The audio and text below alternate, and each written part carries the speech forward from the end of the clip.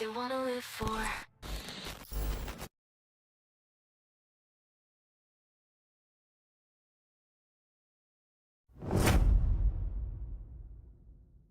For thousands of years, my wrath has burned in the waters of the deep.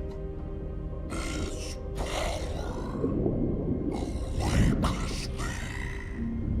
The kingdom will fall once more. The sea will consume all yet again.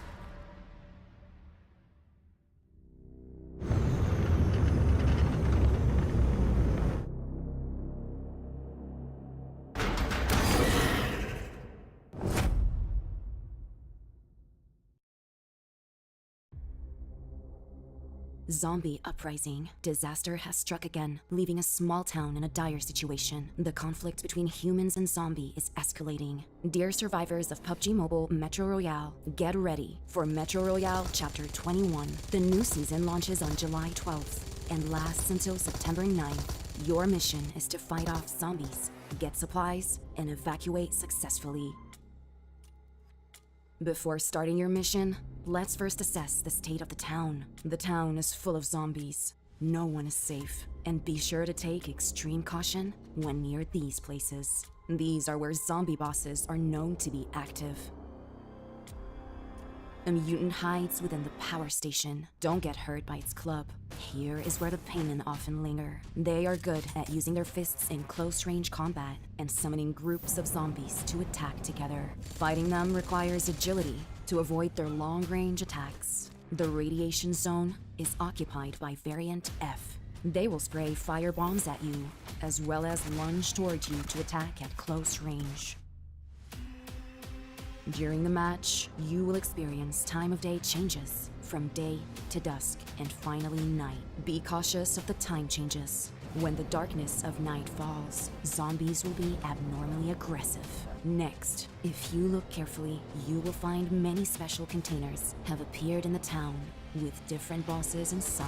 Each night, they will wake up from their container, and these bosses are stronger and have better abilities. Of course, they are not without weaknesses. Find the glowing energy source on them and try to eliminate them. Oh, and as darkness falls, more dangers will arise. Watch out for newly dropped containers. Defeat the bosses inside them to get more supplies. In the town, you will encounter all kinds of zombie enemies, as well as special supply crates. Opening special supply crates attracts swarms of zombies to attack. Stay vigilant. When faced with a zombie attack, the new weapons and utility items may come in handy. First, let's look at the new weapons. The M134 and the flamethrower.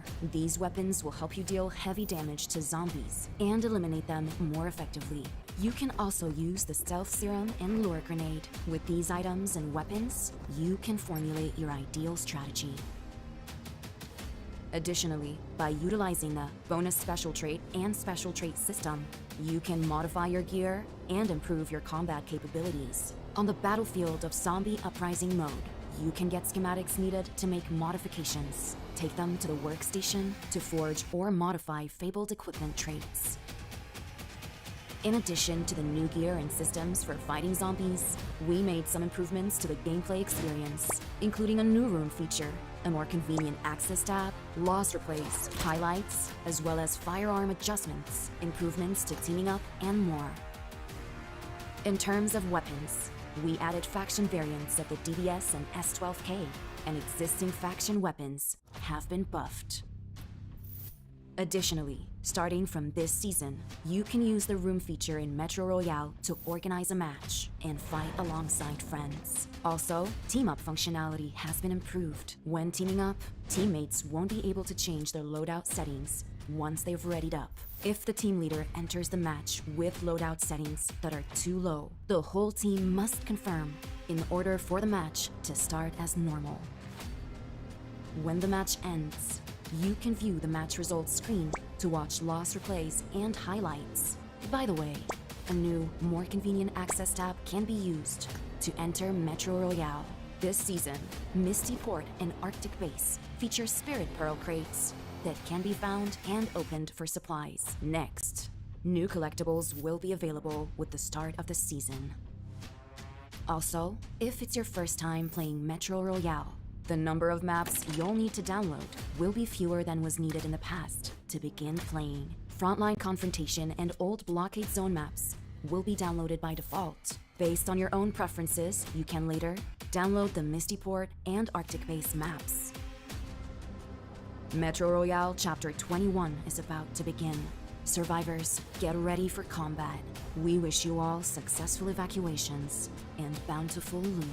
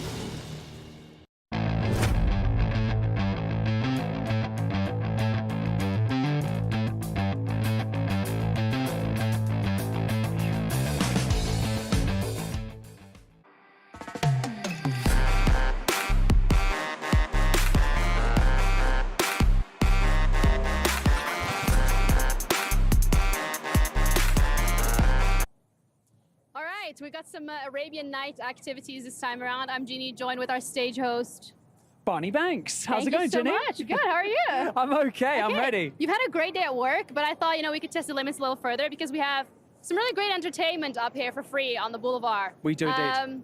This bad boy over here. Now, I'm assuming you know how this works. I know how it works. Are you sure? Do you need an explainer? I feel like I want you to go first. Fun fact. Whoa! Fun fact about myself, Gennaro. I broke my thumb on one of these machines one time because I missed it and I hit the wall. A little advice: you can put your thumb in your hand. That's worse. Don't do that. No, you can. You can totally do that. You'll hurt yourself. I don't want you hurting yourself here. We need you for the rest of the week. I'm trying to knock out the competition here. I know Either you way.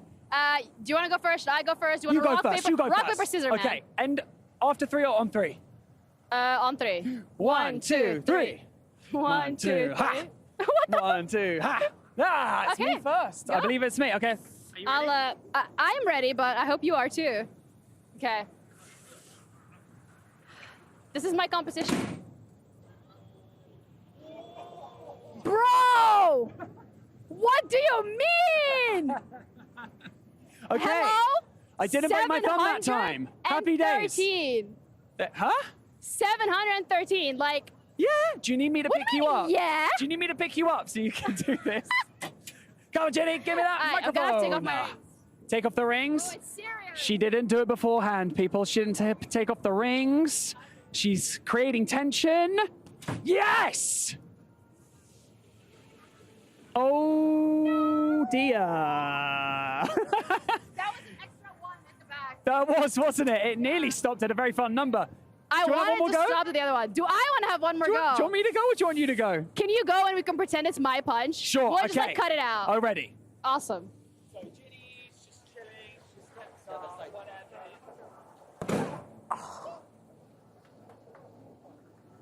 Damn. I'm sorry. I am so strong, guys. I got 750. Who got 878? Me, my alter ego. Was Anthony Joshua here? That was me. It was you. Yeah, I was here yesterday. Set the highest score, beat Janeiro, and you can win yourself. What do they win? 1,000 Saudi Riyals. Yeah, that. So you gotta beat me first, guys. Well, you know what? That wraps up what we're getting done on the Boulevard right here, right now. Don't forget to tune in to day 2 of the PUBG Mobile World Cup because it is getting spicy on the main stage, isn't it, Janeiro? I hope so. You're the one hosting it, so I guess we're gonna have to wait and see. See you guys tomorrow. Hello, PUBG Mobile fans. We're getting closer to the start of the PUBG Mobile World Cup, so it really is time to take a look back and remind ourselves of how all the teams qualified.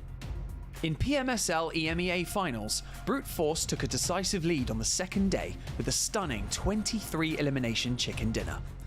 A standout performance came from their newest addition, Freezer, who impressed everyone with his consistent play on his first official tournament. He sealed the victory with an incredible 1v3 clutch in the final match, securing the championship for Brute Force.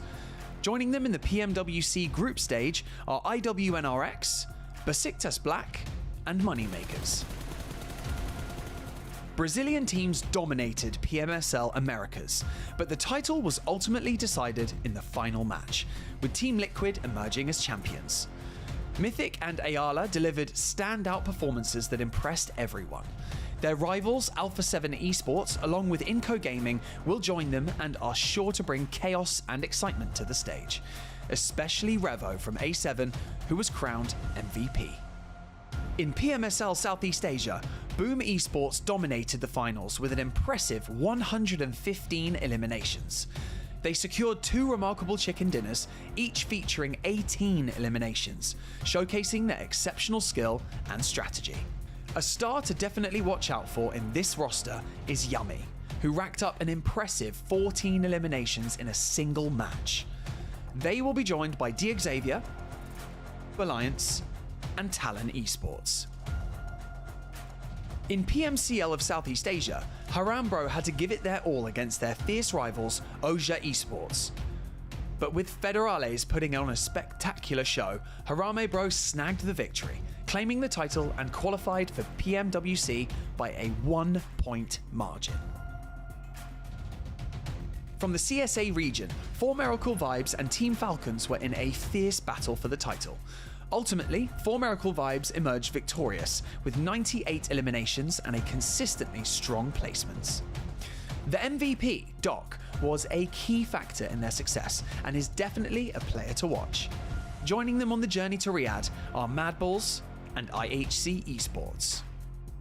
In South Korea, DRX dominated with impressive aggression and consistency, earning them the PMPS title, whereas D+ Kia will be joining them after winning PMRC Korea vs Japan.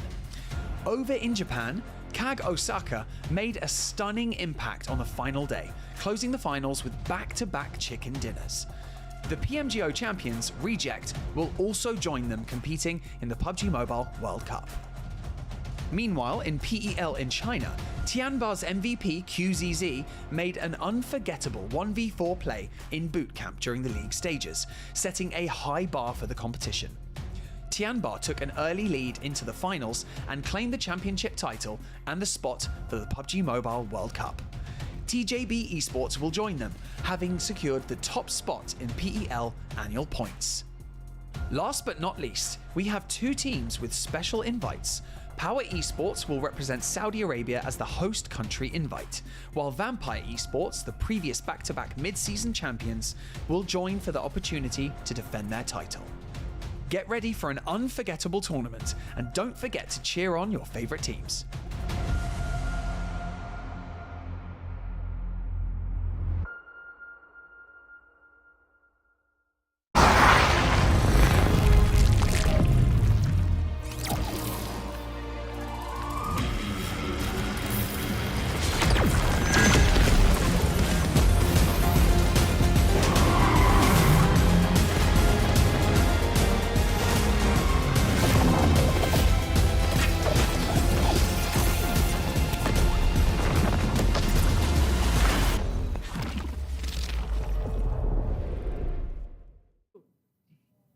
Where is he? You know what? We're just going to start.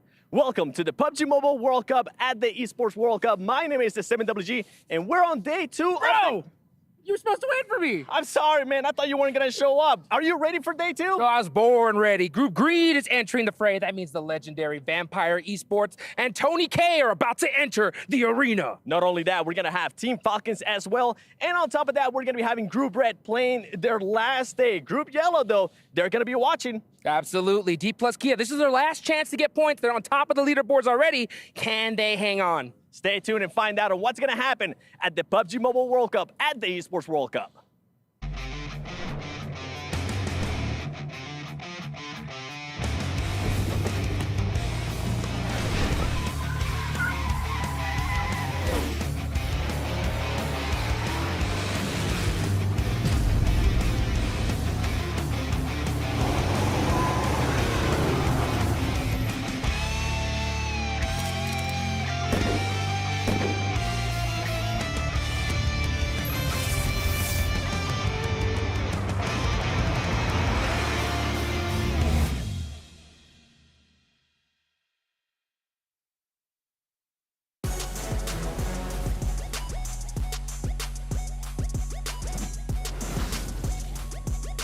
Welcome back, ladies and gentlemen, to the PUBG Mobile World Cup 2024. We're into day 2 of our group stage, and if you missed out on day 1, well, you missed out on our South Korean overlords stepping up and taking first place off the bat. But the question is, can D plus Kia hold on to that? I'm your host, Jason Kaplan, and unfortunately, I still, no matter how hard I try, cannot do this alone. I swear I won't say that tomorrow. I got to bring in 2 gentlemen to help me break things down with what's going on today. We've got Seven Worlds Gaming and Kalaris going to be joining me here on the stage, though I think Seven might be a little bit late.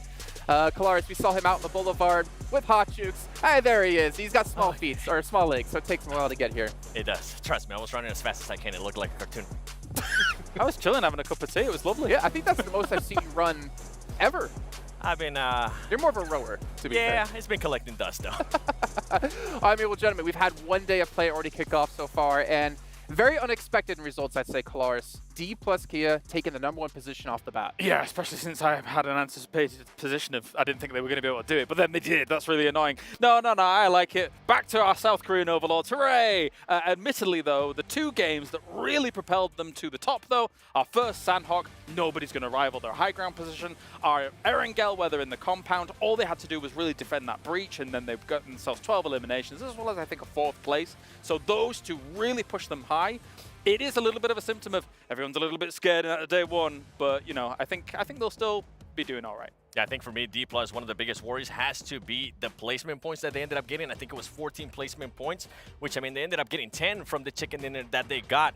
If what's going to happen if for some reason their firing power, their fragging power that we saw yesterday is not there, because they had 3 players with 11 or more eliminations. Yeah, and it's honestly looking pretty good as we can take a quick little recap of what did happen yesterday with D+ taking the initial win on Sandhawk. And keep in mind, The map order you see there is what we're sticking with today, but we didn't have a repeat winner at all yesterday. And that kind of feeds into what you were talking about yesterday, Claris, about the uncertainty, about how kind of even it is across the board here in PUBG Mobile Esports at the moment. It proliferates through so many numbers from our groups, red and yellow, going up against one another. The standings overall were so close. Hey, even the eliminations across the board were so close. I'm sure we can dive into it a little later on, but it really does go to show that the skill level across all regions as a whole is evening out as everyone challenges to be the top. And the thing is, one group going to be sitting out, Group Red going to be playing the rest of their matches today, which means Group Green, the group of death's going to be coming into this one. And there are so many high caliber teams here in Group Green that honestly, this is going to be a real test for Red Group. I mean, where do we start? We have the reigning champions of PMGC, Al Ula IHC, and then on top of that, you have Team Falcons, which, I mean, we were saying about how much we don't really have favorites here. In a way, they are favorites, as they are currently your prediction team for winning everything. They're the greatest. And truly the greatest. Now they really... No, absolutely. I mean, they're looking poised to challenge for a top spot. That being said, there's a little bit of, I'm going to call it, Alpha 7 about them, right? Yes. Oftentimes, they can't round it out in some of those extreme moments at the end of tournaments. So, Team Falcons, as much as you're the greatest, you need to be truly, truly the greatest. Yes. He's just trying to flex those biceps, let's be honest. No, stop. He even made a post. He even made a post. He's like, this is the most jacked I look. over there. I would have done this when I was... Never mind, whatever. Well, there's one more team we didn't mention, but I know we've talked about this off air. Mad Bulls.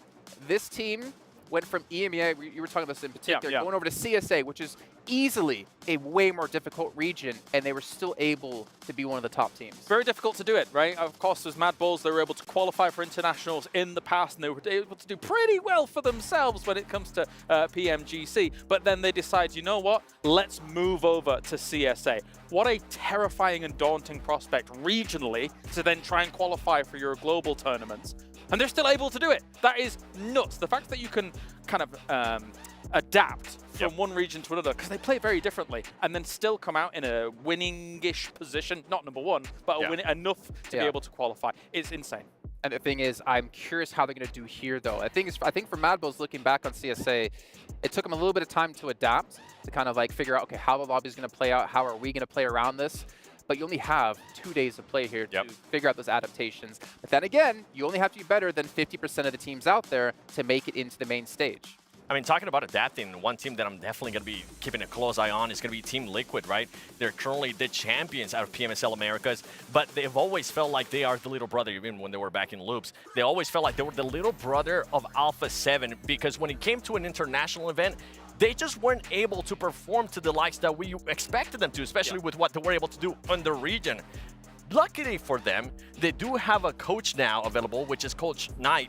He was able to join in February, and I feel like that's going to give him a little bit more confidence to his team. Obviously, the players have a lot more experience as well now internationally. I'm hoping that they're not going to be getting into the heads, and I'm hoping that they start off hot here, kind of like what we saw yesterday out of Alpha 7. Yeah, steady play really kind of epitomizes Team Liquid for me. They were able to, especially on Erangel, right, take control of certain hills, be able to fan out as far, not too far away from each other. I'm not thinking like Alliance from yesterday or across the cliffside. That was a bit wide, but a little bit more tight than that, and just control space. Be it even center or be it edge.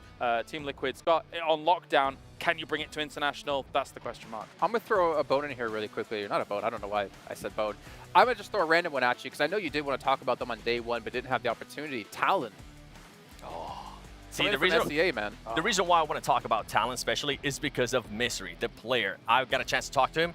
Before, he didn't really have that confidence because he was playing behind the Twins. He wasn't like the main star out of that team. I feel like in Talon here, he has finally gotten the chance to shine. He has finally gotten a chance to showcase his actual skills, and this is going to be a big testament because on top of that, he has LaFlame, that used to be one of his coaches, is still with him in Talon Esports. It just comes down to how they're going to come out, and hopefully we don't see any nades from them like what we saw yesterday from Boom. I mean, come on. We did see a lot of nades from them. Was it 12? Too many. Didn't really hit much, unfortunately, for them. But one thing that, or actually a couple players who were hitting some things, is our top 3 players from yesterday. And it kind of doesn't do full justice to how really close everything was. Regiosio was our MVP of the day with his 500 damage lead over Lamborghini. But we had, what was it, James? 5 players at least on 12 5. eliminations? Yep. Yeah, at least 5, because we couldn't see past that. So obviously you asked us at the end of the day, who's going to be the MVP, guys? And this is why we had a hard time, all right? The fact that these three, yes, being able to take 12, and then obviously we had another 2 getting 12 eliminations as well, it showed once again how much that lobby was so close to one another in terms of skill. It was very difficult to pinpoint who the standout was, how they were standing out, because of how awesome the level of play has gotten to. So I'm hoping for it today. I think green is going to come in and shake that up completely. I think maybe we'll see a bit more of a disparity at the top. Well, we've seen disparity alone when it comes to the two groups, I should say, right? We'll take a look at that when we get into our overalls with Group Yellow struggling a little bit. But before we get to that, one thing I do love about live events that we don't really get to do too often is seeing the player reactions. And luckily, we do have quite a few of them from yesterday brought to you by Pepsi. So let's take a look here and enjoy. Gotta take it, I'm sure it's not impossible. The race is on, show them what you're fighting for. Take your time, don't lose your mind. Hold your nerve and settle the score.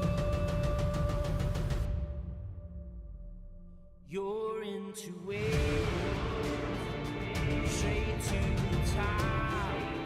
You gotta fight your corner, strike while it's hot. You're into it, straight to the top. You gotta fight your corner, strike while it's hot.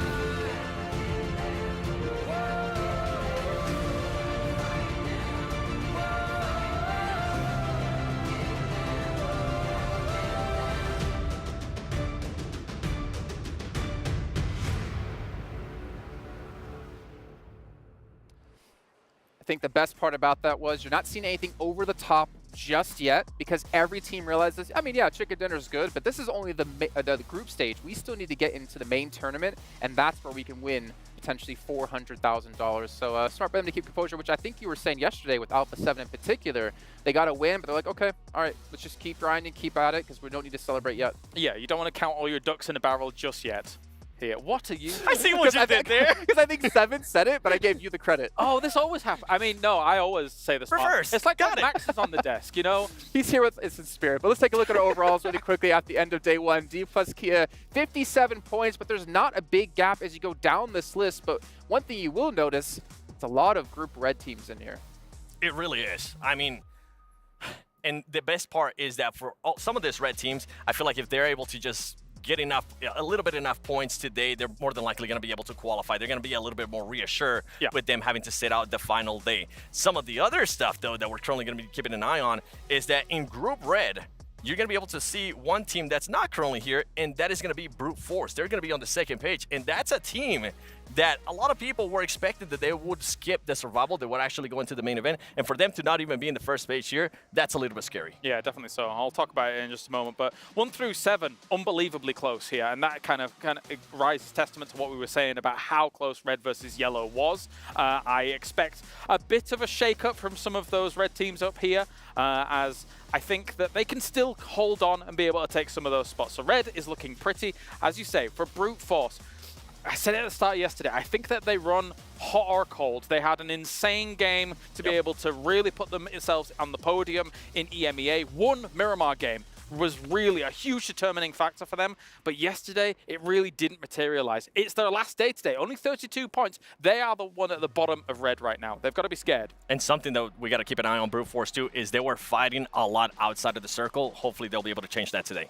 All right, well, it is time to check in with our commentators here. We're going to be joining us for the first couple of games. It's going to be, of course, none other than Jimmy Allen, also known as John Allen, and Hockey. You guys are below us. I thought you were supposed to be over there, so I'll actually go back on this side. I don't know, Seven, you got to be careful there. But I wanted to say hi to Seven up there. I was like, hey, Seven, what's up? We're just going all over the place, man. That's the tallest he's ever felt. Dude, so when did you change your name to Jimmy? Look, it was a temporary thing. I actually just changed it back again. Wow. So I'm now John Allen again. Very interesting. It's me, well, gentlemen, John really Allen. quickly, if you can hear. Can you guys hear me? I can hear you. Yeah, we I can can hear hear you. you. Oh, What's okay, up, bro? okay. I was saying that's the first time Seven's actually felt tall, but while you guys have a quick couple of seconds here, talk to us really quickly. Like, day 2, Group Green coming in. How do you feel about that? Dude, I'm so stoked. I'm so stoked. I mean, Vampire Esports is coming on in here. That's the team I got my eye on. And I know you're looking at Team Falcons, John. Absolutely. These guys absolutely blasting on all cylinders. Pretty hopeful for their performance today. Also Team Liquid, as the guys have been talking about. So we'll look forward to those in the games. Okay, well, gentlemen, thank you so much for joining us. We'll catch you in just a few moments' time when we get into the first match. Is it a coincidence that Falcons, whose logo is green, is in Group Green? Oh. Oh, hard-hitting stuff here at the death. I don't know. I'm taking it over now, guys. If you just... All right, Clark's the host now. I'll see myself out. But you guys obviously are hearing about the teams we expect to do extremely well here. We want to hear about who you expect to do extremely well. You can head over to stcplay.gg and get your predictions in and potentially compare to the likes of what we have. But we all know the analysts here have the best predictions in the game. Unless you're Max Man, he's got the best curse in the game. Team Falcons. Yes. You can't trade. Wait, what? No. I'm being Baxman. Team Falcons is going to win. I just need a jersey, and then I'll really fully curse You them. almost did it. And you need probably like half your hair. Yeah, you almost did it. Oh, yes. Lose it. It's Maxman. Yes, Falcons. No. You almost, Can't do that almost voice. went that far. That was, I mean, Falcons is a great choice, right? I mean, Yeah. But at the same time, there are so many great teams in this group. I have to empathize with the position that you take. Team Liquid has an opportunity. And I say every tournament, it's time for Brazil to win, please. What if it actually turns out to be Team Liquid winning and Alpha 7 second place? Oh, no. Actually, the evil in me hopes for that. I mean, yeah, I love the chaos that ensues for that. I wouldn't be surprised. I'm so used to it as an Alpha 7 fan. But 7, you haven't even mentioned our NA representative coming into this one. GK first, TJB. I'm curious to see if he's going to be played. I know I caught him completely off guard, but as you can see behind me, we got 8 seconds to go until we head into our first match of day 2. Group Green making his debut. Let's see how things kick off as we head down to the stage. NA who?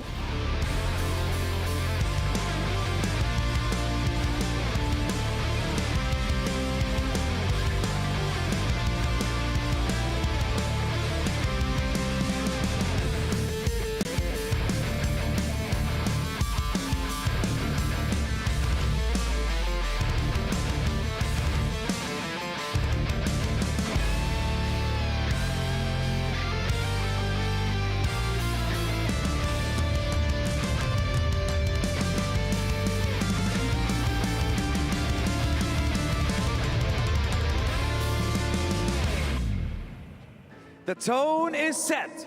Our players have had a taste of what it is like to compete here on the main stage. And today, Group Red will complete the first part of their journey, and their fates will be sealed. Ladies and gentlemen, welcome to day 2 of the group stage of the PUBG Mobile World Cup at ESPORTS World Cup. Yes, I love it. My name is Barney Banks, and I am your host alongside Sandstorm, and just 6 maps remain before Group Red will set the bar for the rest of our competitors. It's quickly getting heated here in the STC arena as our teams start to realize that, you know what? First impressions mean everything. That they do, because Group Green joins us on the battlegrounds today, which begs the question, will they be immediately on the back foot as Group Red already have 6 games under their belt? Will they be able to surmount all the pressure that they are feeling at this point in time? Will the new faces come out swinging and take down every single one of their opponents? Only time will tell. That is right. Remember, only 12 teams will make it out of this stage unscathed. So, while our remainder will battle it out in the survival stage, but we're getting ahead of ourselves here, Sandstorm. I believe it is time to introduce our teams to the main stage to kick off day 2, starting with Group Red and 4 Miracle Vibes.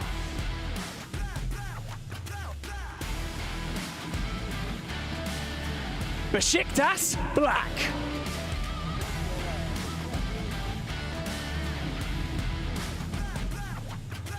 Alliance.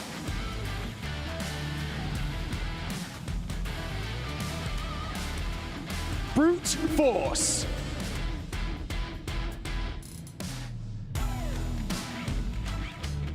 Reject.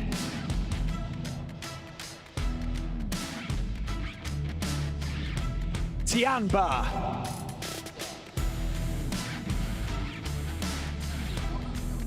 D plus Kia.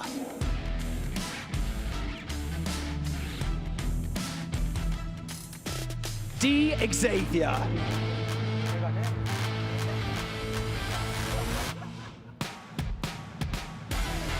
Here comes Group Green, starting off with Vampire Esports.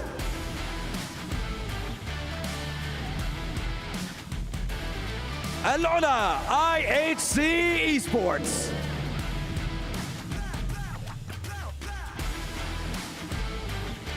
Team Falcons.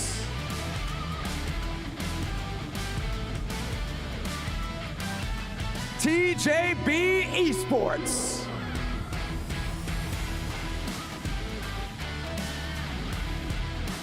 Talon Esports.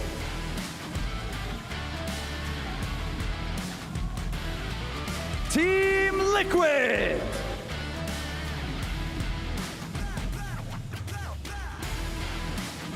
Mad Bulls.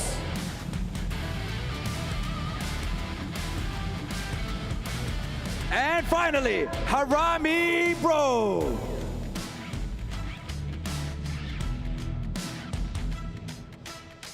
There we have it, the 16 teams competing in today's games. And you better keep an eye on for the teams from Group Green. How closely were they watching their opponents yesterday? Any chinks in the armor they may have found? Any cracks that were exposed? And will they be able to exploit them today? If there wasn't enough pressure already, remember there is $1 million on the line for this stage alone. So, with that being said, I believe it is time to kick off day 2 of the PUBG Mobile World Cup at the ESPORTS World Cup. Casters, take it away. Day number 2, baby. Let's get after it. You heard Banks say it himself.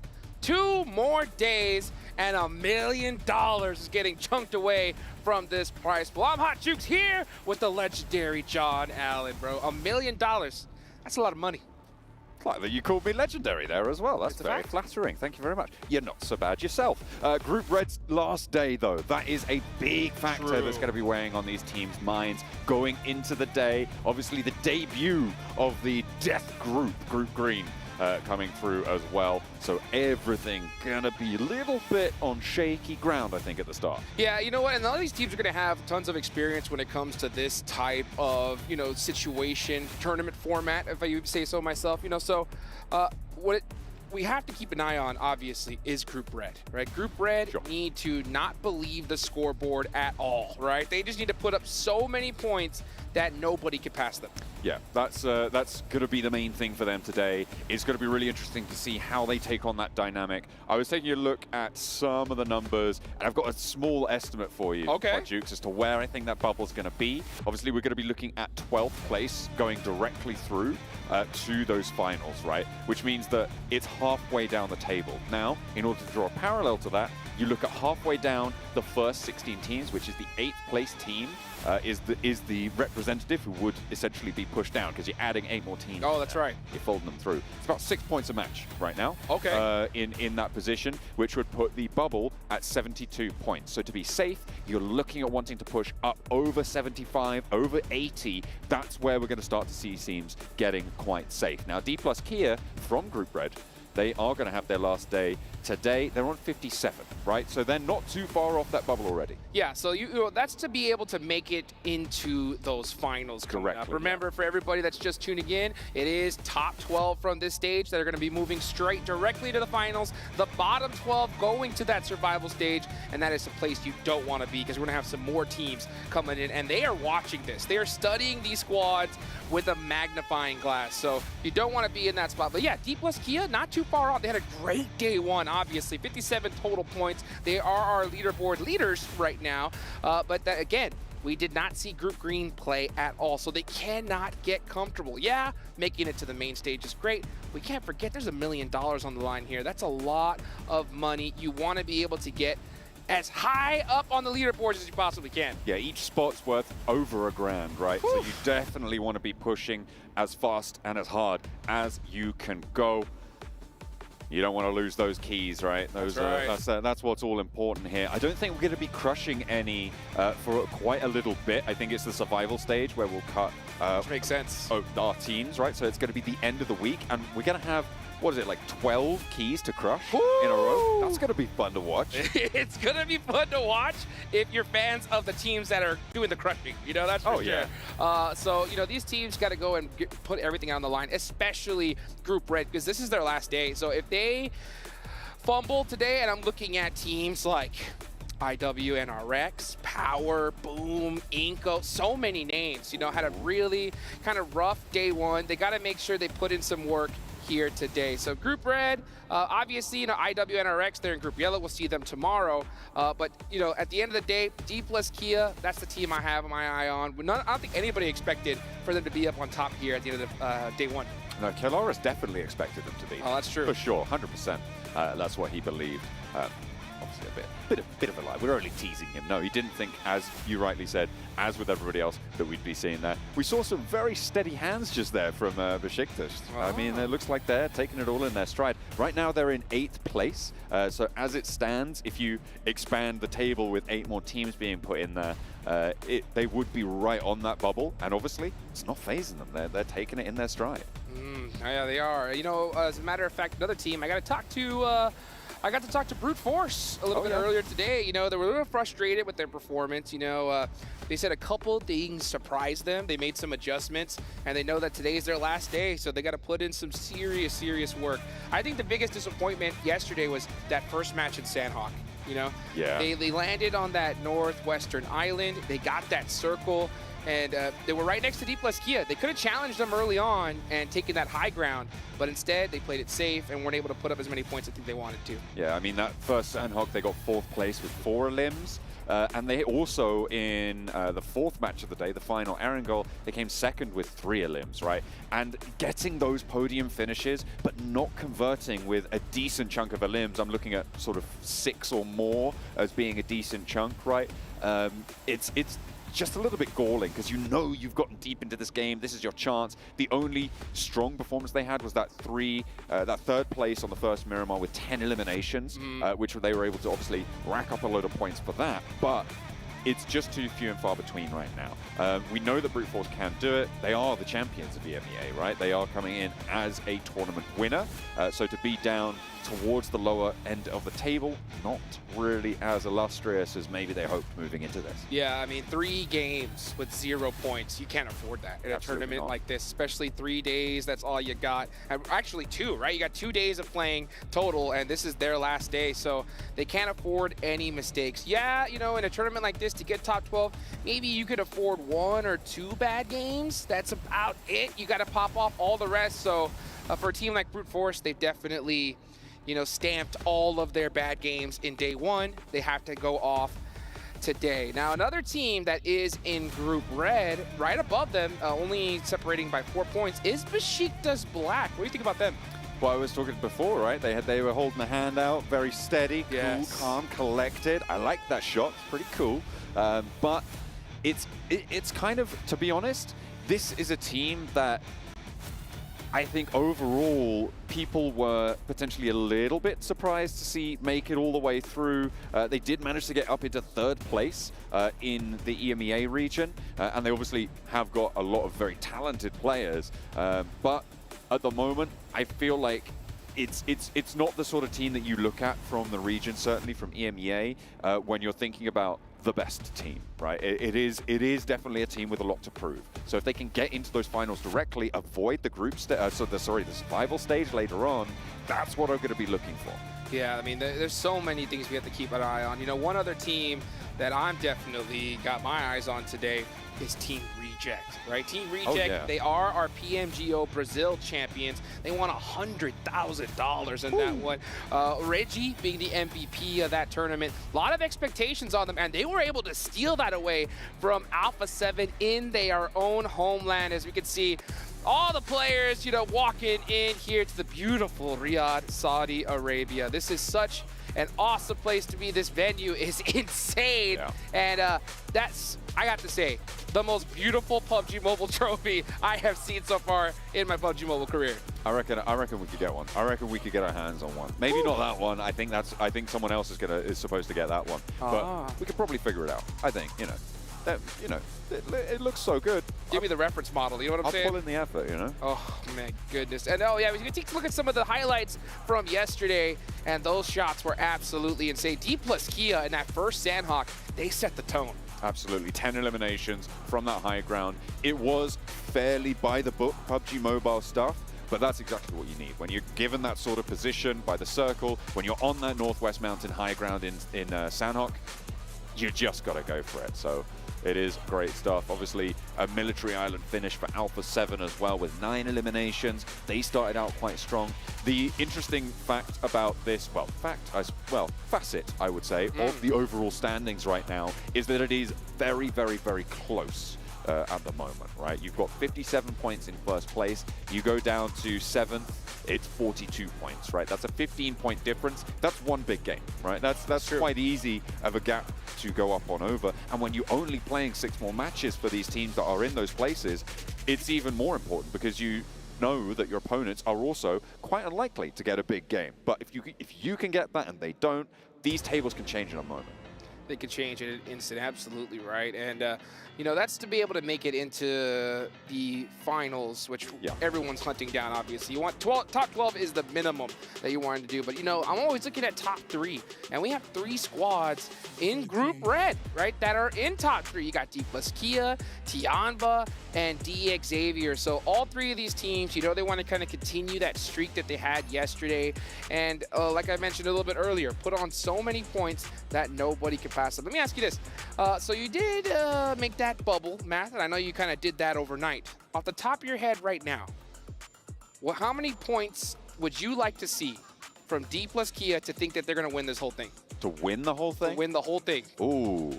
Okay, so I'm going to tell you now, I didn't do this overnight. I just did it about 5 minutes before the show. Oh, okay. I literally divided 36 by 6.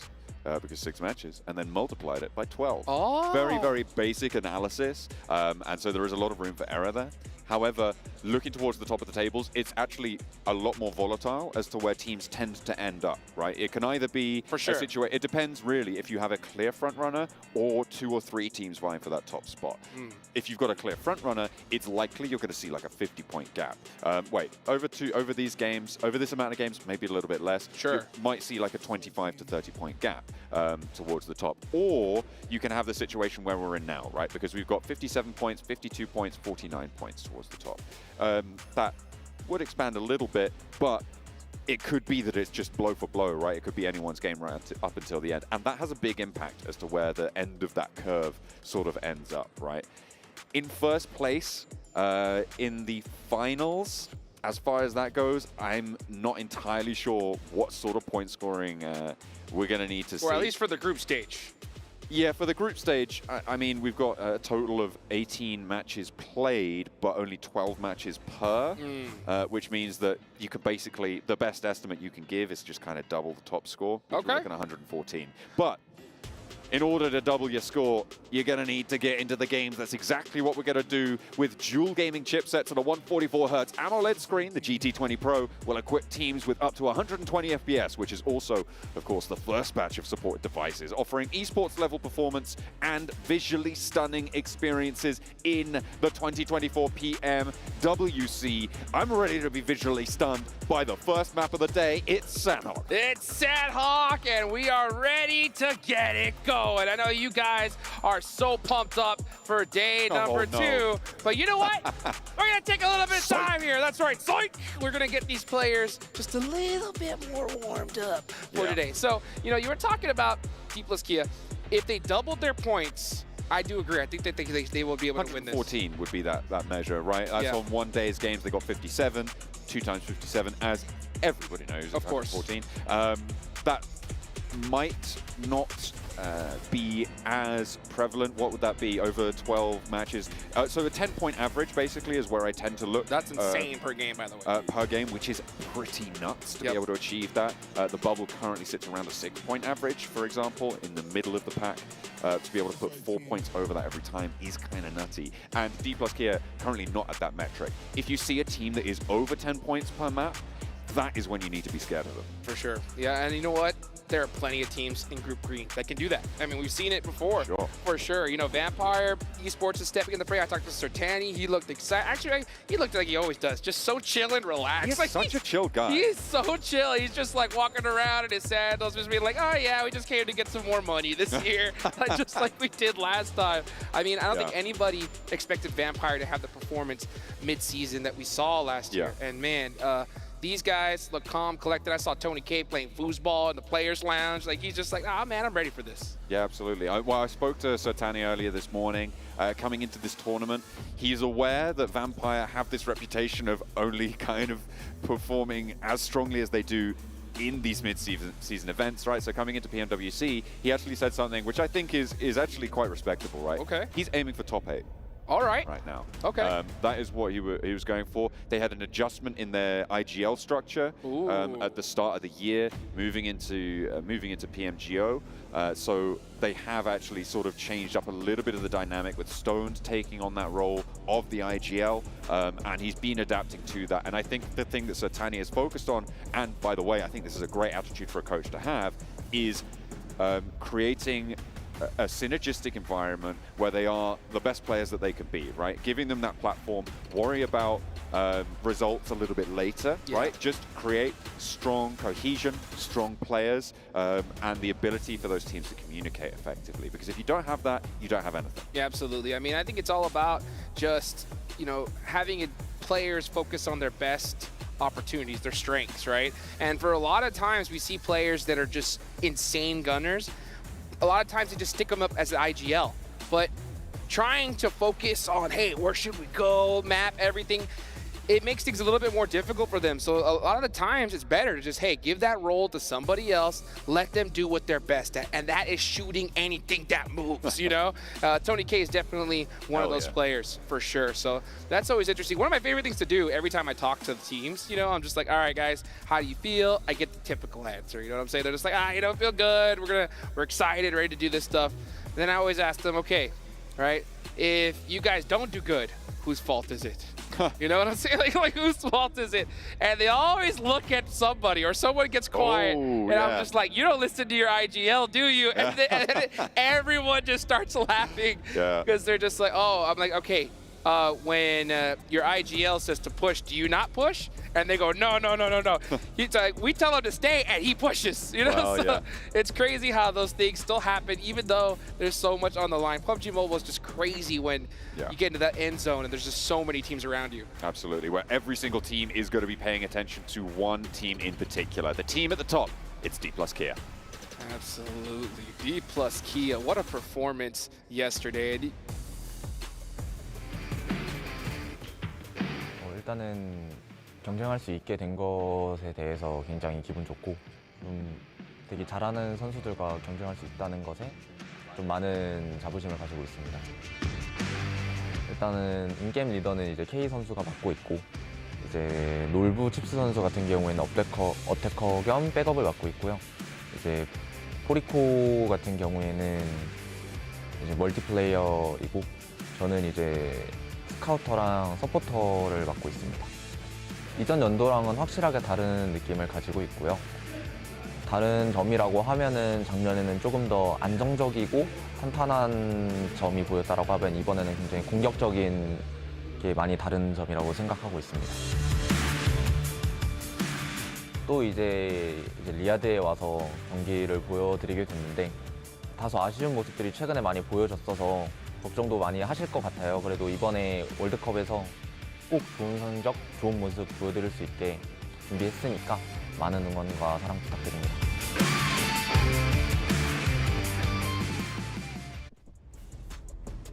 Hell yeah, that's what we're looking at. D+ Kia, current leaders, of course, on the tables, 57 points. They're the bar to beat right now. Hopefully, they can keep things rolling for today. Yes, sir, indeed. And you can just see it. We saw in the interview right there. You know, he said, I think a lot of our fans are worried about us right now because we've kind of been struggling in some seasons prior to this. But I don't think they're worried anymore. I mean, with a performance like that in day number 1, what more could you ask for? Starting off with that chicken dinner, 10 eliminations. That's 20 of their 57 points here. So it's going to be interesting to see if they get that Northwestern Circle in Sandhawk once again.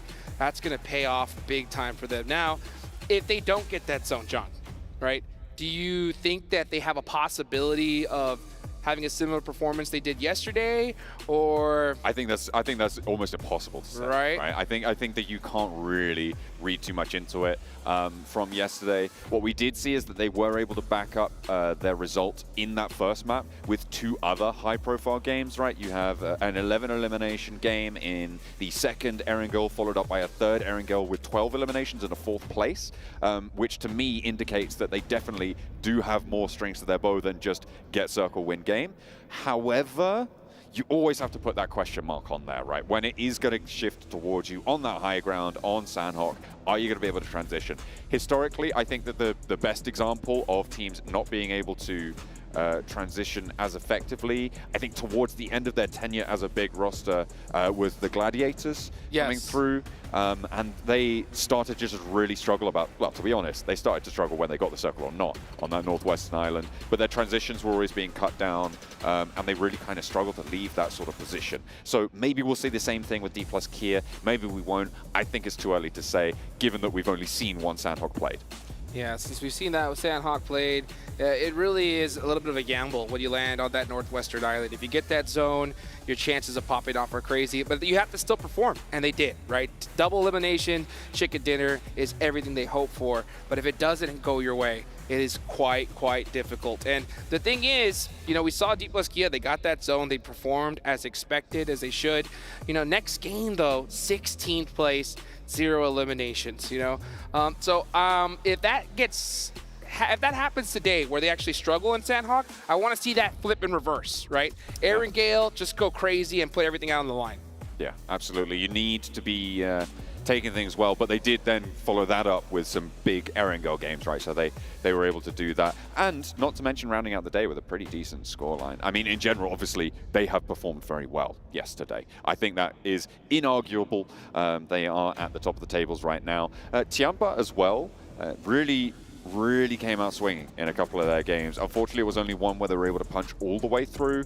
Well, I say all the way through and get 16 elims. It was a 3rd place on that first Erangel, that military island finish. I feel like the show on that match was kind of stolen by them, right? Because you had Alpha 7-1 from C Block. There was a pretty crazy finish there, which I'm sure is going to be plenty of highlight reels, but it really was Tiamba who made their mark on that Erangel. They're going to be looking to make their mark here again on Sandhawk, as well as this time we may actually be going into the map. And we're ready to get it going here. You can see that plane going right down the center here of Sandhawk. Of course, all these players are going to be able to fly anywhere that they want to. And I am looking, and we can already see some squads jumping out really early here. I'm looking at Mad Bulls. They were one of the first teams out of the plane. You got Besiktas Black going to that southern east side of the map. Oh, baby. It's day number 2, the last day for Group Red. Let's see what they can do.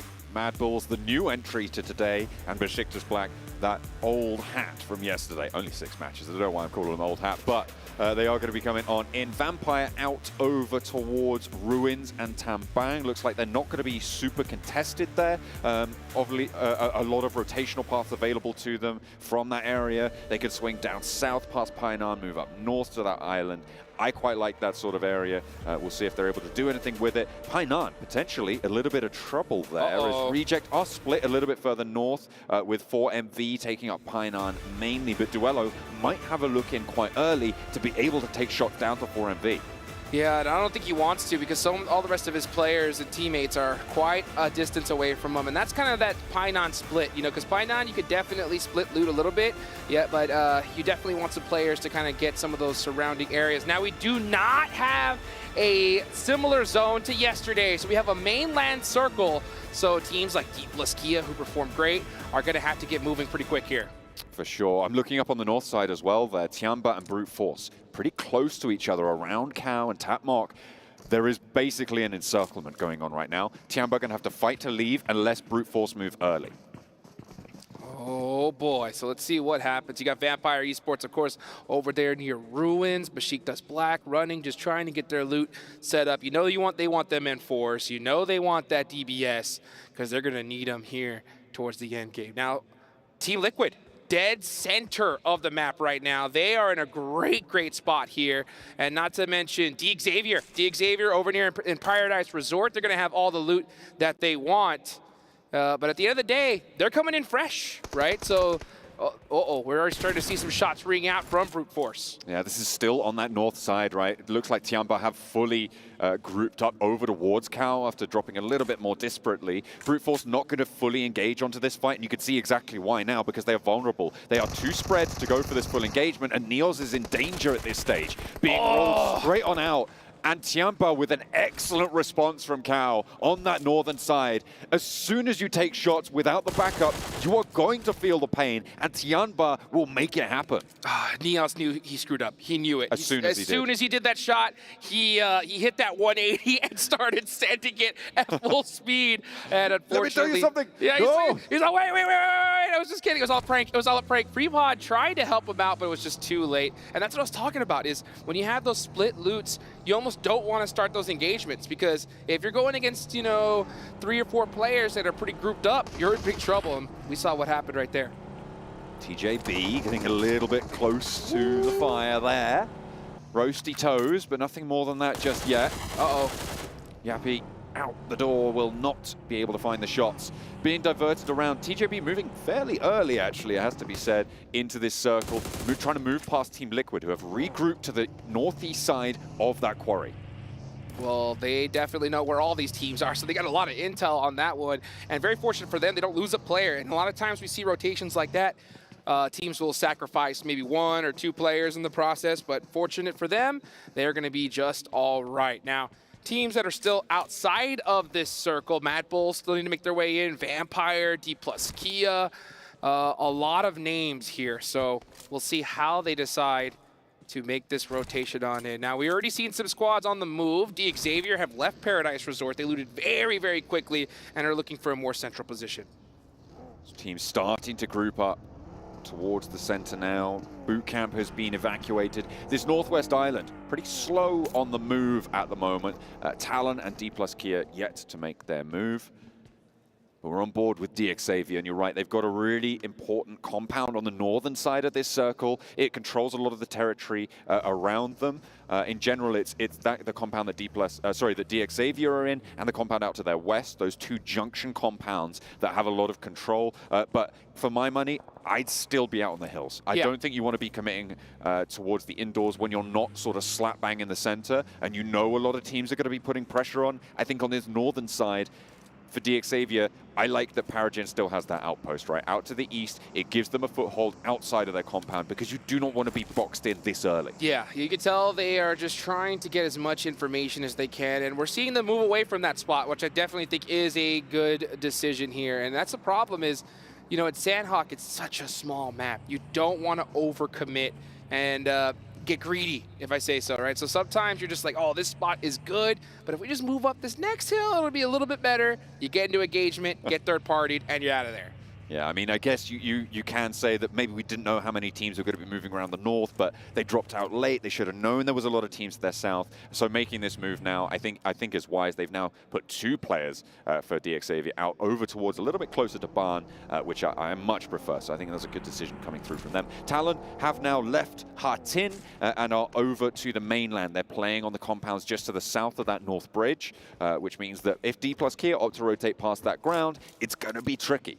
Yeah, so they're going to have to gatekeep, 2 monster squads of D+ Kia and possibly Tianba as well. So I think they're just going to kind of hang out here towards the edge. Yep, you can see them doing the 4S strategy is what I like to call it there. Snake, smoke, stun, and snake. I like it. Okay, all right.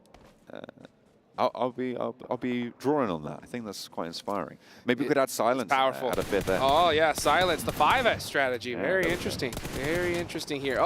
Brute Force popping some shots downrange. That's what got him in trouble in the first place. So Brute Force needs to calm down a little bit. It's too early to get into an engagement. If you see an obvious player where you can get that knock and thirst, yeah, take those shots. If not, just hurry up and wait, because if you do get into a fight in Sandhawk with this type of zone, the chances of both of you getting third party are just so high. Let's talk about something you said earlier, right, with brute force. And you're talking about you can't be making an over-aggressive play unless you know you can get the knock and flush. Brute force, right? Neos early on. Something that you said before when you were talking to them earlier today was that they felt like they were just making these mistakes. And that's just happened again. This is not good news for brute force fans. Not good at all, yeah, especially considering that I think they are the lowest performing team in Group Red.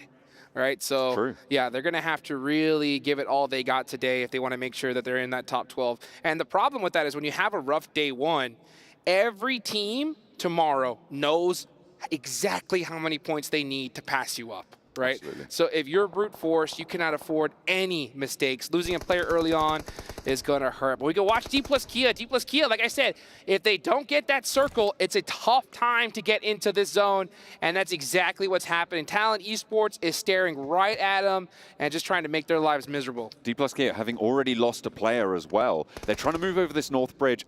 I'm not entirely sure that this was the right call to make. The moment Vampire actually have made a slightly better rotation over the trifecta compound, I feel like D plus Kia had the option to even swim across over towards boot camp, which in general, you know, if you have that scouting, which they should have done, being on that high ground, is a fairly simple rotation. It's definitely going to be in the playbook. You could even have moved south past that trifecta. Brute force getting taken down. They try it. They try it on, and DXavier rolls straight on through them.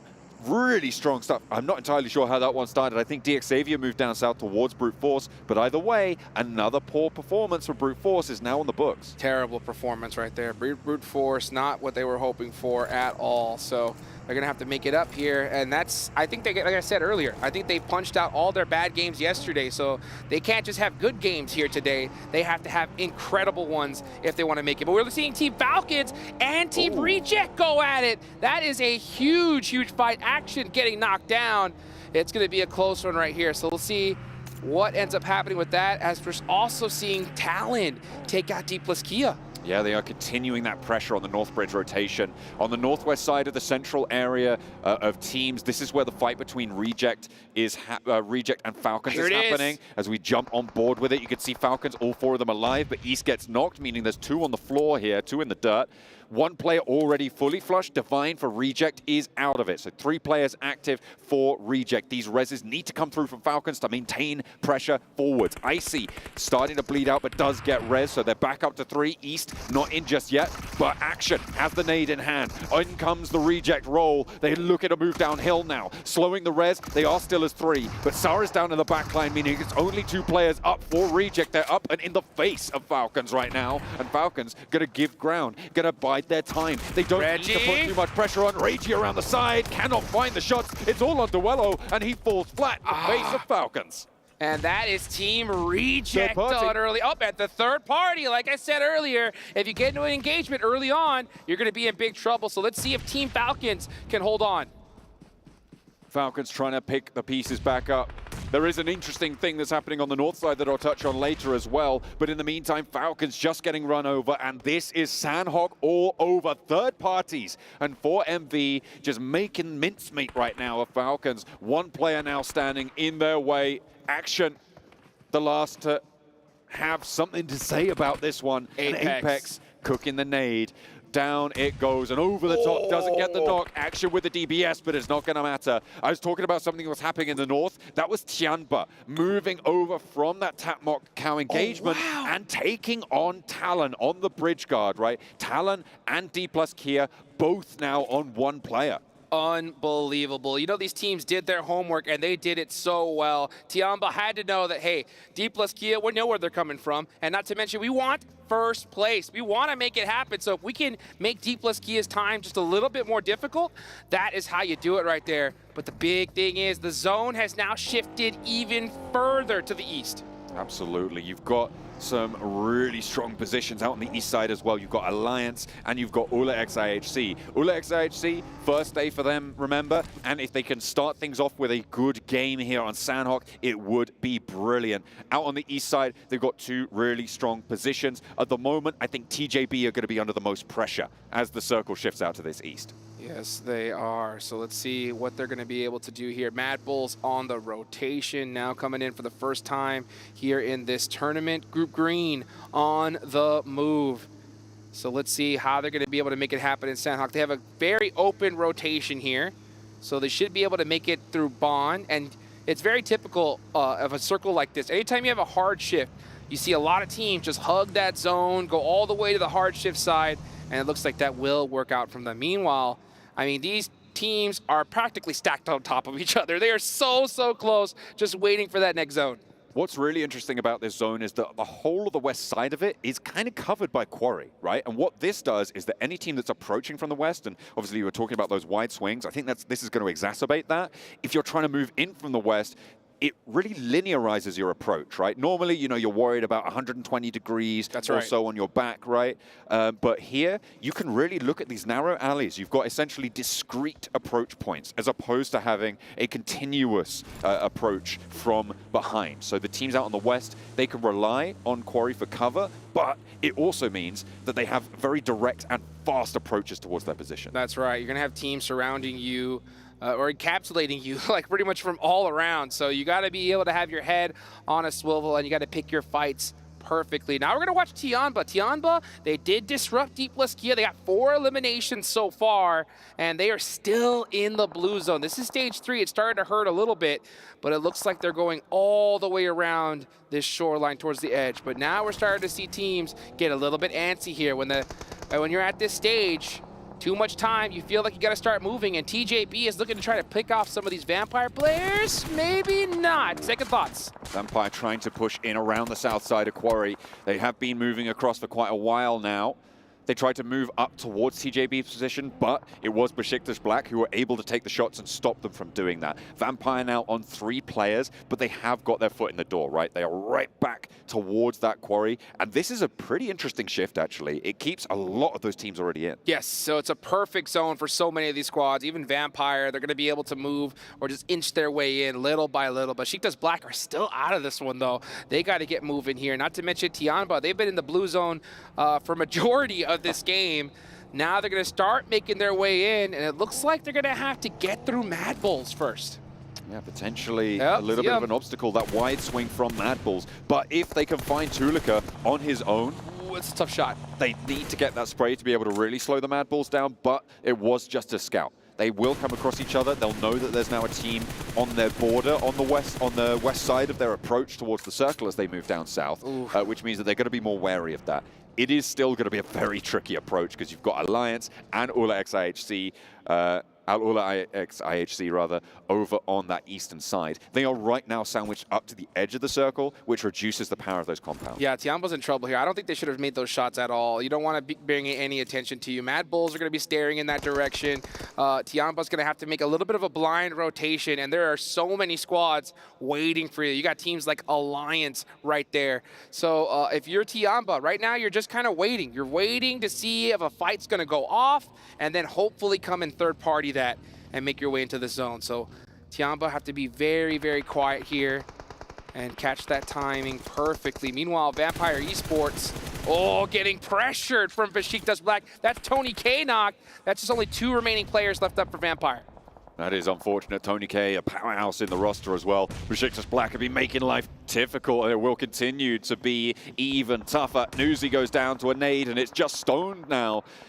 Newly minted, or well, at the start of this year, freshly minted IGL to try and hold them together. There's a Molotov sent back their way, but Besiktas seem unstoppable in this roll-up. Newsy flushed away. That goes to TJB. They'll be able to pick that one up. Tony K's point, though, does go to Besiktas Black. Stone burning now in the Molotov, forced off the rock, forced back, needs to get some healing done, anything that he can. Using the shack for cover, Toshpik moves on up, goes for the ground shots, hasn't even got that heal through. He goes for the challenge, falling back, and again, relying on TJB to slow Besiktas down, and he does just that. Longs with the shot to Toshpik, and that slows it down indeed. Stone surviving for just a little bit longer here, but Besiktas Black is on the hunt. They know just how scary Vampire Esports can be. If you can take them out early, that is what you want to do, especially considering that Besiktas Black did play yesterday. So you want to stop some of these teams. Tiamba out on the eastern side have rolled up to Alula XIHC, and it's not gone too well. 2 knocks have already gone through. They haven't found anything in response. These flushes are starting to come through. So Tiamba with some good third parties to start off with, but it's not going to go too much further. They do get a little bit of an answer. They're looking for the sprays, and XC might be able to get a little bit more profit on this match. They've got 7 limbs already. If they can take more out of Alula XIHC, then they can start to say that this has been a very successful game for them. But even more importantly is another team on the east starts to get lower and lower and lower. It looked like they were going for a full hold, but now it's just down to Xiao. Oh boy, and you talked about that average a little bit earlier. Tiamba have already passed it with 7 eliminations, so a great start for them. Let's just see how much further they can go. Now, TJB, they have the main compound in this zone. They are dead center. Let's just see how many points they're going to be able to end up with at the end of this game. I'm also looking at Alliance, right? They've had a pretty calm start, but now they need to start to frag out. There are only 3 players, though, on this northeastern side. It's been pretty brutal for the majority of our rosters. Only 3 teams with 4 players alive. TJB is one of them. 4MV out on that north side have a lot to fight through, so we'll be tracking them pretty hard right now. And you can see we're on board with Doc himself with that magic arm of his. Those nades seem to always find their mark. Another Molotov, and I don't think the Mad Bulls are going to be able to weather this one, but there's an off-angle shot coming through from DX Xavier. DX Xavier did great yesterday. They're looking to continue that here. That's his talent out of there. Only 10 teams remaining, and folks, if you go out right now, that is 0 placement points. The pressure is starting to rise. Mad Bulls putting some shots from the blue zone. Their final remaining player, is he going to be able to get the knock? So close! And he goes down to an off angle there as well. 4MV taken off the map, as does the player out to the north for Mad Bulls. Alliance remaining with 3, DX Xavier with 3, Team Liquid with 4 on this northern side. It is going to be a bloodbath, but importantly, TJB have lost a player as well in the middle. Oh boy, and now the zone centers up again on TJB. So TJB did lose 1. They have 7 eliminations so far, so a great game for them, but all eyes are on their spot. Let's see if they can hold it down. Meanwhile, Team Liquid, the champions here from PMSL Americas, Ayala, starting to throw out some of those Molotovs. You know that they have been waiting to catch up to Alpha 7. They're Brazilian brothers, and they take out DX Xavier. I feel like this is Team Liquid's game to lose now, with TJB sort of on the ropes, not being able to hold all the angles they'd like. Fragments of teams spread across the south here. It's Team Liquid who can carry this momentum forwards. They just need to keep everyone alive, play for one another, and get rid of Alliance. That's their major barrier right now. Let's see if they could do it. They see if they can do it, because you have TJB from those compounds just staring at this area, and that's exactly what they need to do. They need to shoot at anything that moves. Just play keep away at this point. Meanwhile, you got Besiktas coming on from down the hill, going to start climbing their way up little by little. That compound is very susceptible to pushes here. So TJB, even though they do have the dominant position, I'm going to give the edge to these teams playing the hills, to be honest. Ooh, Team Liquid actually shrinking down from their position and moving along the west. That is smart. Using that terrain, sweep through. Stoned first to face. He's going to have to reposition, but it's not going to work out. Besiktas able to finally put the nail in the coffin. And that gives away Besiktas' position further through. Team Liquid sweeping, I think, is one of the best decisions that they could have made. Although, it does get rid of a lot of off-angle threats for TJB's central hold. The question is, what can Team Liquid do with the outer position? Yeah, Team Liquid's trying to soak up some eliminations here, and that's what I was talking about, is that compound is basically in a bowl. So all these surrounding areas, and you can even see Alliance so close, but has plenty of coverage. Let's see if he's going to be able to get some shots onto Team Liquid. Honestly, Team Liquid's looking very, very strong. Even though they only have 2 eliminations so far, I think they're going to get a whole bunch more. See if they're able to keep this one going. Tiamba, remember, they had a great start to the match with the third-party rotate. And they're still alive as well with their solo representative. Leon up close now against Xiol from Alula XIHC. Only 2 elims for them. And a low HP close to him. There's only 3 players here. 1v3s are doable. The heal doesn't come through. And their SK12 is doing a lot of work, but it's not going to be enough to do the heavy lifting for them. It was going to be a little bit of an outside chance there, but they go down.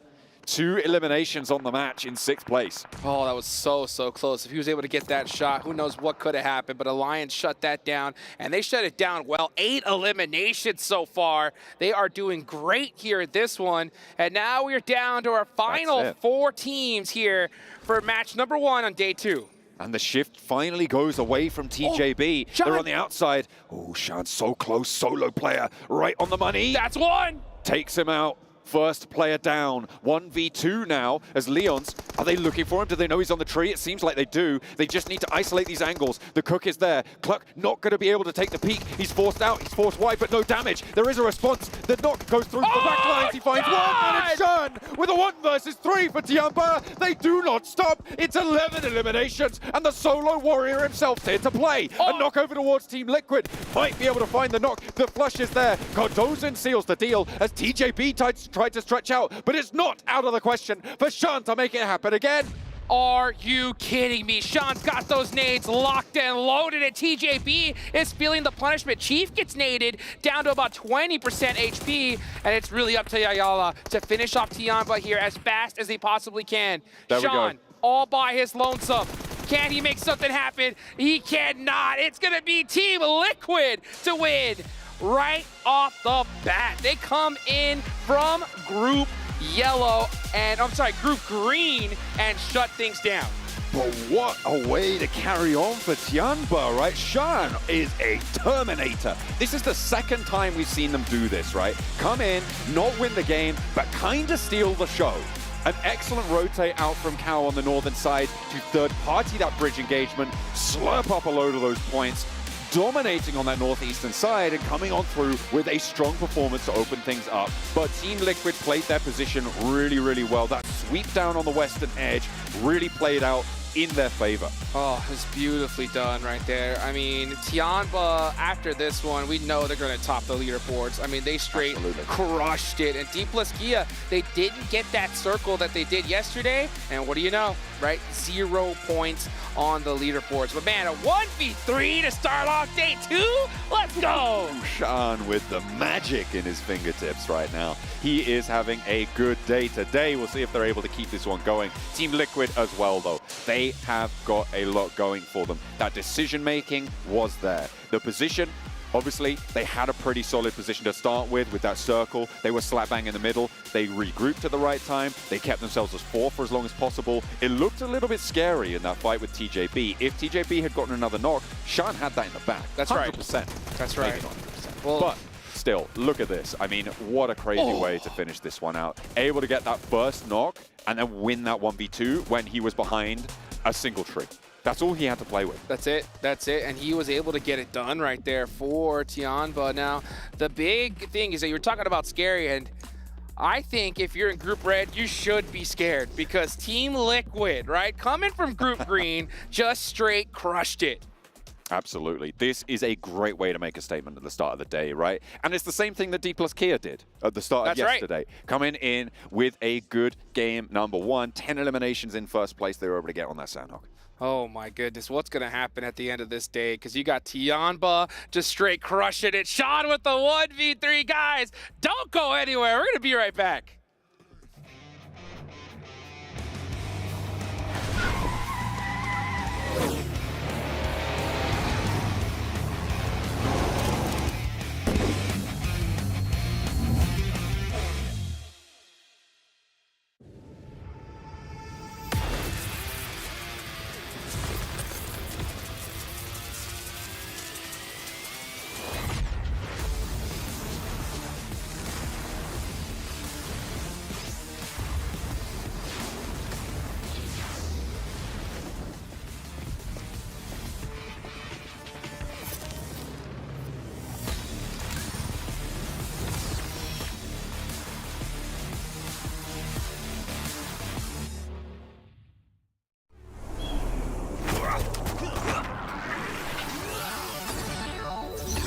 Ready, set, go.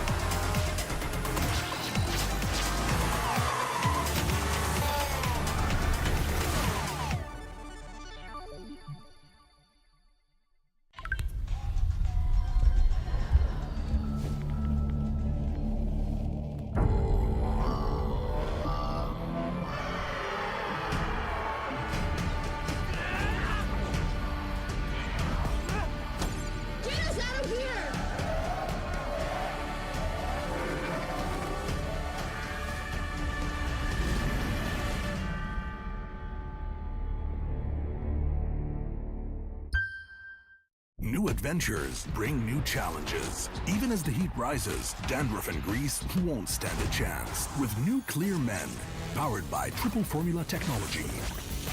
To eliminate dandruff, itch, and grease, gives you 8 hours of freshness and 100% dandruff-free hair. New Clear Men, 0% dandruff, 100% confidence.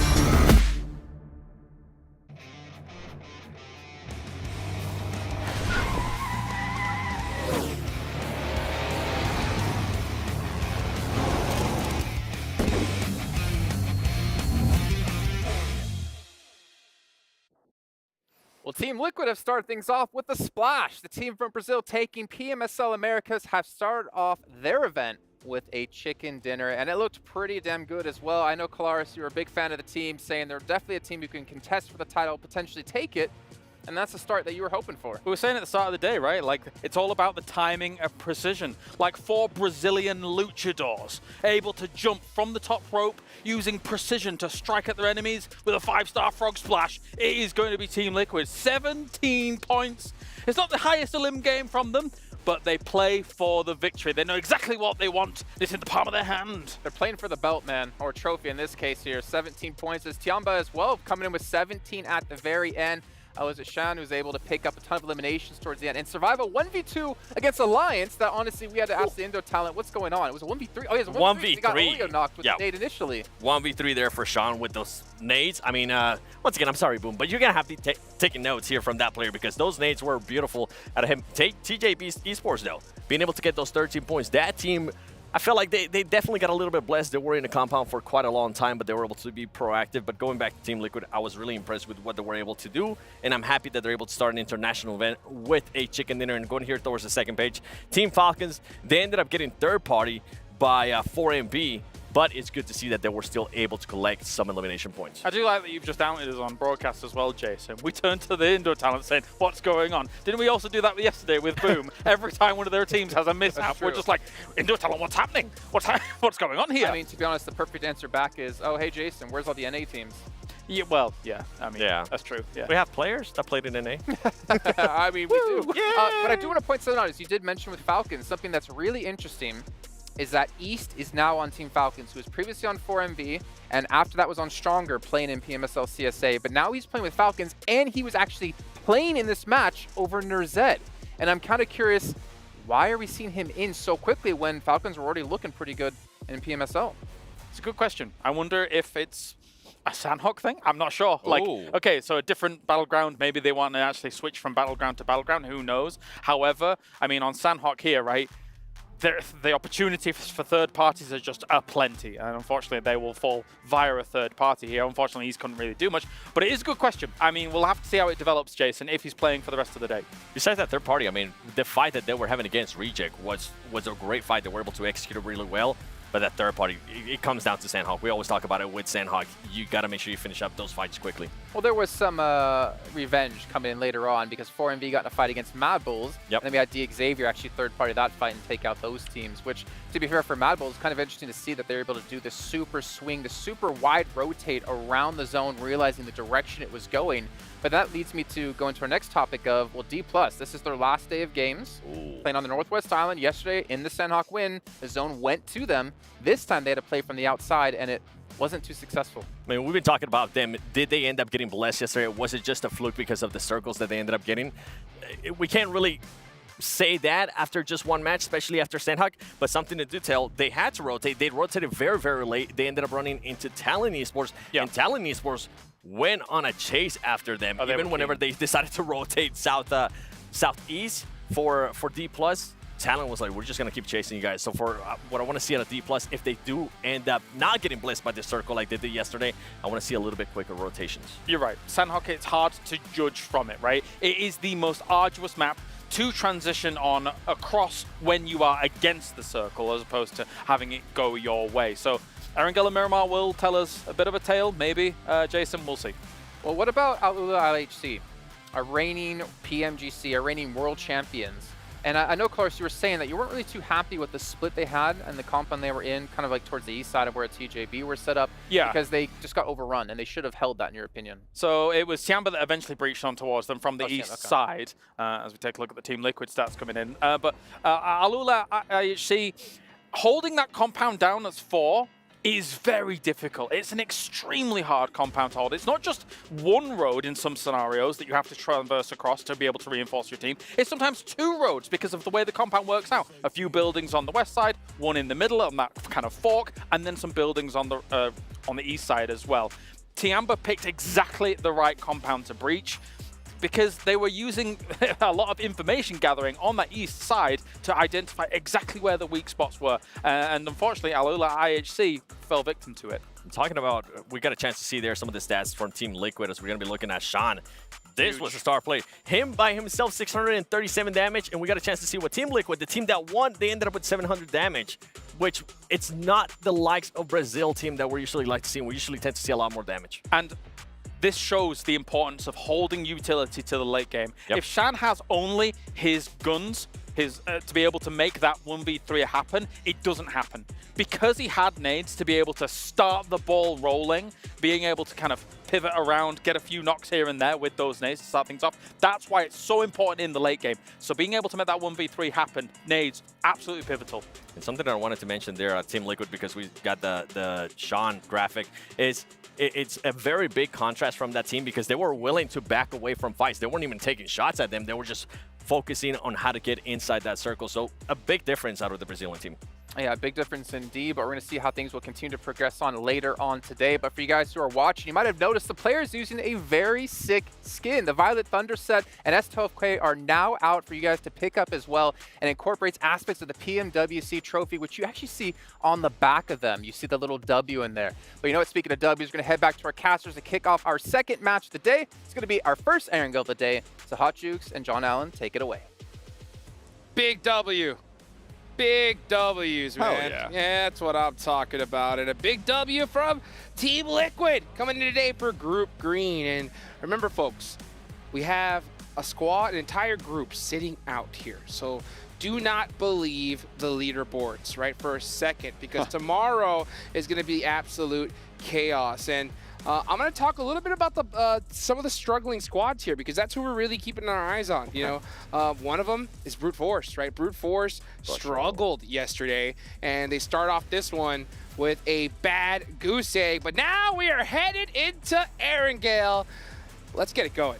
Absolutely. With dual gaming chipsets and 144Hz AMOLED screens, the GT20 Pro will equip teams with up to 120 FPS, which is also the first batch of supported devices. Offering esports level performance and visually stunning experiences in the 2024 PMWC, let's get Erangel underway for the first time for Group Green and for the last set of Erangels for Group Red. That's right. That's right. It's just this one and 2 more, and Group Red are done. And you do not want to go out like this. I mean, there's nothing worse as a PUBG Mobile competitive player than having to sit out a day and just watch your lead just go away in an instant. Or actually, no, not even an instant. Just little by little by little. So if you're a team right now that is in that mid-pack of the leaderboard right now, you got to get it going. You got to get it going because tomorrow they're coming for that slot. Absolutely. They need to pick the pace up because it all matters here. It's really short sets of games in these group stages, in these survival stages, and there is a lot of money still on the line for the early part of things. Plane path on the south side from Lipovka down to Primorsk. Looks like we're going to get a little bit of a difficult path, potentially up towards George. And it's not even going to go out there. Hard northeast shift on the circle here. Keeps a lot of those Yaz fields in, and Stalber as well. Kameshki's in play, baby. Hell yeah. Kameshki is in play. Let's go. Let's go. Everybody send me your energy. I have not seen a Kameshki finish in years, so that'd be awesome. But, you know, I think a lot of teams are going to be kind of heading for those Yasnaya fields. A lot of zones like to end up in that area there, so we'll see what happens. Team Liquid are in a great spot near Lipovka. You've got, of course, Talon taking up Yasnaya. But you got squads like Vampire, right, all the way near Primorsk. They have a big journey ahead of them. Speaking of teams that didn't do so great, right? Vampire in that first match, their approach, I felt like it kind of just didn't have any wind in its sails to start with. It was a lot of grouped up teams, to be fair, and that's kind of what I was talking about with the linearized approach to the west side of that circle that you had to take, is a lot of teams are also going to be packed in behind you, so when you're taking that approach, it's going to be pretty tricky to navigate. Vampire definitely felt that. They didn't have their back clear. It was Besiktas Black who were able to take them down on it. Yeah, you know, Vampire to me, they just look like a team that's coming in for the first day. You know what I'm saying? Like, not a overwhelming performance, just a little bit of synergy issues here, some little slight mistakes. And at this stage, especially we have an entire group that has already played, they're hot, they're ready to go. Any little slip-ups, you are going to get taken out. So yeah, Vampire need to definitely step it up here. We heard Sertani, or you talked to him, and he said, what, they were looking for at least top 8? Right? Yeah, in the finals, that is, not for the group stage. Okay. I mean, yeah, in general, top 8 is kind of where they would be happy with as a result at the end of this tournament. And I think that that's kind of what they're focusing on. They're focusing on creating that foundation to be a titanic international team, right? That's kind of what matters. And hopefully we'll see that start to emerge here. And you can never judge a team coming into a tournament off one game. That's true. But I think in that last match, there was a pretty clear lack of attention given to their back. Well, right? It makes a lot of sense. I mean, especially considering that, you know, they are our last year's mid-season champions, so a lot of expectations are going to be on them. And, of course, we're going to be scrutinizing the teams that we have high expectations for. And, you know, Vampire is definitely one of those squads. So it's one thing, right, to win a championship. It's another to defend it, you know? That is true. That is true. You've got to... Yeah, all sorts of logistical problems. They got to get that back-to-back, that back-to-back. And I mean, they did it once. They did it once. That's right. That is right. So let's see if they could do it once again. Now, I'm looking at the circle here. We see teams, I think, very, very comfortable with it because there is that northern island still available, and there's a lot of different routes that these teams can take to make it to safety. But at this point, I think a lot of these squads are a little bit slow on the rotate. Meanwhile, Team Reject trying to take out Tiamba. Oh, Reggie getting caught. Oh, dear. And again, Tiamba with an early opener. This is a team that's starting to turn heads, right? I don't think many people would have put Tiamba as a top team in terms of like predictions coming into things, which, I mean, to be fair, they did win PEL, so it's reasonable that that they are performing as well as they are right now. But I feel like a lot more attention was being given to the Falcons, to the Alpha 7s of the world, and to Team Liquid. But Tiamba reminding us just why they are such a big name in the international scene as well. Ooh, that's how you do it right there. I mean, they crushed it in game number 1 today. They did a great job yesterday, and already starting off with an elimination. 69 points right now on that leaderboard. Nice. I mean, these guys are not messing around. Now, teams like, you know, T+ Kia, they need to have a good bounce back game here because this is their last day they're going to be playing in, at least in this stage. Alliance starting to take some shots downrange. Looks like they got a nice knock near Potato Hill. And they are, yeah, just setting up nice and pretty, and that is going to be Harami Bro. They're going to lose a player. Yeah, to Alliance as well, which is going to slow them down on that southwest side, playing around that Potato Hill position. Losing a player, again, this is their first day as well. Harami Bro did not have, I believe, a great first map. They didn't get any point. Well, the opposite of great, I think. It's the worst possible result, first map, getting 0 points. And it looks like they're not off to another great start either. I'm a little bit worried about this team. I mean, they came through, I think they were champions from SEA, right? And it's just not happening for them so far at the start of these first 2 matches. And you can't let many more get away from you if you want to be in those top 12, moving into the finals directly. Maybe see them in the survival stage. Over to the circle we go as Talon moved into Yasnaya early. They've been in there for quite a while now, and they're starting to have neighbors move in. It's going to be pretty difficult to isolate these positions. Yas Fields being a big factor here, with D plus Kia taking up a really strong compound on the west side of those Yas Fields. The east side currently being dominated by Team Liquid, although it looks like they might want a little bit of a scrap with Besiktas up north. Okay, meanwhile, speaking of scrap, we're looking at Mad Bulls taking on some shots under Harami Bro. Harami Bro down to 3 players. You can see them late to the party here, and they're just trying to find a spot. Looks like they're going to commit to Alliance, though. And Leon is now, oh, it looked like he thought he was going to go into that dip, but instead, turning at the last second. They're going to give it up to Harami Bro. All right, okay. It looks like Harami Bro are starting to take things back into their own control. 2 eliminations now on the board for the one that they had taken away from them, and 2 players from Alliance have gone down as well in the midst of this scrap. Mad Bulls have yet to find these pickoffs, and they will continue to just trudge up north for Harami Bro. There's 3 players alive. Yeah, Harami Bro taking a place we like to call OP dip, right? And it is a pretty good, strong spot. The problem is you have to commit to it when the zone is in this area, right? They lost a lot of resources there. Their vehicles are smoking out, and the zone could still go all the way north. So very interesting for them to hard commit here. They did get 2 eliminations in the process, so definitely take that to the bank. And I think they are getting a little bit antsy considering that they lost 1 and had a bad game 1. So sometimes you got to take some risks, and this time it paid off, at least for now. Absolutely. We'll have to wait and see where this next circle goes. Vampire now moving past Pachinki, a little bit slow to get in, but another Eastern shift keeps Lepovka in it. Sorry, Jukes, we're going to get Kameshki.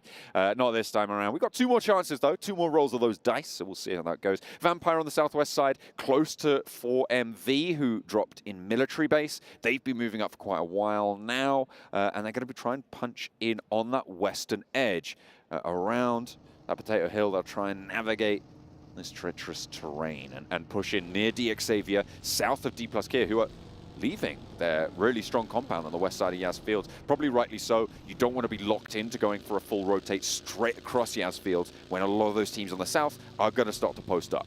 Yeah, you can see a Vampire trying to find a good spot here. They're getting shot at. For Miracle doing exactly what they're supposed to over here by Potato Hill. Just if you see anybody get close, just play keep away. And Vampire are definitely going to do exactly that. They're going to be just still hunting down a spot. Actually, I think they might just hold up this edge here. Yeah, just kind of hold it down for now and figure out where this next zone is going to go. So they're going to stick it in that compound for now. Meanwhile, looking up north, Team Falcons are starting to make their way down into the fray near Yasnaya. Yeah. This was actually a very fortunate zone shift, by the way, for Brute Force. Over there in the Milta. They would have went north, they would have been in big trouble. So yeah, I'm going to say it. Honestly, I think if Brute Force does bad this game, we might not see them here. Or we might see them in the survival stage. Yeah, it might have to be. We'll have to see if that is going to be the case. A knock sent over towards D Xavier. I'm not entirely sure who was able to pick that one up. And it was a flush as well, leaving them a little bit the worse for wear. 3 players alive, and actually a lot of damage being sent their way. Tianba, I mean, of course it is. Who else is it going to be? Tianba taking the fight. Bulls as well. Xavier. Is that D Xavier just getting picked apart slowly? Little by little. At range. They're down to 1. They tried to send in. They tried to send into the middle. Didn't work. Yeah, this late of a rotation is just not where it's at. I mean, there's still 16 teams remaining. You got to know that if you're late to this circle, you got to just play edge because everything in the middle is already taken. Unless you're a solo and sort of going for a last-ditch attempt kind of player, right? But it's still too early. It's exactly. only stage 2. You're right, absolutely. Yeah. It is definitely a little bit, let's call it interesting, of a decision for DXavier to make that one go for them. They do still have one player alive. They're not out of it just yet, and we've seen what a solo player can do in Shan, but those performances are few and far between. Tianba holding down in a pretty central position now. Yes, they are. And yeah, DXavier, they started the day in 3rd place, right? In 3rd place. So they had a great day, #1. And now we're starting to see them fall little by little here. Another rough performance here in game #2. At least it was looking like, let's see what Lamborghini could do. This zone does not help him out. That is for sure. And what I say, right? Yasnaya Fields, it looks like that is where this could end up. And it's very fortunate for Talent to be in the position they're in right now. But, you know, teams on the southern edge, I'm looking at you, Brute Force, right? You're going to have to fight your way into this one. Yeah, it's going to be really, really tricky here. Mad Bulls in a really strong ridge line, but the difficulty is defending it from that south side. They're going to have their wits about them. DXavier losing. Did they get a res there? I don't know, but oh no, this is a replay. Okay, yeah. I was caught completely off guard. I was looking at the map feed there, but yeah, that's how DXavier lost a lot of their players. Moving on up north, Mad Bulls now in a position to try and defend their south side ridge of Yas Fields. Could be pretty profitable if they're able to hold on to it. And let's see right now, for Miracle Vibes, getting some nice knocks. They're be putting in some work here. Western Edge. Yes, they are. Third party from D+ Kia coming in from the south side of it, though, as they try and rotate back on up. This is Al-Ulex IHC. D+ Kia now wading into the fray, but Olbu actually taken down. Says, hold on a minute, we're busy. Shuts the door for them. Now 4MV trying to take this fight. It's not going well really for anyone in this compound as the spray goes around the side and Godless wins it out for Al-Ulex IHC, but now D+ Kia can get this res, can turn their attention further on in. Yasfield's a major feature and getting any control over it would be great. That position on the west edge, pretty isolated, but could be Sanctuary. Yeah, D+ Kia could definitely afford to take this fight. I mean, they have plenty of points from yesterday here. Oh, look at all the nades coming out from this way. Oh, you also got Brute Force here on the edge. So D+ Kia, if you're going to take this fight, you better commit to it pretty quickly. They need to try and make this one work. Only a couple of players to defend off against it. Nolbu does get res, but Osal immediately traded out. And that's Brute Force swimming on in. And that is going to be a nasty knock for them. That is their backstop as well. Prepod out in the blue zone, still taking shots. D+ Kia allowing Al-Ulex IHC to move in, but Team Liquid have moved in on this north side. They've rotated past Yasnaya, and they are now a massive presence on this west edge. Another really smart rotation from Team Liquid. Beautiful play right now, and honestly, we're seeing indecision from D+ Kia. They are late to this fight. Instead, trying to hold off a little bit longer. They got punished from the back by Brute Force. Now they're starting to just force their way in because they have no choice. Let's see if K can get this knock up close. Oh, and they do end up getting one. We're starting to see some jump outs. Let's see what Godless could do on the outside. He has that UMP. Going up against Chips. Chips now stuck between a rock and a hard place. He's holding those stairs for dear life. And meanwhile, looks like Brute Force up on top of the hill trying to make something happen. And Team Liquid are just very satisfied with where they're at. They're throwing out the mud, slowing the steps of all of these opposing players. Brute Force, this is a good start for it, right? They need to convert here. 3 eliminations, a sweep potential on the west, but with the hard shift out east on the circle, this again makes their path hard. Chips low, but not out of it just yet. 2 first aids, and looks like he's going to be able to get this one off. Prepod close and personal. Dangerous, given there's 2 players from Al-Ulex IHC here. Prepod could get knocked and flushed very, very quickly, but behind the wall, he's got cover and backup. Team Liquid, again, this is that rotation I was talking about. They move past Yasnaya, and they have the top spot. The zone is shifted. These teams need to either fight, full send it on in, or get moving. They have no more time to spare here. There is just seconds now on the clock. 19, as a matter of fact, before the zone starts closing. D+ Kia gone. Brute Force need to just full send it on in. They have no choice. Big nade, but doesn't quite connect in the way that you want it to. Chip's still going on in. The nade's not quite tagging him up. He's in that little side room there. A nade from Neos does find it. Finally, D plus Kia fully eliminated. Now Brute Force have the ground floor under control, but Alola XIHC, still 2 players going. Only 3 to deal with, so it's potential they can make this one work, but they aren't going to be able to step out in time. They try and send. Godless does a lot of damage, but doesn't find it. There's a knock from Demo on the inside, but it's shut down by Prepod. Zone 4, they need to get away with this. I don't even know if he's going to be able to get this first aid off. This is going to start chunking him down little by little here. They overcommitted to this fight. And yeah, Team Liquid had to make a decision. Either go into zone or gatekeep, get the easy eliminations. And it looks like that's exactly what they decided to do. Team Liquid, again, another heads-up play. They move out in front of this fight. They know they're going to have to cross Yaz Fields. They do not want anyone behind them. They sweep this one through. Mad Bull's now their next barrier as Prepod is moving out into the firing line. Team Liquid might just have to go across this Yaz Fields position, use some of that terrain cover to the south, and hit up that Falcons outpost on the south.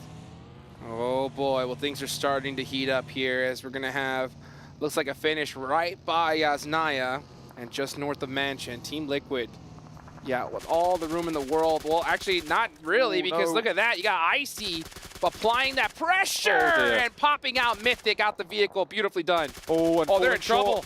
They hit the vehicle, they hit a snag, and another knock goes to Icy. They go too far north, and these buildings, they knew they were in the zone, and likely there's a team in there. I'm not sure about that one. It felt like everything they'd done up until that point was good. They just needed to turn their noses a little bit south, go for that Falcons outpost. I guess they didn't have the scouting to go for it fully confidently, and try to make this one work. They didn't scout at all. They just full sent it blind.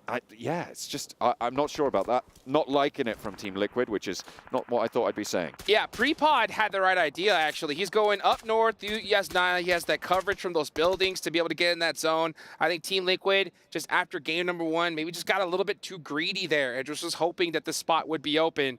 And again, guys, this is the World Cup. You know, if you make one small, mistake, you're going to get punished for it. And Icy did it all by himself.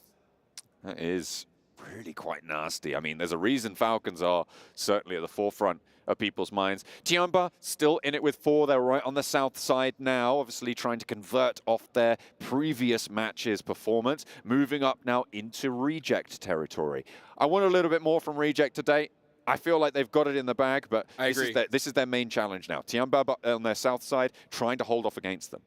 Yeah, they got to hold off the entirety of Group Yellow tomorrow. It's such a strong compound that Reject have, but they're not holding the south branch of it. Yeah, they are in a very, very good position here, but they just got to clear their backs at this point. And the hard part is when you're in a strong compound at this edge like this, you tend to want to just commit to it. But at some point, you got to give it up and try maybe centering up a little bit further. But they're in a really, really tough spot because Tiamba is right behind them. They're going to have to make a decision, though. Meanwhile, you got QZ, wow, making some great shots from downrange. Mad Bulls, they are completely stuck on the open here. They've been slow on this transition from the Mad Bulls position previously, and everybody else has got ahead of them. Tiamba allowed into the south point of that Heaven compound is really good news for them. Reject with 3, most likely felt they couldn't hold off both the north and the south side, so they allow someone in, but Besiktas, maybe they're trying to change things up.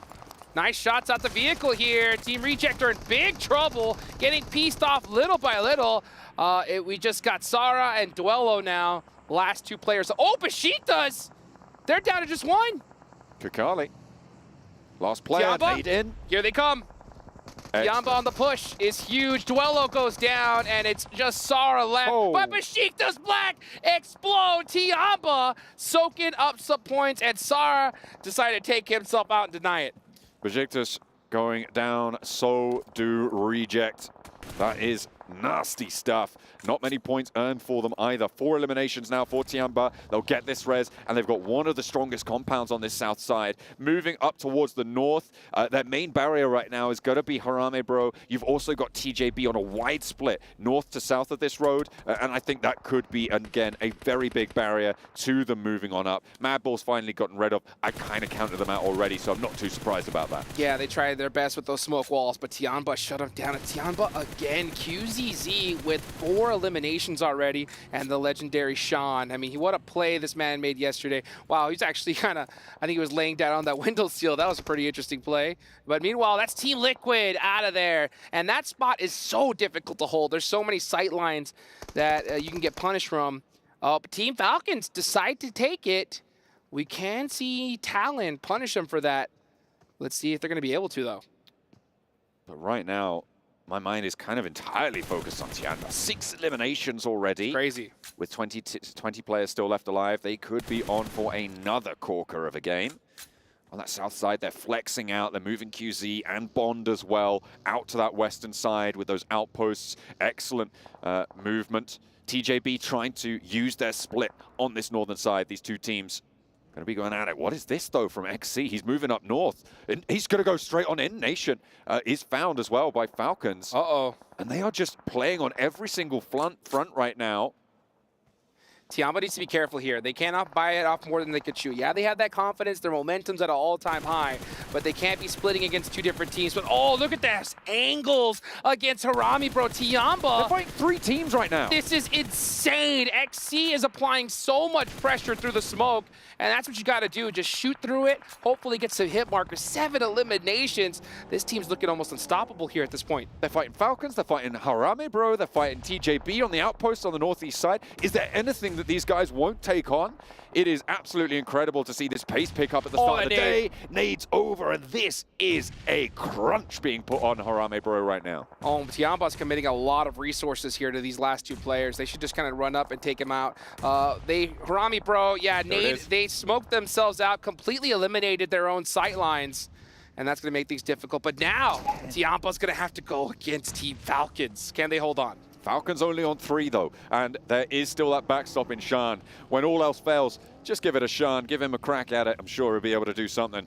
Certainly saw that in the last match, and Falcons trying to swirl around, trying to find an opening in Tiamba's presence. But given that they just took down the players in the middle, Harami, bro, it's not going to be as easy as that. That nade looks good. Icy doesn't quite go down to it, though.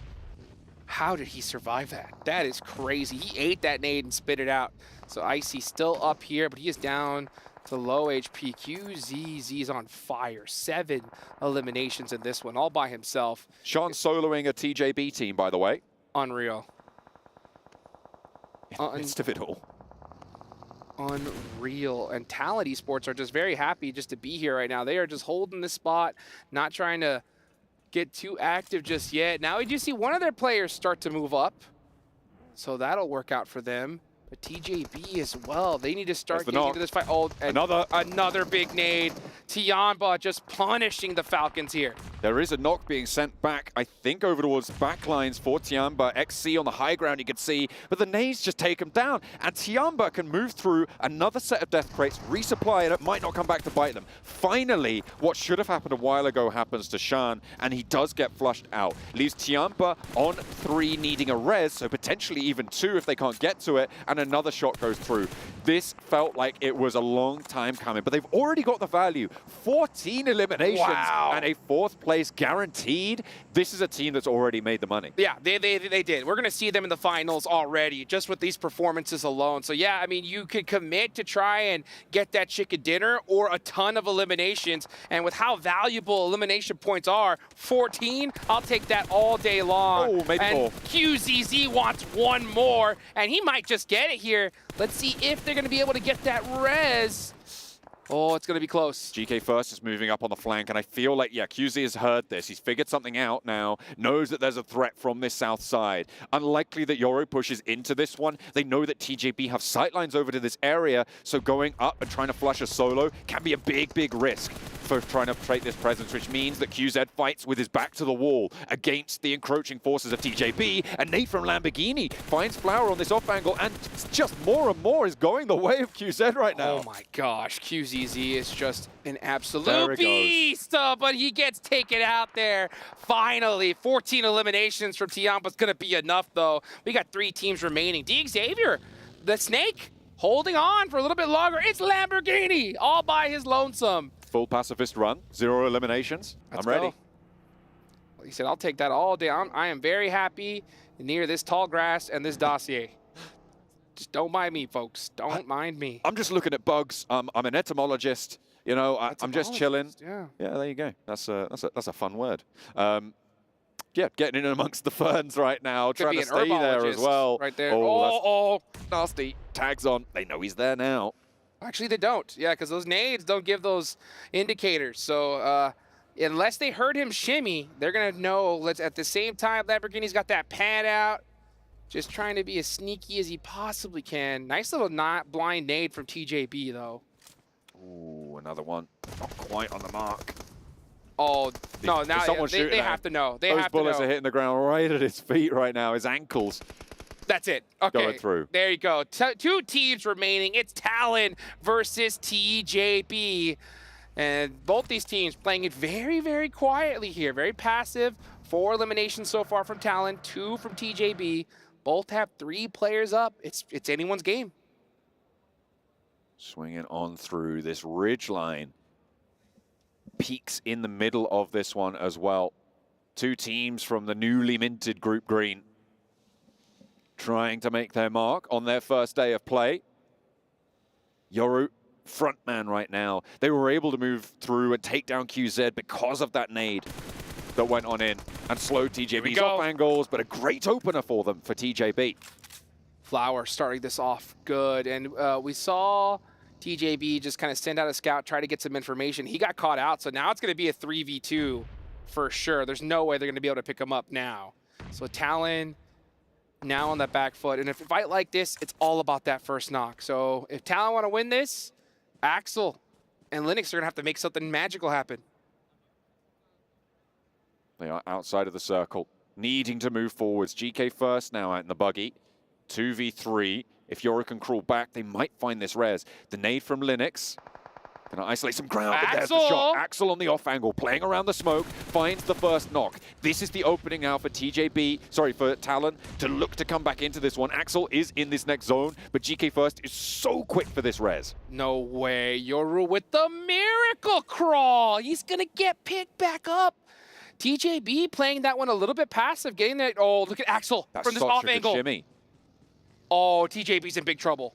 Axel, when is he going to pull that trigger? There it is. That's one. In for the shot. And he goes for the flush. A really good pickup with Yoru getting res. There's now that threat. That crunch is on. Linux into the buggy. Axel's on the off angle. Linux draws fire. Only S around the sidelines. Rolls over with the buggy. There's the shot. And it is GK first to hold his nerve. 2 players from TJB. And another knock found. They're bringing it back under control. But it's Axel still to handle. Only S with the smoke to play around. He doesn't quite get the knock. Doesn't quite get it. But it's going to be that off angle. Finding those shots. And finally TJB put it to bed. What a game. That was so close with TJB. I think they lucked out on that one. I think Talon could have definitely made it happen there. But wow, back and forth. Great game from both these squads. But at the end of the day, the big name we're also looking at, I mean, it's got to be Tiampo, right? Oh, for sure. They got so many eliminations there. I think it was maybe up to 15 at the end, 14 or 15, and the 4th place as well. That's a chunk of placement points to add to the tally. Tianpa are absolutely here to play. It is great stuff to see. It felt like they got a little bit silly with it, though, in that match. They were like, we're not losing. Let's just fight everyone, right? It's us versus this entire lobby at the end of the day, and they definitely did well. But you know what? I got to give a big shout out to these top 2 teams here towards the end. You know, TJB, again, coming in from Group Green. You know, they didn't have that warm-up that we saw from Group Red. Did a great job here in this one, and that's what they need to do, because at the end of the day, top 12 is the minimum goal, right? For sure. That is what you need to be hitting to get to those finals. Sure, the money's good when you get higher up the tables, but getting to finals, that's even more money, right? And you're guaranteed, I think if you get directly into finals, I think it's 54K in 12th place, something around that sort of mark. Yeah, 54K in 12th place. So if you're able to make that, you're going to be happy. It goes up about 25 grand towards the top end, which means that obviously that's nice, but it's not the end of the world because you're guaranteed 25K just for getting to those finals. Yeah, you want to be able to just perform your best. Again, folks, $1 million going out tomorrow. So that is absolutely insane. What a performance, though, again, from Tianba. You guys over there in the cube, right? I want to see some QZZ player stats because, man, he went absolutely crazy. But that's it for game number 2, folks. Don't go anywhere. We're going to be right back.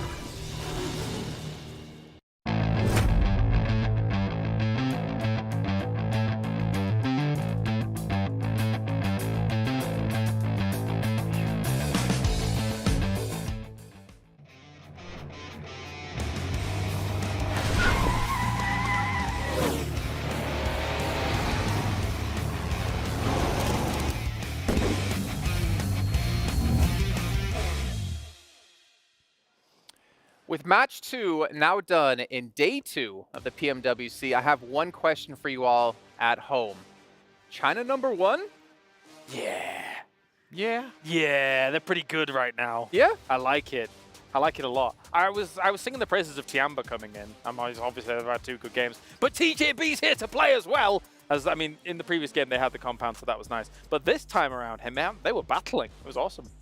NA pride, man. hey, we don't really got much on this tournament. We got to claim at least one person. We can claim GK first in this one. But yeah, QZZ we'll get into a little bit of time. But TJB looking strong, honestly. First day here with Group Green. And match 1, they look good. They got into a compound fairly early on. They eliminated, I think it was Harami. And then this one, they ended up coming out with a strong match. And what I really liked out of their play right there is that they were still doing that compound play, but on top of that, they were having a great split with Flower being the lone player away from the squad, letting them know what was going on, kind of being the scout. It worked out wonders for them. You can see the stats right here. 1,800 damage, 11 eliminations, and most of those come from QZZ, which Paraboy. Nah, just kidding. Not too soon. Whoa. Too soon. You're comparing an NA player to Paraboy. No. No. And Hyper. Who would be the NA Paraboy? 7. We're not going to talk about it. And he's not even here. I mean, they're here in some aspect. Yeah, obviously, a great game. I mean, the thing is, coming in from PL, coming in from the regional clash as well. We are seeing some serious work here as we're comparing Tiamba day 1 versus Tiamba day 2 here, or sorry, match 1 versus match 2, I believe. And the damage is being quite consistent. I mean, across those numbers, that is pretty unreal of a start here for day number 2. They already did brilliantly yesterday, right? But now they're back once again. I mean, for a long time, we expected China to always pop off here in PUBG Mobile. And then there was a little bit of a lull. I think it's fair to say there was a little bit of a lull here for PMWC. They're coming in hot. They're coming in strong. I do think it...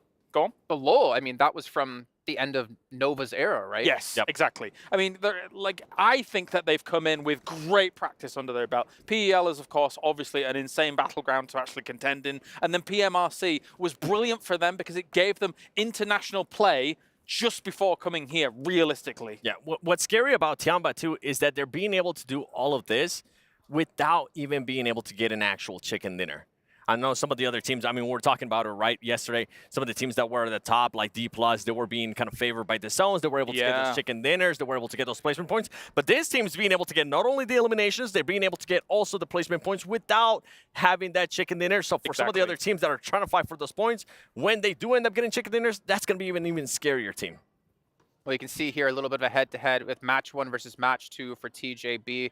Doing a little bit more damage in the first match, but again, it's about the consistency, right? You don't need to pop off and have the most explosive matches right now in the tournament. This is just group stage. You need to be top 12, make it into the finals, and that's where you really go full steam ahead. The 2 games, late games, have evolved from having pretty decent compounds in their first 2 games, so we've got to take that into account here. The Sandhawk one, obviously, they were so close to that compound almost until the very end of that late game. But this one, they did have to swing out from the compound they had in the northeast side, going into the penultimate circle, and then beyond that. And then moving south and sweeping alongside that edge to make sure that Tiamba, one of their bitter rivals, I would suppose, for this tournament, was to be eradicated, then yeah, it was very well done. As I mentioned, Scout being, actually Flower being their actual scout throughout that split, allowing them to kind of move out of the way, out of that compound, moving it into their circle, getting into those fights, knowing what was going on. Overall, these are the splits that we want to see. Yesterday, we're kind of memeing a little bit on some of the splits that we were seeing out of some of those teams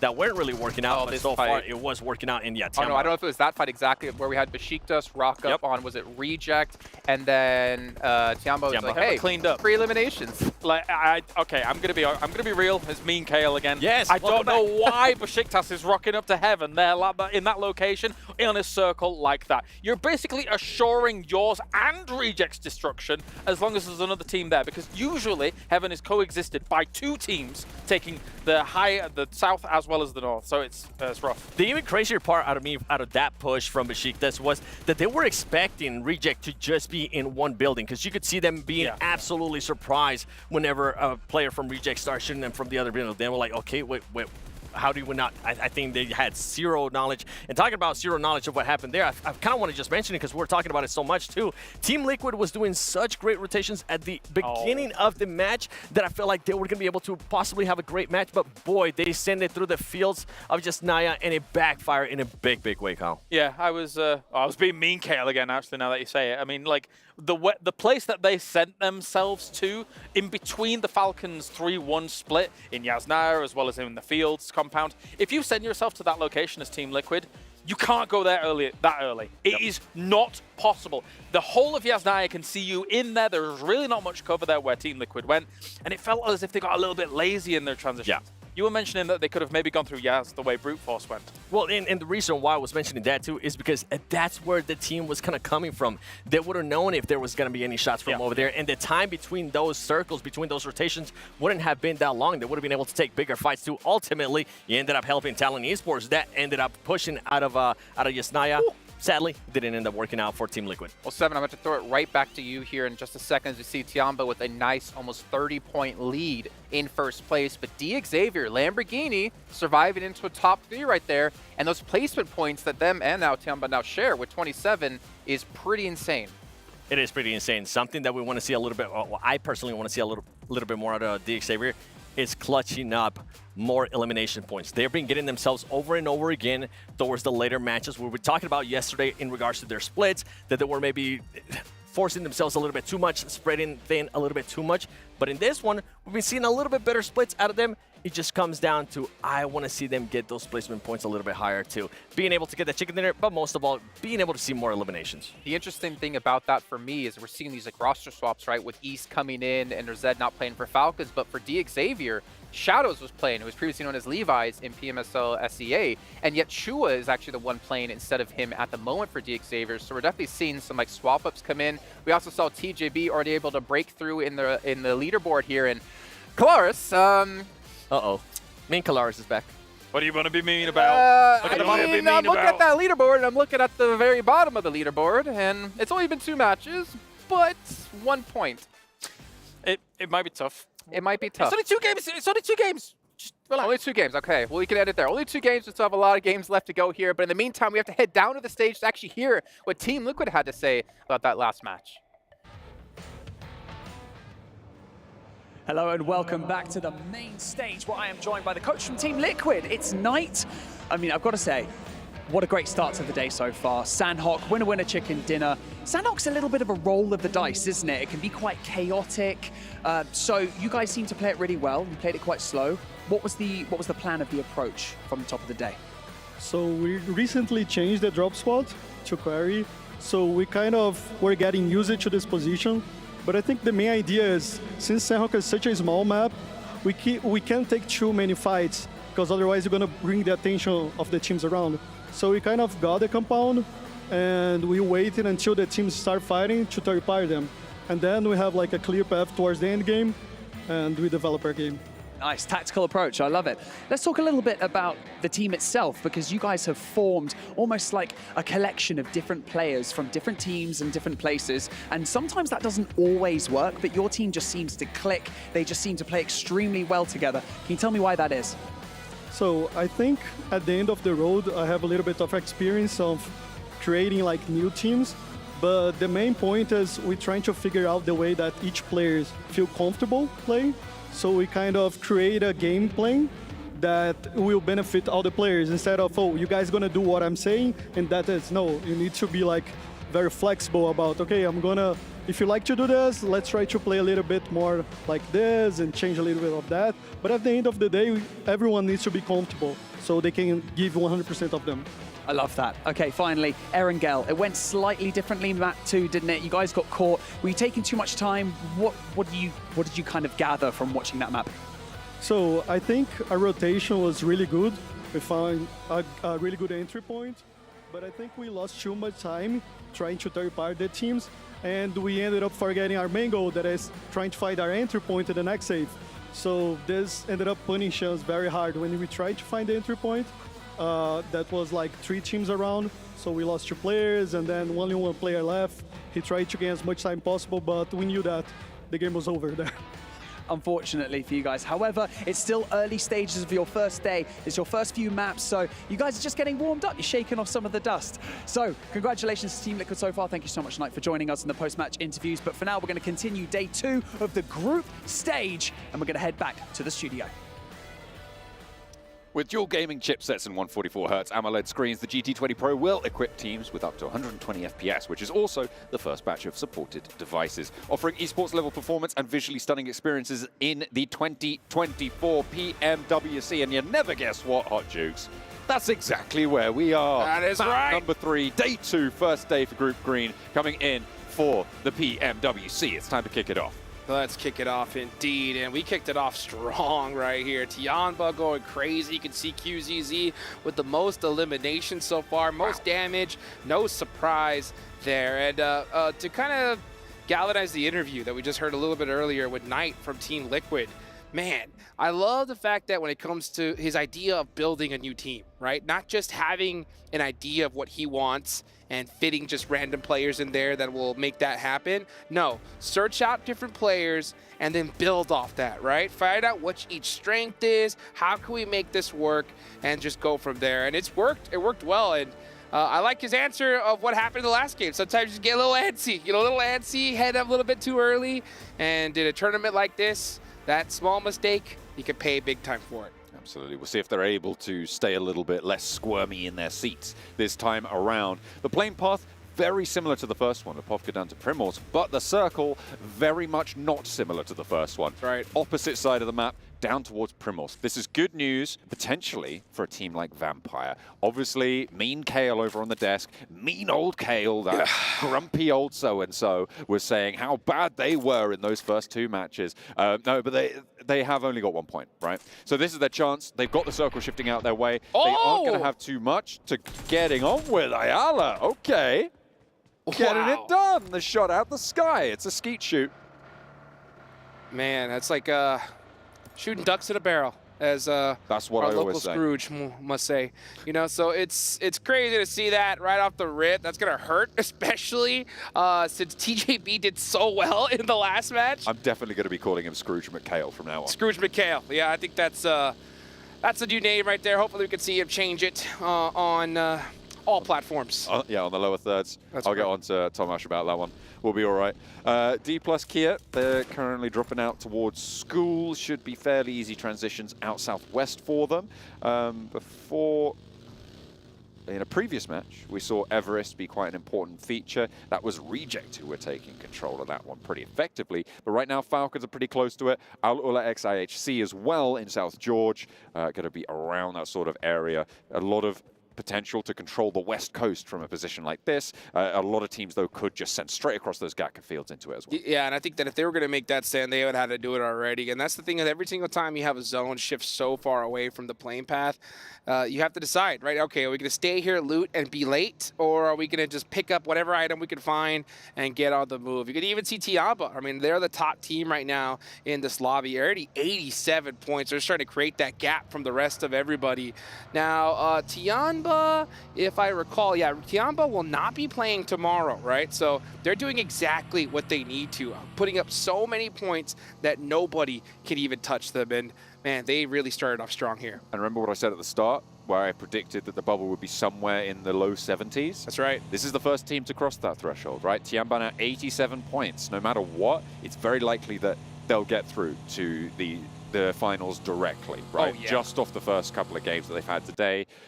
They obviously have more leg room now to try and stretch out a little bit of a lead, make their way up towards the top. And, you know, there's so many different advantages, right, when it comes to having such a strong performance off the rip. I mean, yeah, they've already crossed that, you know, threshold. Not an official threshold, but it is our estimate here, you know. And if you do that so early, I mean, they still have 4 more matches left to go. At this point, it's just about making more money in the bank. But there's another thing as well they could do. What could they do? When you have such a great performance and you're like, all right, we know we're going to go to that finals already. There's a couple different things you could do. One, play your heart out, try to go ahead and get that first place, put some more money in the bank. 2, right? Mix some things up, try and train your players up, right, for the finals. So, bring the subs in, that sort of stuff. That's right. You know, bring subs in, or if we feel like we struggle with this particular strategy, let's try it now. It's risky, but we can afford to try it and train up for the finals coming up, right? Yeah, they've got Tian Yu, for instance. I think that's from a previous team. I don't know if they are playing or not. I think they've got a sub or 2 on the roster. It's possible. Yeah, so many different things you could try, and you can afford to try it here now because this is going to be the best practice you could possibly hope for coming up for the finals. Or number 3, John. What's number 3? I'm liking this. I like door number 3 already. I choose door number 3. Decide that you want certain teams not to make it in the finals and hunt them down. Oh, I chose the right door. Oh, that is the baby. most fun one, certainly for us. It could be pretty tricky, pretty chaotic as well. If you're Tiamba, then I put it to you. If you're going to choose door number 3, which team do you want to be behind that door? Ooh. Honestly, if I'm them, I'm trying to hurt some teams that I find a threat, you know? Okay. If you're Tiamba, number 1, I would hunt down a squad that maybe lands near you on certain maps, you know, and that can make things a little bit easier towards the finals, or just hunt down some squads that you know can go crazy tomorrow. And we're talking about, you know, squads like Team Falcons, right? Team Liquid had a great start here. Maybe you want to kind of slow them down, or maybe you decide to take out the team that took that last scoop of shakshuka during the breakfast buffet. You know what I'm saying? You know what? I like that last one as well. It's always door number 3. You've got great door 3s. What can I say? Dukes. What can I say? It's the third one's the charm. Absolutely. Well, there you go. Now, Tiamba, I mean, I would sort of agree. I like the idea of targeting a strong team that is on the boundary right now. So, for instance, Team Liquid, they have got that 10-point average that I was talking about earlier today being very, very impressive. But I'll tell you what, who else has that now is Tiamba themselves, right? 80 points would be 10 points average. They've got a little bit more than that. They've got almost an 11-point average. They're 1 point off of that from that previous result. It's pretty impressive that they've been able to jump up that far.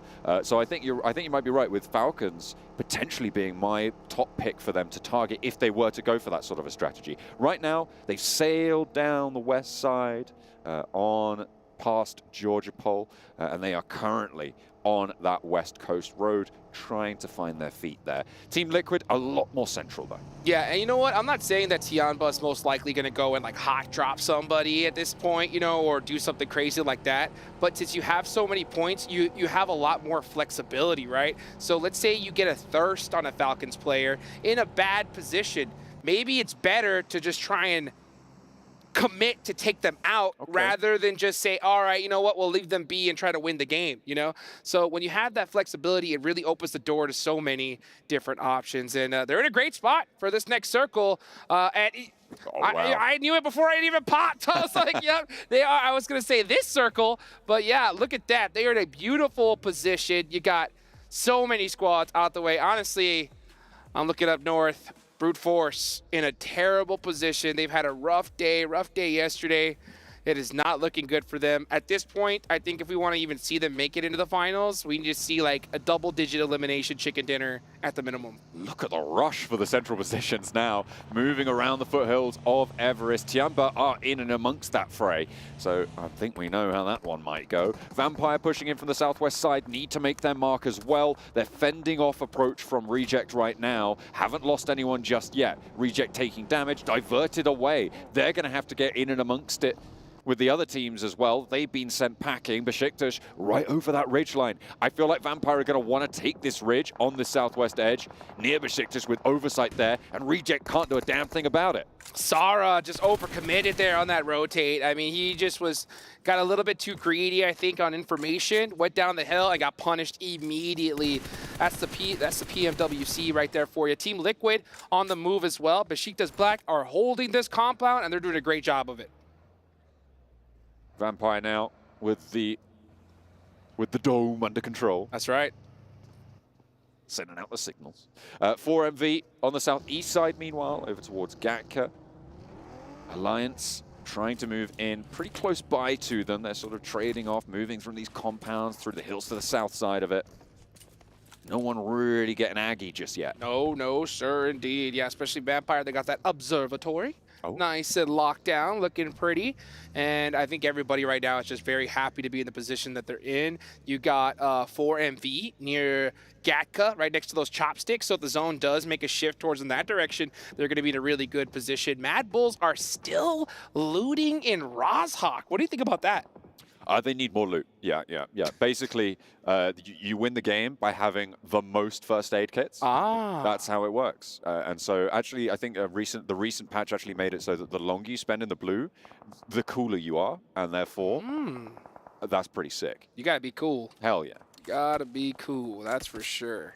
But you know what's not cool is this rotation they're gonna have to do. Very fortunate for them that this side of Ruins is not taken at all. But they're gonna definitely have to combat a couple teams if they want to even get some points on the board here with this next possible shift. Where do you think the zone's going to go? Where do I think the zone's going to go? Let's see. Okay, with pure guess, throw a dart at it. I think it's going to go over to the North Gatka Fields. It's going to be a hard shift east, and it's going to be right on top of Falcons. I'm going to say it's going to go all the way north. All the way. D plus Kia going to get this circle right here towards Everest. Let's see what happens. Man. That's pretty north. Pretty north right there. Yeah, that's you. That's definitely you. Hospital in play. Other two. Let's talk about what impact that has. Tiamba's position right now holds out all of these teams to the south. TJB on their east flank actually helps them do that as well. They have this line. Everybody in the southeast side is going to have to figure out how to get through. The one avenue that they have, swing west, up that road, but then you crash into brute force on the west side of South Georgia. Yeah, you got teams like Alliance all the way on the south side. They're just going to have to fight their way on in. As we look at that, yeah, that knock right there, Sara getting punished. Nice shots there from Tosspick. These players are so good at popping people out of vehicles from long range. Just taking those shots and able to land them time and time again. I'm pretty sure my guns don't work like that when I play. Woo! Tony K with the Mini 14 as well, a range, able to do a lot of work. Tiamba actually fell back from their position that they were holding on that line, so they are giving ground. They didn't want to be the team actually holding that line. Tony K busting out that Mini. We saw him last year, mid-season championships, dominated with that weapon. So the gun has definitely shot off here, so teams need to be careful here and have to start shutting him down quickly. Meanwhile, Chips from D plus Kia gets knocked. We're starting to see fights happen all over the place. D plus Kia getting punished once again. They are holding that edge of hospital, and they are getting picked apart. Tiamba, Sean, whoa, gets the explosion and takes out Reject just like that. 3 eliminations for Tiamba, and they will not slow down. That's 90 points now on the cards for them, which means they keep up their 10-point average guaranteed. Excellent news. Meanwhile, Alolex IHC trying to fend off against D plus Kia as well, but it's going not great right now for the Korean squad. They have been all but out of these matches so far today, and it looks like that's not going to change. Alolex IHC take them down, and D plus Kia, they're going out with a whimper. I don't know what's going on with D plus Kia. I think if I were to guess, though, just from what I see here, if I could hear their comms, I'd know better. But from what I'm seeing, it just looks like they're starting to play it passive. I think they did so well yesterday that they're kind of erring on, hey, let's just try to get some points and guarantee our way to top 12. That's a mistake in my eyes. I think they need to play the same game they played yesterday, just holding those positions strong, taking out every single team on their way in, and it'll work out. But, oh, I mean, already 3 games with rough performances, that is not good.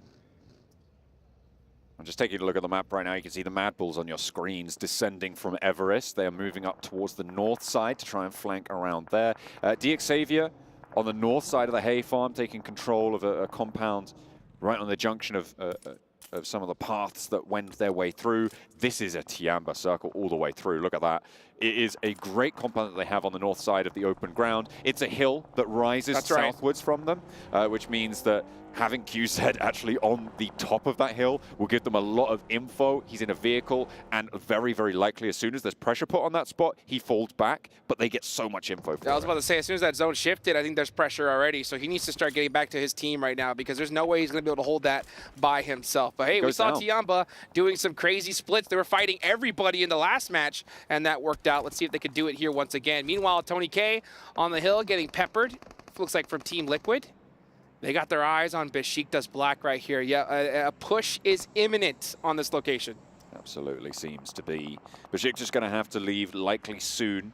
Newsy for Vampire flowing around the edge. QZ did go down, get knocked and flushed for Tiamba, so was very much exploited. You were right, that pressure was just too much. Yeah, he had to move immediately after the zone shifted, but you know what? Like I said, when you're on top, right, you have some flexibility. True. So at this point, I'm not going to blame whatever you do when you're on top of the leaderboards. But the rest of these teams, they got to do something. One of them in particular has got to be brute force. They've had a terrible day. If they want to continue to stay here in Riyadh, Saudi Arabia, they got to perform here and now. Meanwhile, we watch Vampire just outside of the circle here.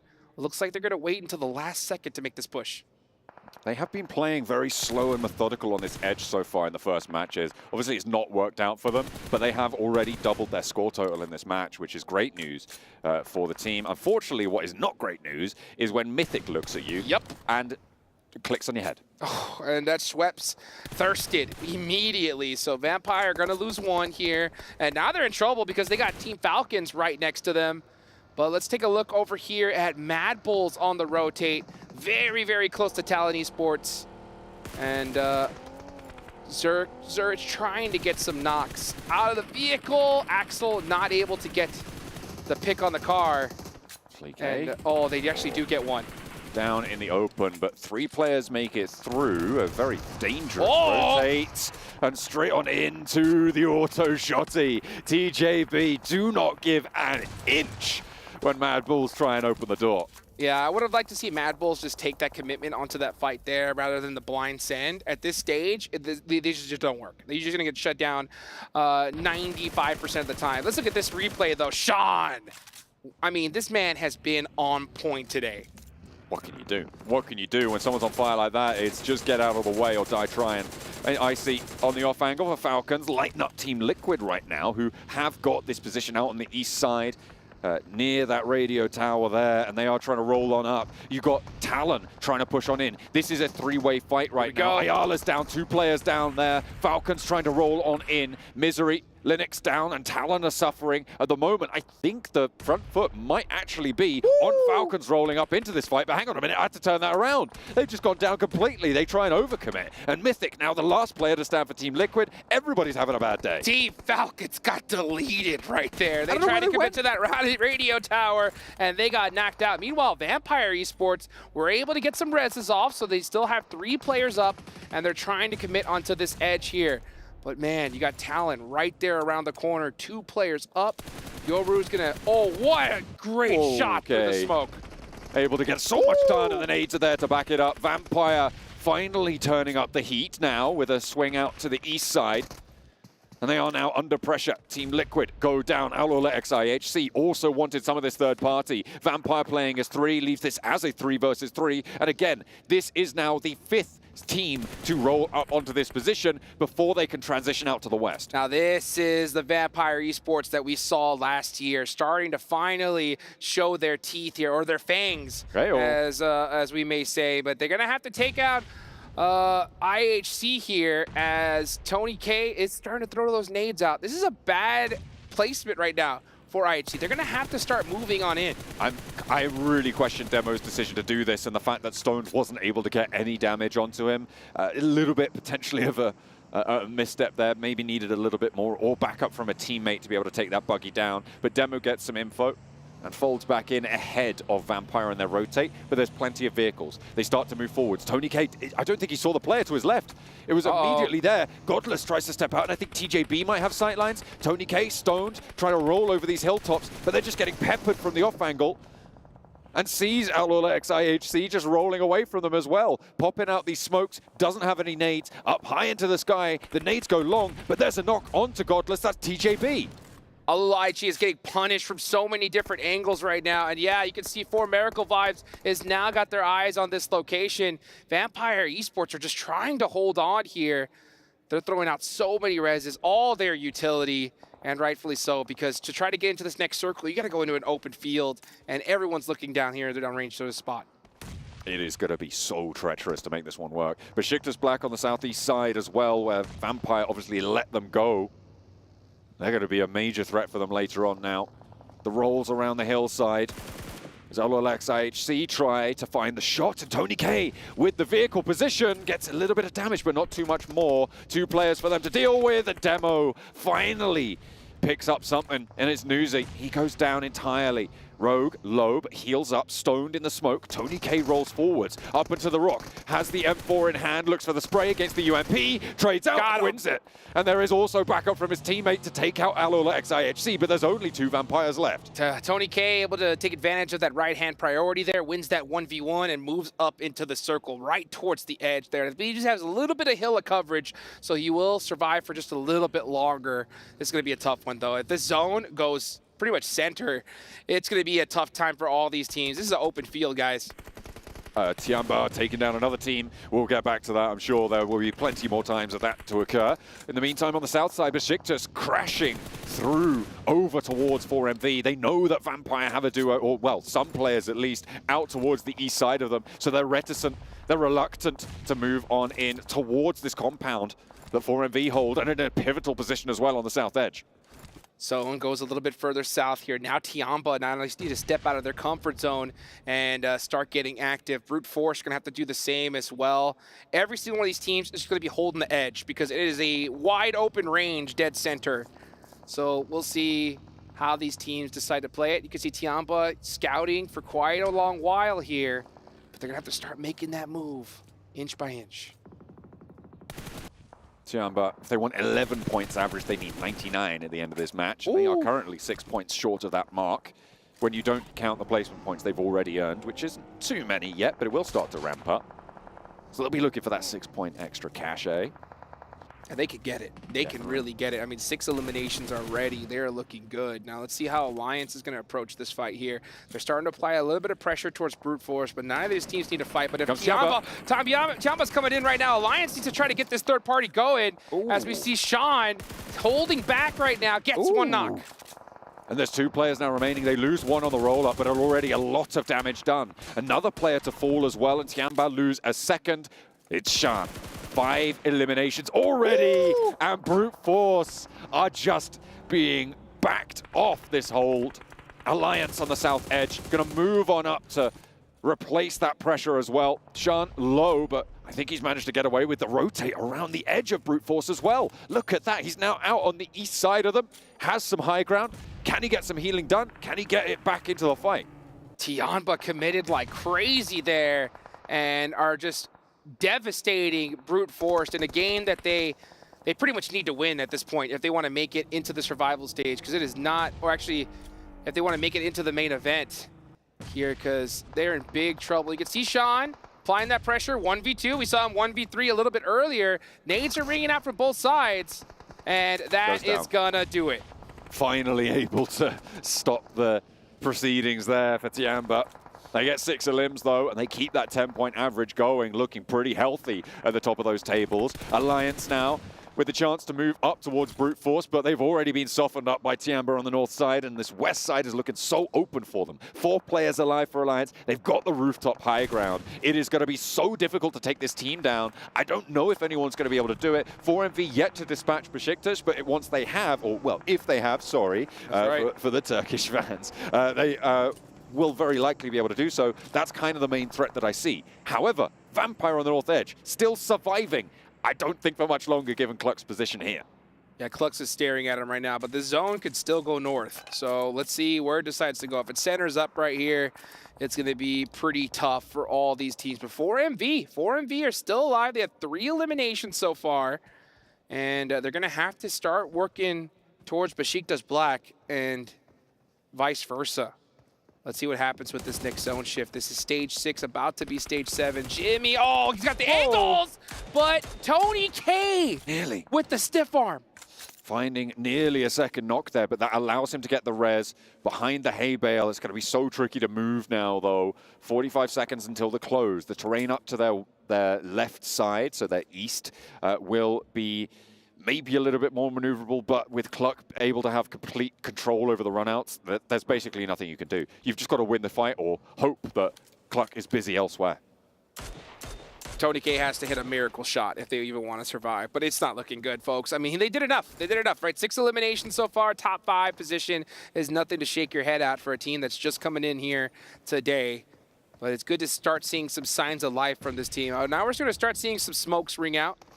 Or might as well, if you have any utility, just throw it. Why not? Because the odds of you making it out of this hay bale are slim to none.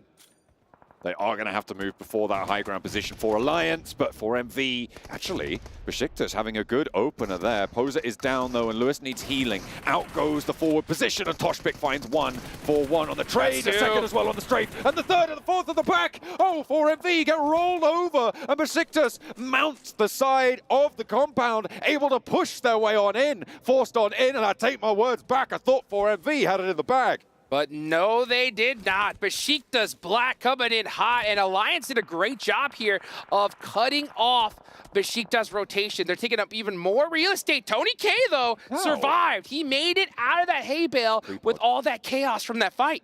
Brute Force still have Prepod there, and if he's a snake, if he's not gone noticed by Vampire, that could be the death of him. Alliance have shimmied on out. They've sent 2 forwards. That's 1. And it is going to be a good opener there. Low HP on Poser. That's going to get healed up on the sidelines as Jimmy keeps the pressure on. A lovely air burst, and Poser goes down. 2 knocks now for Besiktas, and Alliance still aren't committing. They just want to keep the pressure on. They know that they're outside the zone. They don't need to move too far. This is perfectly handled. Vampire take out Prepod on the north edge, and Alliance are putting on a masterclass. Yo, they got to watch out for Tony K. Tony K is still in the mix right here and could cause trauma for this team because Besiktas Black most likely going to go out, and Alliance did exactly what they needed to, just to keep applying that pressure. Blue Zone's going to do the work, but they said, nah, we want all these eliminations, and they get them. Vampire 7 elims, Tony K with a mini 14. They're split 2 and 2. This means you can isolate around the side of the hay bale. Individual fights a little bit easier. But the regroup for Alliance looks to come forwards. Jimmy's moving on up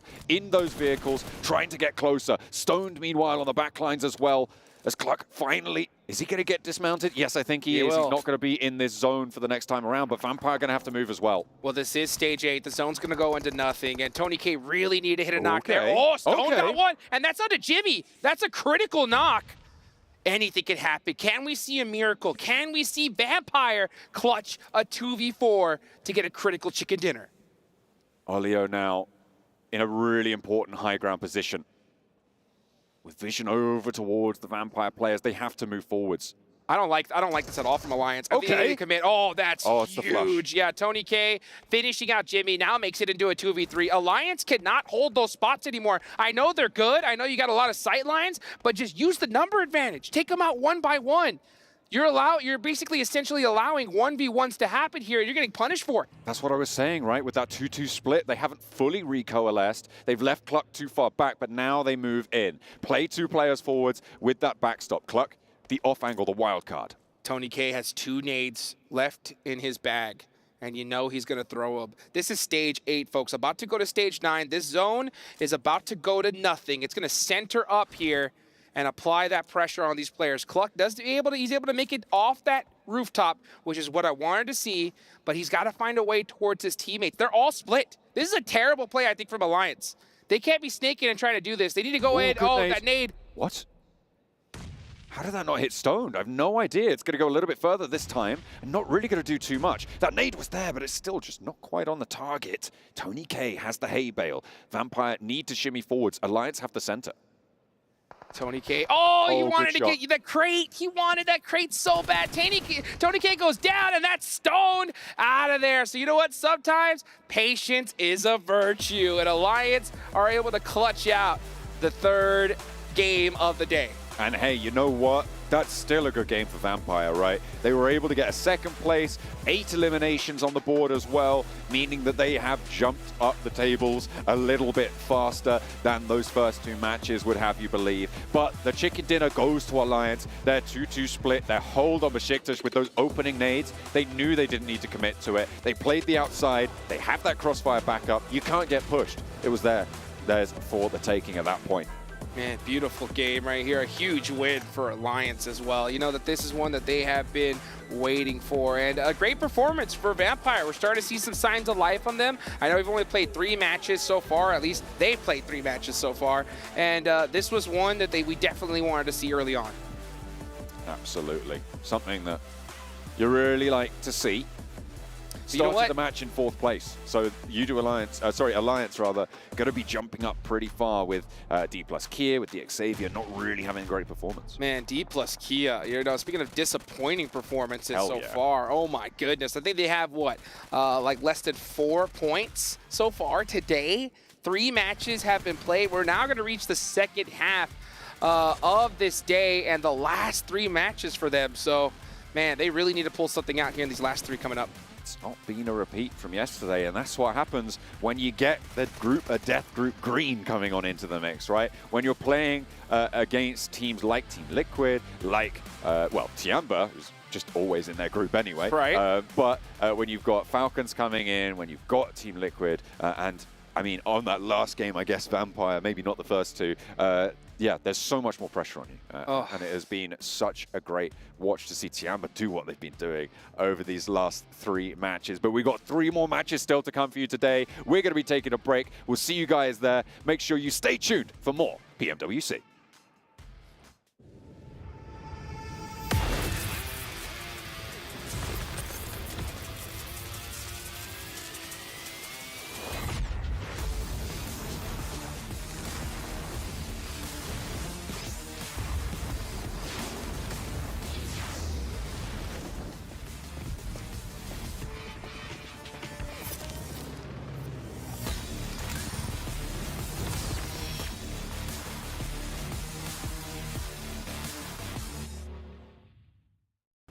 لحظات البداية عاشت معنا. كنا نحسبها وقت للتسلية بس. نحسبها بس ذكريات. عبود أعطي أختك اليد يا ولد. ابتكرنا فيها ابتكارات، وإذا بغينا قلبناها خرافات. كنا نحسبها بس لمة وصحبة وسهرات. انتبه نو ترى نو. لكن كنا نشوف عالم ما حد يشوفه. ليت يشغل وقته بشيء يفيده. الله عليك على اليد سود. عالم كبر وعاش فينا. عالم الحماس فيه يوصلك كل مرة لحلم أصعب، بس ما يصعب عليك. بارد معك وين ما تروح.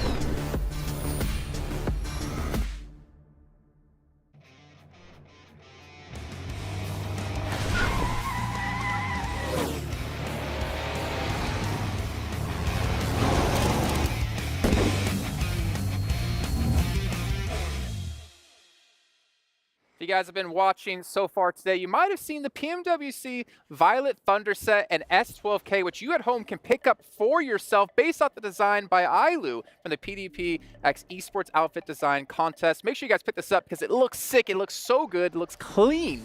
And I love the W on the back for PMWC. Great input, guys. Great input, gentlemen. As thanks. they just looked at each other like, yeah, I agree. Yep. Jason, you are the most handsome one here. You are the tallest, and you're the smartest. So thanks, guys. Tallest is correct. Yeah.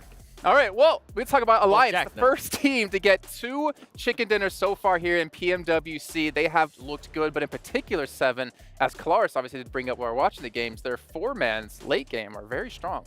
It has been. Not even that, just their splits have been really good. We're talking throughout watching that match, talking about teams that are being proactive. This team is so good at being proactive. We saw Jimmy being able to hit a great nade on one of the teams that was going to stop their push into those final zones. Out of Alliance, what I'm enjoying, whenever they do get a chance, whenever they do have their backs covered, they're going to be splitting, they're going to be proactive, getting ready for the next circles. And as you mentioned, being able to get those 2 wins. They're not afraid of putting themselves in danger, though, when they've found themselves at a good spot at the very end. Speaking of Jimmy, he's back first to do it twice now. They didn't have to go out hunting for Vampire, but they definitely wanted it. Again, actually, it probably comes back to what you were saying about the brute force scenario on Erangel for them yesterday. They want absolutely every point they can scramble for, so they don't want teams denying themselves. Once you know that you are guaranteed 4v2 somewhere in this circle, you probably kind of do have to hunt them down if you want to actually get those limbs. Well, you don't have Maxman to curse you either, because he did that more enough in PMSL CSA. But I did want to point out really quickly, Aula IHC. Yes. 11 eliminations, 0 placement points. This is looking like the team for PMGC, man, where they get like no placements, no chicken dinners, just get those elims. And that's what we want to see out of this team. I mean, is that what we want to see, though? It worked out for them at PMGC. True. And it was a big question mark, and slowly but surely, if they continue to perform like that, I mean, they ended up winning PMGC, but it's just one game out of this team. We haven't really seen much out of them, and that's what we were talking about at the beginning of the day, too. This is a team that barely qualified throughout their PMSL because of the last match that they had. We want to continue to see those high elims out of that team. To capitalize on what I want to call I was talking about whilst what game was going on, almost the desperation of some of the moves that some of these teams are making at the moment in this start. It feels like a lot of the teams are leaving moves too late in some of these early to mid games, and then desperation hits, and all of a sudden 3 teams crash into a location, and then that exposes them because they have to come out of the dips, because nades are going into those dips, other teams are shooting at them. I actually was able to capitalize on some of that in this game. That's why you see those 11 eliminations come along. As the tournament goes on, that's going to become less of an issue, I think. I think teams will get more comfortable, less desperation moves will occur, so we won't see that conversion. Do you think that's a result of the format, right? Because you have 12 matches, that's it. To make sure your top 12 teams are trying to play too cautious and not the way they know how to play? Oh, I have to really think about that. That's a good question. I can give you the other side of that. Or is it a symptom of the caliber of players we have in teams and the respect they're kind of giving each other? It kind of comes to that, right? Everybody now knows. Everybody in this game can shoot. Yeah. Everybody can shoot. And now we're slowly getting to the point where the majority of people can macro good. That's not a proper real sentence. Don't use that anymore. Macro that was good. Macro good. But what I mean is they understand, okay, we need to be making this wide rotate. We only have the option to wide rotate at this point. We only have the option to try and thread the needle and get to this location. So everybody is rising the bar constantly, and it makes when all the good teams are making the same moves, you all end up in the same position. Do you know what I mean? Exactly. And I mean, at the current stage, too, that we're seeing a lot of teams third-party each other. At one point, we saw, Team Falcons fighting with Team Liquid, and then on top of that, Talon came in, and then after that, I have to change it on you because it was Team Liquid and Talon fighting, and Falcons rocks up like, yeah, we're going to park ourselves in the middle of both teams. Yep. Like, what? I mean, this is a great example, right? The location that you guys are referring to is one of the most important locations in those fields. The radio tower on that field is one of the only places that allows dips for defensive capabilities. Now, you oftentimes will have a team there, but other teams are trying to use it as a checkpoint to get then further into those fields, and then it becomes a hot pot, and, well, we saw what happened. But to go back to what you're saying, Seven, it was those 3 teams, right? And then Vampire rocks up, IHC rocks up as well. It's like a 5-team fight happening there. And talking about Vampire, that's usually how we're used to seeing Vampire win their championships here in Riyadh. They're used to be known for being the team that is usually able to third-party a lot of teams. I want to see a little bit more of that. I mean, Tony K, too, was able to perform really well, which we'll have to wait and see if he's going to continue on those performances. But going back to that fight between all those 2 teams, I feel like we're starting to see that more and more here so far at PMWC, something that I'm not used to seeing in previous global events. More teams, more big teams are willing to fight against each other, even outside the zone like it happened in this last match. Yeah, and Tony K, as we're seeing, I mean, he is the holder of most eliminations here at PMWC with 53. 5 eliminations. I mean, they had 1 point before this match. I think they got 14 points in this game, so they need him to step up. That's why I said 2 games. It's a little bit early to really kind of call them out here, right? Like Tony K, Vampire, how they are able to perform here on this stage for mid-season tournaments has been nothing short of miraculous.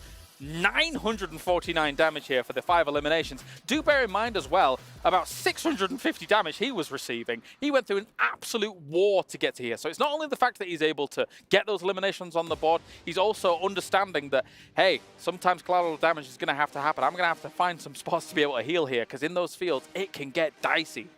Well, there is another team we wanted to talk about here, and if we're talking about, teams kind of playing reactive or playing a little bit too slow. One team, I think, almost on the other side of that coin is maybe Brute Force, because we're seeing them change their drop locations. And Seven, I know you did want to talk about Brute Force in general. I mean, with Brute Force being the champions out of PMSL EMEA, by the way, this is going to be a comparison of what they were able to do yesterday to today. Yesterday is going to be on the left side. This is a team that after they're going to be playing their last 3 matches. You can see in the elims, they're pretty much around the same. If they continue on the performance that they currently are, it's going to end up being about the same. And if it wasn't for this last match that we just had, if they wouldn't have had such good performance there in regards to placement, this stats would have looked a lot more different. It would have been a bigger gap. For the group stage, the clock is almost striking 12 for Brute Force. When you think about their position, they are on a knife's edge here right now. They are capable. I've said it many times here at this stage already. They can run hot, they can run cold. Sometimes when they run hot, oh my days, they're getting themselves 23 eliminations. We saw it. We saw it happen, but it needs to happen now because I was talking about desperation before. It's becoming desperate times for Brute Force. They're down towards the bottom, and you don't want to leave it in the hands of everybody else tomorrow when you're just an observer. I will give them credit, though, because I always respect a team who's willing to make changes, and for them to be dropping Novo before and switch it up and say, hey, let's go Kameshki, I feel like that almost gave them the amount of points they got in this game because the rotation they had over towards the north side of the zone. You thought they were concerned about going Novo, or? I don't actually know, because Falcons would typically drop Nova. Every time in PMSL CSA, they would drop there. But Falcons hasn't gone for that drop location, and we had almost, as you pointed out, almost exactly the same playing path. So I don't know why they switched things up, but maybe they weren't feeling too confident to have to come in from military into the mainland. It's interesting, right? Because you come into internationals, and Falcons is clearly like, okay, any chance of a hot drop, we don't want it. Straight off the bat, which makes complete sense. We have seen so many teams' opportunities dashed against the rocks just because they're in a hot drop. You could be the best team in the world. If you're in a hot drop scenario, even if you lose one player, you're hurting your chances to win that game significantly. Even if you wipe out the 4. Yeah, you could make an argument that you're keeping your points up in terms of an average from getting 4 eliminations early on, but it doesn't work out because the other teams that you're competing against are keeping their average at 10, 11 points as time goes on. So, yeah, don't hot drop. Could this be one of the PMWCs that we're really not seeing that many teams hot drop? Because I can't think of one. No, I don't think we've really had any hot drops, which is very interesting. And maybe these two gentlemen to my right-hand side actually has any thoughts on this. We got Jack and we got Blank join us here on air. Gentlemen, we have our first half of the day now done. Day 2, we're pretty much at the exact halfway point of the group stage. How are you guys feeling about this? It's been good, Jason. I think everything's ramping up. It's getting tasty. The competition's feisty. And Blank has just been absolutely living his movie today. I have, yeah. I've had a great time. It's been awesome so far. The games have been pretty sick. You know, seeing Tony K almost take it all back home. They got the gold on the T-shirt as well, the jersey, because they're looking to bring back that moolah at the end of the day. A bit more of it, at least. I've already accumulated like 2 mil or something crazy. Yeah, but you can always do better, Blank. You can always ask just for a like bit more. Alliance right now. Well, let's see what they can get, Jason. Yeah, hopefully for Vampire in particular, they can get themselves back into the main event, because I think out of any other team out there, they have the hardest job, considering they have the pressure on them of being the back-to-back champions. To do it 3rd time, I don't think we've actually seen that in PUBG Mobile history so far, of a team being able to pull off a 3-peat like that. We had Nova get 2, we had Bigatron be able to pull off something close, but Vampire are on the toughest stage here. But to go quickly back to the hot drops thing, thinking back to what PMSL CSA, we had Aula IHC dropping on that Northwest Island on Sandhawk every single time, and they would constantly fight against a team like 52 Esports.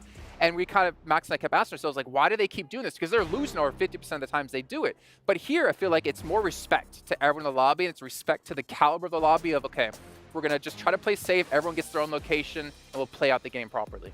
Oftentimes in a lot of competitions that I watch across the board, like if you're really, really aiming to be the champion, hot drops get sorted out in scrims. Yep. Or you are saying, okay, well, who are we dropping against? Oh, it's the world champions in, I don't know, Picardo or Pachinki, just a theoretical situation. Let's not go there, we have a backup, right? You always have to have a backup in your mind here in PUBG Mobile. We've had teams had backup before, but they just keep on that ego. We're not seeing any ego fights here, which I'm actually enjoying. Let's go. 7, did you know, by the way, that PUBG Mobile has been nominated as the Esports Game of the Year, the mobile game of the year, and you guys can scan this QR code on the bottom of your screen to go vote. But if I'm not mistaken, Clarence, we have a very special gentleman here on the desk with us. That's right. As you are well aware of, 7 World Gaming has also been nominated as an Analyst of the Year as well. Check him out. All right, well, we're going to head over to the stage here to kick off our second half of day 2. Welcome back to the STC Arena, where we are having our halftime breakdown. 3 maps in with 3 to go. And the leaderboard is starting to take shape. Sandstorm, for those viewers who may be joining us a little bit late, why don't you take us through who has the first 3 winner chicken dinners? I mean, first of all, if you're not watching the PUBG Mobile World Cup and ESPORTS World Cup, what are you doing? We have some of the best teams in the world competing over the course of 3 days. Group Green started off strong. We had Liquid taking Sandhawk. We had TJB taking the first Erangel game as well. So, I don't know. My group's doing well. What about yours? Well, my group being Group Red, the talk of the town is Tianba, absolutely storming with 31 eliminations so far in just 3 maps. So there's plenty more action to go. We're all really excited here on the stage, as you can probably tell from our energy right now. So let's hand it over to the casters to go into our 4th map of day 2. Damn, it feels good to have Barney on the stage. There's no one better to bring us in for the rest of the games today, Blank. He's getting the energy going, and damn right he should. Absolutely. Barney Banks is in the name. He's bringing the money back, depositing it here for us to redistribute to the players, of course. This man is where it's at, but it's also here on Erangel, where it's all going to break down. We've got the boys over on the top side of your screen, and on the bottom side, they're everywhere. You've got nowhere that isn't filled with players, filled with action today, and the GT20 Pro outplay the rest, and you can only do that if you're playing on the best phone in the biz here, which all the players are currently using. Great little top shot there. I wish I could have seen that a little bit more, actually, on the map feed. The observers did a great job in that moment. Yeah, what do they've you been think? kind of killing it over the event, if I'm honest, bro. You like it? It's been pretty tasty. I've liked it. We've had some good pans, good establishing shots. It feels like I'm watching cinema, but on a smaller screen. Yeah. The cinema screen's quite big. Yeah, it's quite large. Yeah. We do have that surround sound, though. You know, I used to think that cinema screens were blurry just because they were big, and then I realized they need glasses. You're blind. Yeah, that was kind of a game-changing moment when I went, oh, it's actually really HD. I'm just blind. Yeah, I've had that. I had that moment, but is this off topic? It's too off topic. We're in the playing path. We can talk about it. I had this moment like when I was a kid. I think I was 16 and going without glasses for so long. Okay. I looked at the ceiling. I saw the lights. I was like, why are the lights in HD? And I got really sad. I was like, I missed out on this for like many years. Just be lens flare. Oh, you've been living in Michael Bay's movie. It was crazy, yeah. But straight into the game, we're going to get some optics on this one right now, see where people are dropping. We've got Team Liquid in here. We do have some of the other teams joining us from our groups. We are seeing how this one does play out. Group Green joining us today, playing alongside with Group Red. And this will be Group Red's last day to impress here on the stage, Jackie. Yeah, last chance to see if you can accumulate some of those points and really leave no stone unturned. You know, Rejects had a good start into yesterday. They had some hype, but we kind of had the question of, is that something that's going to carry on? That was the focal point down in the studio beneath us, Blank. And honestly, there was moments, but I don't think they followed through anywhere near as strong as they started. Dude, no, it's kind of unfortunate. I think teams have sussed them out almost, really, which is just a case of we walk at them, they get scared. They panic. And they go into the little small ball. Yeah. Right, as much as possible. Move. The armadillo move. They try and get away. They're not fast enough. They're not rolling like Sonic. They're rolling like an armadillo. Well, he's a hedgehog. Yeah, that's what I'm saying. They're rolling like an armadillo, not very fast.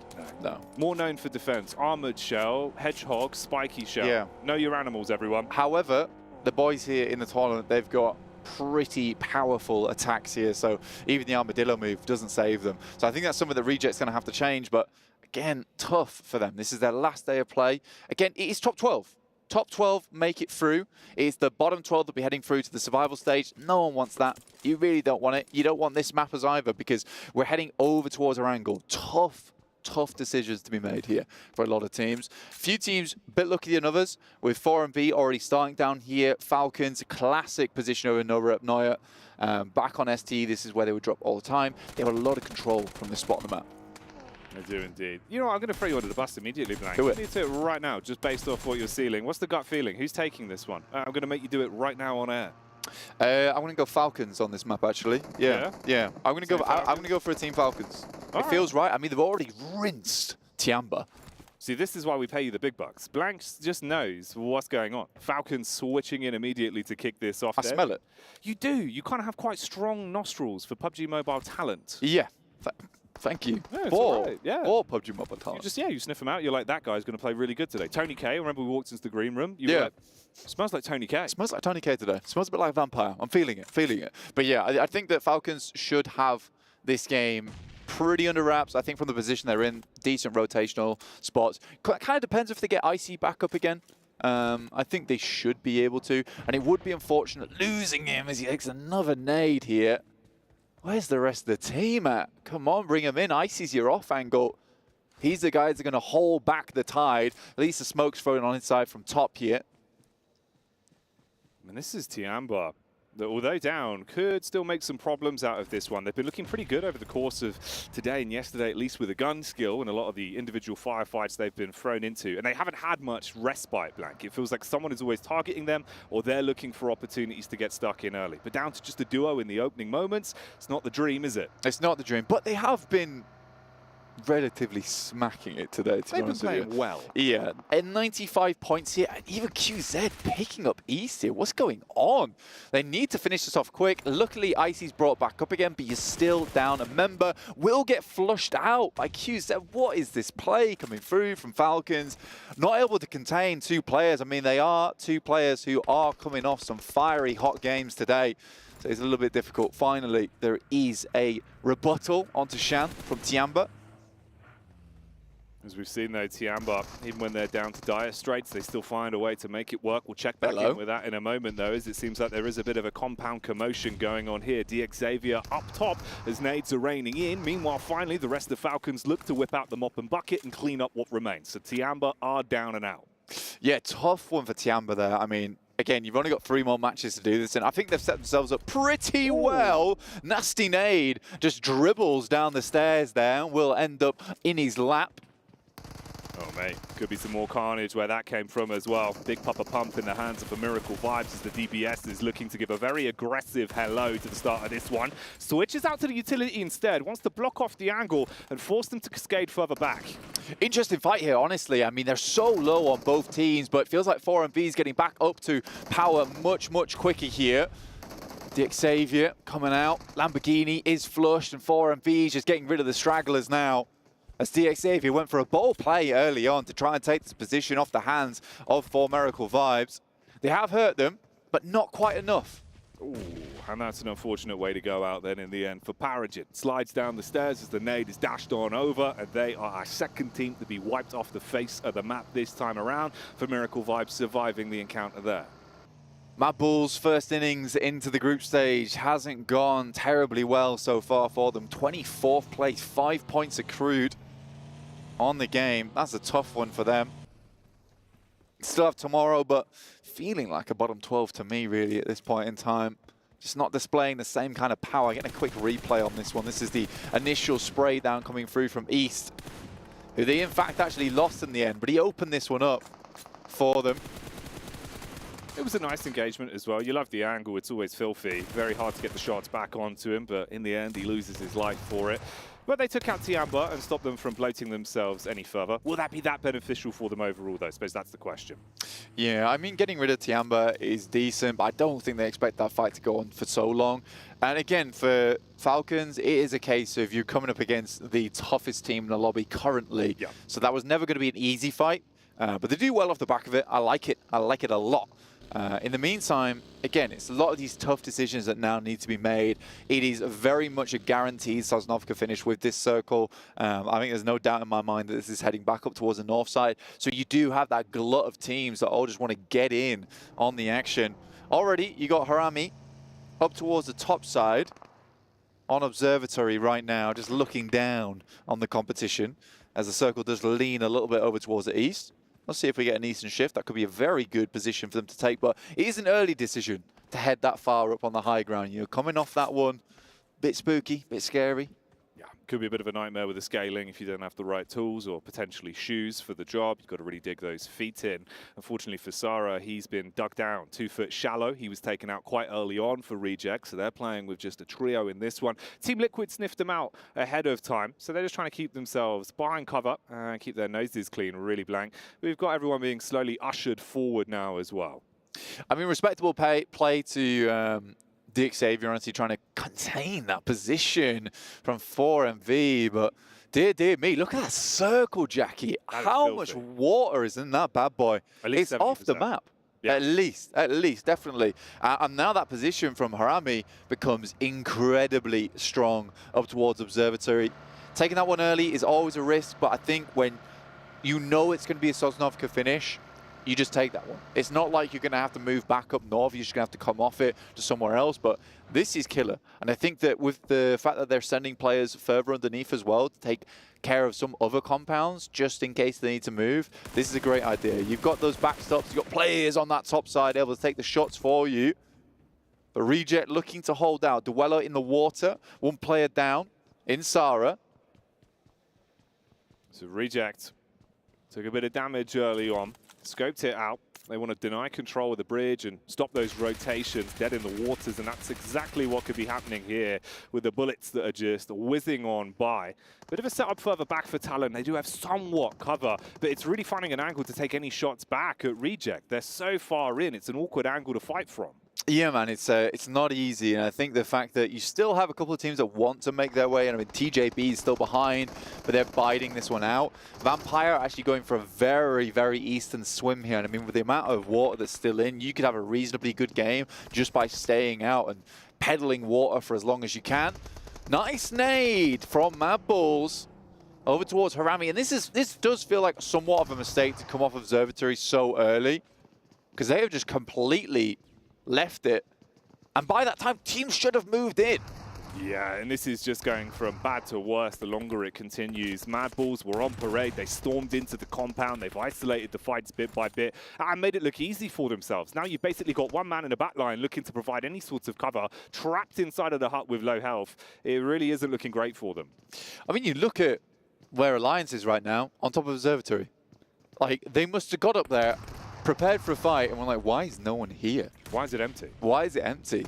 So, in my opinion, I get what Harami's trying to do. They're trying to secure a better position in the circle, but they took too long to do it. Nice shot, though, to start things off. And another from Federalis. Okay, this is actually kind of clean now. It's a bit of a resurgence back into the fight. Remember, at one point here, it looked like a stalemate. You were down and out. You were in a position where they couldn't even really get the pick-me-ups back off. But you can reset from this point. Federalis can try and get his man back on his toes. He hit some sick snapshots, especially up close. There is a nade being primed, though. 4MV in the sidelines as well. They've moved in from that western side. They weren't in the greatest of position, but they got 4 players. They should hear this, and this is a pretty prime time location. The fact that Mad Bulls are rebuffed off this one, look at this 4MV now setting up. They've got the side angles. This fight is going to be incredibly difficult now for both these teams in Mad Bulls and Bro Harami. It's all gone wrong, and I think it is simply just a case of getting a bit greedy with the positioning. You're there early enough, just accept the fact that you've got Observatory. They wanted more eyes bigger than their bellies, and it really could come back to haunt them. Really trying to get these nades on target as well. You've had a window of opportunity to delve back inside of the building, and that's exactly what they've gone for. So just a mere distance ahead of the Liquid on the rotate, and they are in the deep blue sea, Blank, going down. Man, this is what you get, Team Live. You got to find yourself a vehicle, find yourself a boat. Can't just be flowing in. Falcons taking shots over towards them, but Vampire, they are withstanding. The bullets coming their way. Team Liquid, that must have been a horrible feeling, hearing the boat propellers coming up behind you, desperately trying to swim, front crawl as quick as possible to the land so they can attempt to try and have some kind of defense versus them. Vampire can keep just swinging on the side.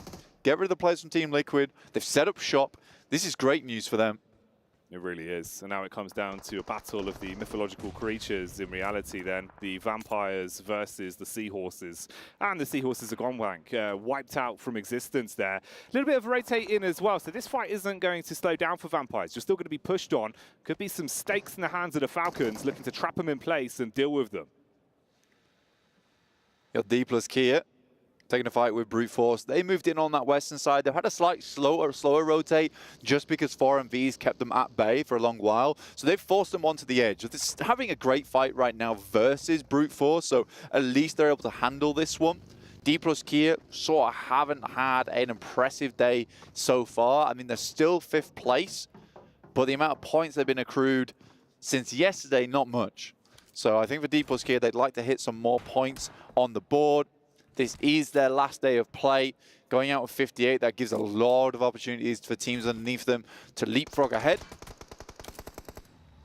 At one point here, it felt like Talon was a team that was getting gatekeeps by Reject on entry, but they've turned the tides a little bit and find their way through the squad ahead of them. Reject is still slightly further ahead and do have the blue behind them. They're going to try and get themselves into the zone, though. Could run into the pathway of Udo Alliance that are very close by.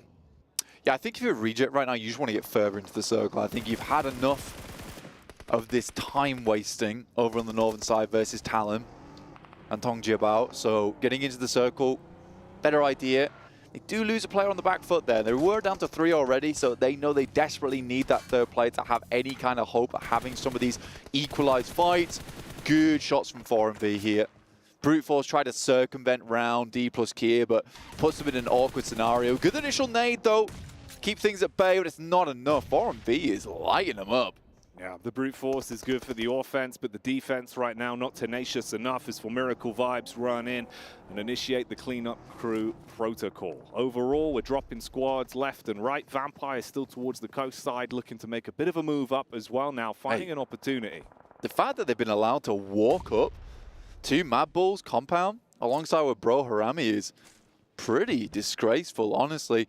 Harami is not here anymore. They're gone. Out of the game. Mad Bulls were able to solidify this position, but this just gives a huge amount of power towards Vampire. Taking the fight 4v3, the utility can't be that high from the Mad Bulls. And with Vampire having a lot of time to loot round Mini Milter, then take that boat into position, they should be good to go. Yeah, they're looking like they're gassed up for this one as well. Want to kick off the engagement. That's one way to take the top off like a can opener. Snipe their way through the side. Close the distance between them. The shotties can get up close. Response is clean back, though. Here we go, Tulika. Lighting things up. I mean, it looked good at the start there from Newsy, but it seems to just be a doozy here for Tulika.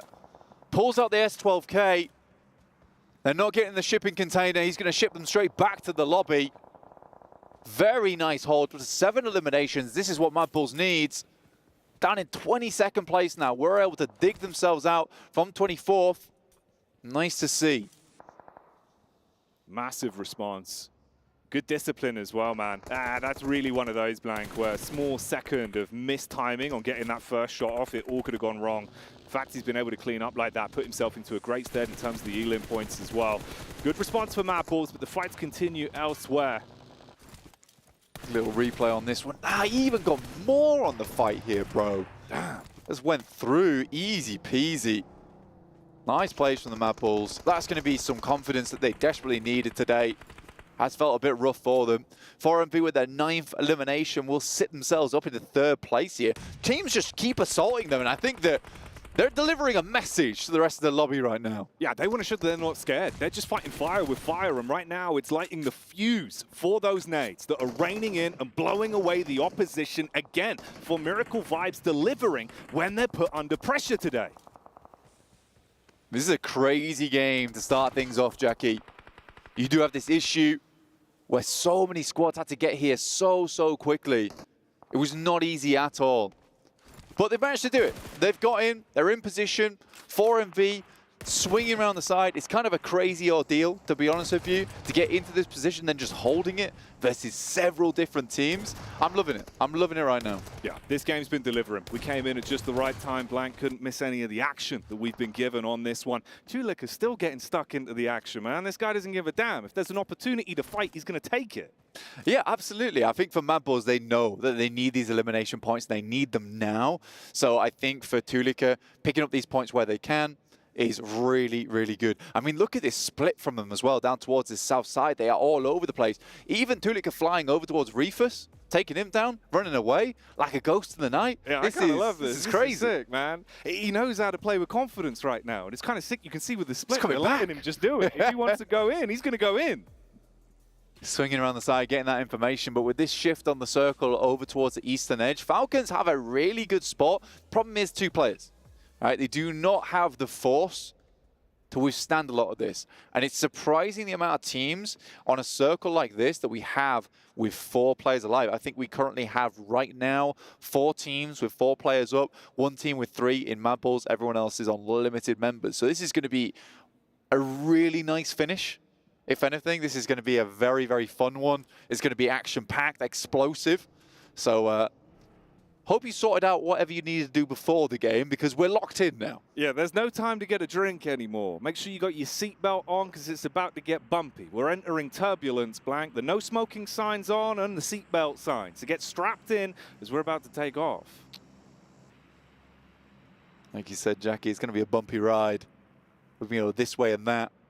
You might end up 180 at one point. Woo. But don't worry about it. We got you. We're here to fly you straight through to the end of the game. IHC starting things off. 4MV looked pretty impregnable for quite a while, but at this point in time, they're just losing members. I think it has just been a case that that message was sent out, and there's been a bit of a response here from IHC. You're not the only elimination-heavy team in the lobby. But they're coming in slightly late here, Jackie. Kind of living for this bit of a response back from Mad Balls as well, dude. It feels like we're getting that intuition in a lot of the fights. The individuals are hitting their shots. It feels like the confidence is there. And that's something you always want to see when they're in the battleground. Ooh. What are you doing? Yeah, this feels a bit rough. Alliance usually so switched on over the course of the day. At the minute, though, you isolate yourself and lose out in an important way against Talon. I think they try to hold up on the high ground for a long time. I think as soon as you see that circle shift, you should just be moving. And for Talon coming back into this one from that west side, you probably should have expected some teams that would have made it across that western or eastern bridge. Leons is furious, just desperate for the rest of his team to get across that road, to regroup with him. There is a bit of a comeback here, though, from Alliance over towards Talon. Can't count this team out. Currently second place, the only team with 2 chicken dinners in the tournament so far. So really doing some good stuff. Oh, man. And Leon's by himself. He's taking down 4MV. Yeah, he's like literally soloing this right now. He's just taking on the raid boss and dealing a good amount of damage out one by one. Misery loves company as well, Blank, and the problem is it might be in the favor of more elims going the way of You-Do Alliance versus Talon as they come up the hill. They've been dashing nades back to back to back, but they're going too wide with the geometry. They're up close with the weapons now. You've got to be split-second decision-making with this. Pulls out for the secondary, does good damage on the first, and they're starting to make it look rough. Mate, Leons is still having an impact on this fight. He's securing the location ahead and securing the location behind. He is on a swivel this game. Naxel attempting to get down the hill, but there's already players snaking it out. And there's no room for him. There's no room for him and his teammate currently in the circle. The blue pushes right up against his head here and will force him further forward soon. But Leons is having such an impact in this game. It's nice to see because, I mean, Jimmy going for some of those off angles earlier on. Now it's Leon's taking this one. Everyone can play each individual role very nicely. He is now down to just himself. I think he did a fairly decent job at trying to keep that fight alive for as long as possible. IHC coming in. 4MV just bled members, but I think they've already done pretty good this game. 11 elims. It's lovely to see. And we've just like that, with a snap of a finger, we've lost all those teams that had 4 players alive. And suddenly, Mad Bulls is our strongest team in the lobby. Yeah, and they've been kind of playing pretty damn good in this one with the isolated fights they've been taking. If they can coast it out for the longevity, think about the finish, there might be more for saying about the Mad Bulls. IHC do get an opportunity to strike back onto 4 Miracle vibes. You go from 2 to just 1 single player looking to make much done. We talk about solos, though. Look at the discipline on this. Still finding opportunities to take isolated fights and get a couple more points, even if he is in a really rough spot. Yeah, this is really good from Leons. I think what he was trying to do is wait for the knock to come through from a different team and then confirm afterwards, potentially when the reload comes through. It's a smart play. He realizes they don't have the shot on him. He does, so he just has to take it. I think that's smart, you know. A lot of times, some players might have just thought, well, I won't take the shot, won't reveal my position, but he understands we need these points, right, to keep us up there towards the top. Tulika on 999 damage right now, almost breaking that 1K mark. And this is the kind of guy he's always been. What is Leons up to? Oh, man, how's he keep this going? He's decimating right now in the lobby. Lovely to see. This is what I was saying about Tulika is he is very hot and cold, but you take him off the leash, he gets a little bit of that adrenaline pumping through his body, and he will go off, right? And I think those 2 eliminations at the start of the game was what he needed, right? You got to get that confidence back, and I think now what we need more than ever is the Tulika of old, right? Just unwieldy to the team, like a broadsword, but he does the damage. He really does. And there could be more damage coming the way of You-Do Alliance here. Leons has been maintaining this pace. He's isolated pre-pod. He sniffed out the weakened man. No way! And he does it again. Leons. Clearly there's some kind of voodoo in that camp because You-Do Alliance do not stop. Even when they're down and out, they find opportunities to make it work. This man is just taking names, writing them down on a piece of paper and just ticking them off as he goes. Falcons, remember what we talked about, that really strong position over towards that eastern side, but they are starting to be cut out of the zone. But Leons is starting to feel like a real threat in the circle, even as this solo member. Vampires go out, not able to hold that position on towards that south side. They did live for a little bit longer, getting that 6th place. Not ideal, but it's still better than going out that early to Mad Bulls. Could have been a lot worse. And there's still so much room in this one to go topsy-turvy. We're hitting ourselves into quite an important piece of the pie then. Top did a good job on turning onto Vampire and keeping the back line covered. They can focus on the front, but they're taking damage. The wings are clipped as Mad Bull's ratio on the contact. English starts things off strong. I love the way that Mad Bulls built their team. You know, a couple of players from Duarte there of old. Flique and English. Tulika, as well as Zerich, who was properly a prolific player back in the day. And I think that when you look at this team, on paper, it's awesome. It doesn't always come together, though, the strategy-wise, and I think that's something that maybe they need to improve on. It looks like they're doing a lot better here, though. This split looks really cool for me, and they have just let Tulika fully off the leash. He's on the other side of the map to the rest of this team, and they're just okay with it. He is pumping damage into this lobby. And another there. And it's Tulika. Of course it is. Oh, man. The second he smells any kind of opportunity to strike, he gets involved. Tulika is lighting up the competition again and again in the battleground right now. There is no one that can test him, and it's not just him. That's the fact that you're bringing up, right? You've still got by far the largest amount of firepower in terms of the man advantage on the server. English and Flique, long-time duo in the past on teams, now reunited, and they're just playing off the back of one another. Letting Tulika get his thing done. Top's able to take down Baron before that nade goes off, so Mad Bulls will be taken away. One of those elims. Leon's from the backside, though. We'll find another. Confirms it onto English. This guy is the big story of the map. Down to just 2 players. This could go any way, honestly, at this point in time. Oh, man. Alliance.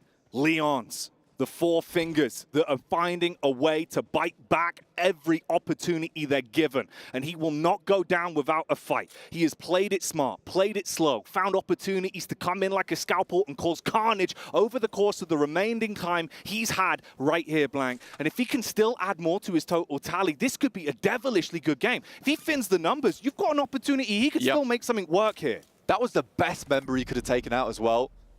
Onto Mad Bulls, dropping him down to 2 players. There's a real chance now for him, as well as the fact that he gets a massive resupply. 7 grenades in the back pocket, 2 Molotovs. He's got a lot to work with there, and that 1 elimination might just be the difference maker. Flique on the back of a tree. This is easily nadeable here for Leons. Oh, Leons, how far can you take it?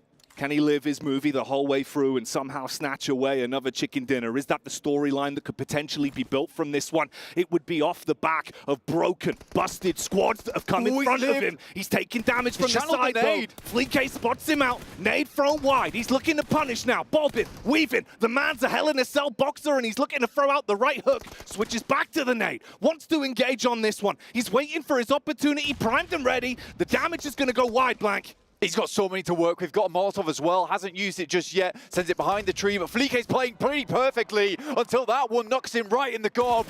Another nade sent out randomly over the side, clearing out the other tree. Now knows that Tulika's further down the hill here. What is happening here? A 1v1v1. A 4-way towards the end of the map.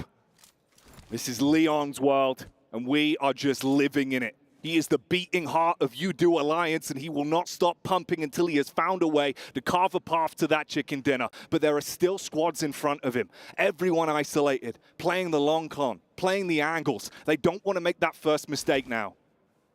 Just cutting through the lobby, assassinating members of other teams where he can, going toe-to-toe with 2 in front. Heads down the hill, spots another there. That should be an easy elim for Leons. Strikes it up to 13 elims. Contains the high ground. What an incredible game this has been so far from a solo. Lucky number 13 for Leons, but he doesn't need any luck. It's all skill right now with the way that he's been playing this one out, focusing on being able to isolate these next 2 fights. There's such a good timeline for him here. He's got through the hard part. He's just got to be able to pull it out. Ooh. Lucky to be alive. That one really was divine intervention. He can tuck back into cover, re-heal off the back of it. He's still standing. Top out in the open here, challenging him to peek out. Gets a spot onto Rogue as well. This is perfect news for him. Circle's going to close in. Stage 9, last one. This will pull all teams together. And Leons has to run down this hill. Brazen play he'll have to make. He's looking for that opportunity. His best bet before he kicks in those sprint boots and starts on running. There's the response back though. First pickup. Yo! Oh! He goes on to do it. A massive performance. You Alliance, they do not go down. Leons as a solo stand strong, and once again, a chicken dinner is theirs. What an insane game there from Alliance. They were pulled apart, the Alliance broken, but united still, they stand strong towards the end of the game. Leons, like you said, man, that was a move. We were talking about cinema at the start, but this guy's blown my ears off. Blown the roof off the studio too. Outrageous. The fact that he's been able to make the right decisions, hit the shots, the timing on it all, dude. We're looking at it thinking, yeah, you have played damn well today, but surely not here. Every time we're going, Leons, Leons, Leons. The back-to-back as well of that one. He looked incredibly slim on the opportunity, still makes it happen. This has been a disgusting game from Alliance, and they're here to play. Whew, yeah, they were.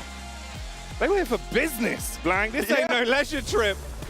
They're heating up the studio.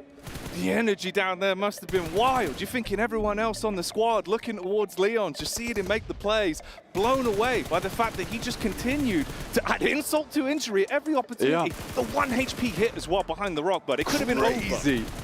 It was crazy. It could have ended right there and then, Jackie. The best thing is, though, some of those rotations, which I'm sure the desk will break down, but as a solo, you really have to pump those minuscule details in those end games, where he moves up towards the high ground, realizes this is going to be the best spot for me. I can play on Lion's Rock, get some identifying information on the teams below us, then play off the back of that.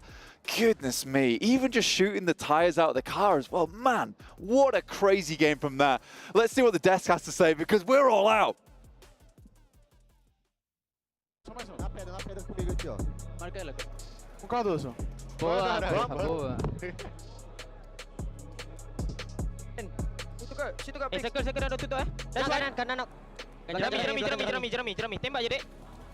Nice one. Anjing telur aku.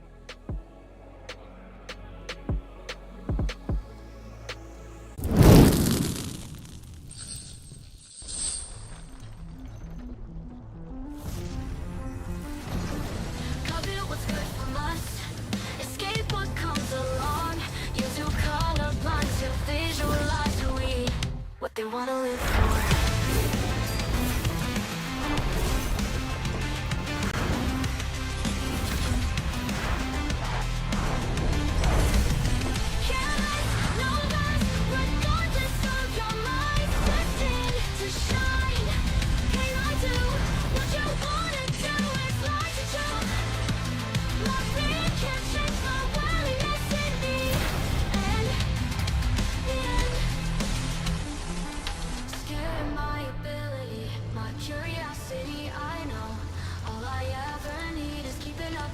Why'd you prison me instead? Cut it, what's good from us? Escape what comes along. You two colorblind to visualize who we are. Light, careless, no less, regardless of your mind. Destined to shine. Can I do what you wanna do? It's like to choke. My fear can't change my worthiness in me. And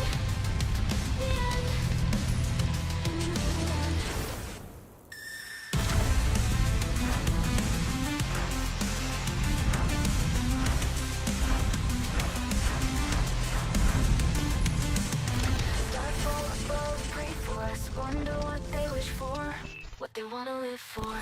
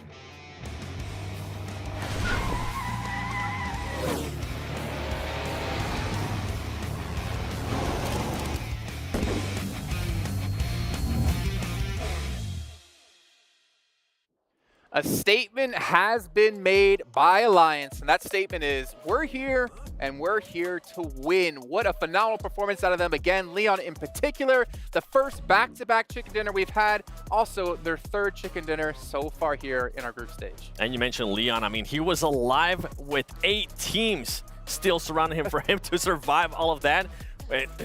We've been talking about, are we finally going to be starting to see a team being able to get those back-to-back chicken dinners, which we didn't get a chance to see yesterday with all the uncertainty. It's good to see that Alliance, out of all the teams, Alliance ends up taking that back-to-back chicken dinner. I mean, they're feeling it, right? It was ridiculous this game. Not only did they start things off by hitting the crossroads south of East Bridge and taking out 2 members of Falcons who should know that area and should have command of that area, they then go on to be able to win out a ridiculous scenario down towards the bottom. Do I need to make a noise? Wow, look, there's 2 over the 1Ks. I don't think you are indeed for 2 simultaneous 1,000 yeah, it's plus difficult. damage. But the fact is, this game, it wasn't a team game, honestly. It boiled down to those solos. Tulika coming in for Mad was so important to see because Zerich got eliminated early, and Zerich is typically the player you look at when it comes to Mad Bulls, and for him to step up when they needed it, especially against Vampire there, we saw with the shotgun, that was getting Mad Bulls back in the mix here. What better way? Legends of PUBG Mobile here at the final moments. 1v1v1v1, all on different angles. Alliance having the high ground.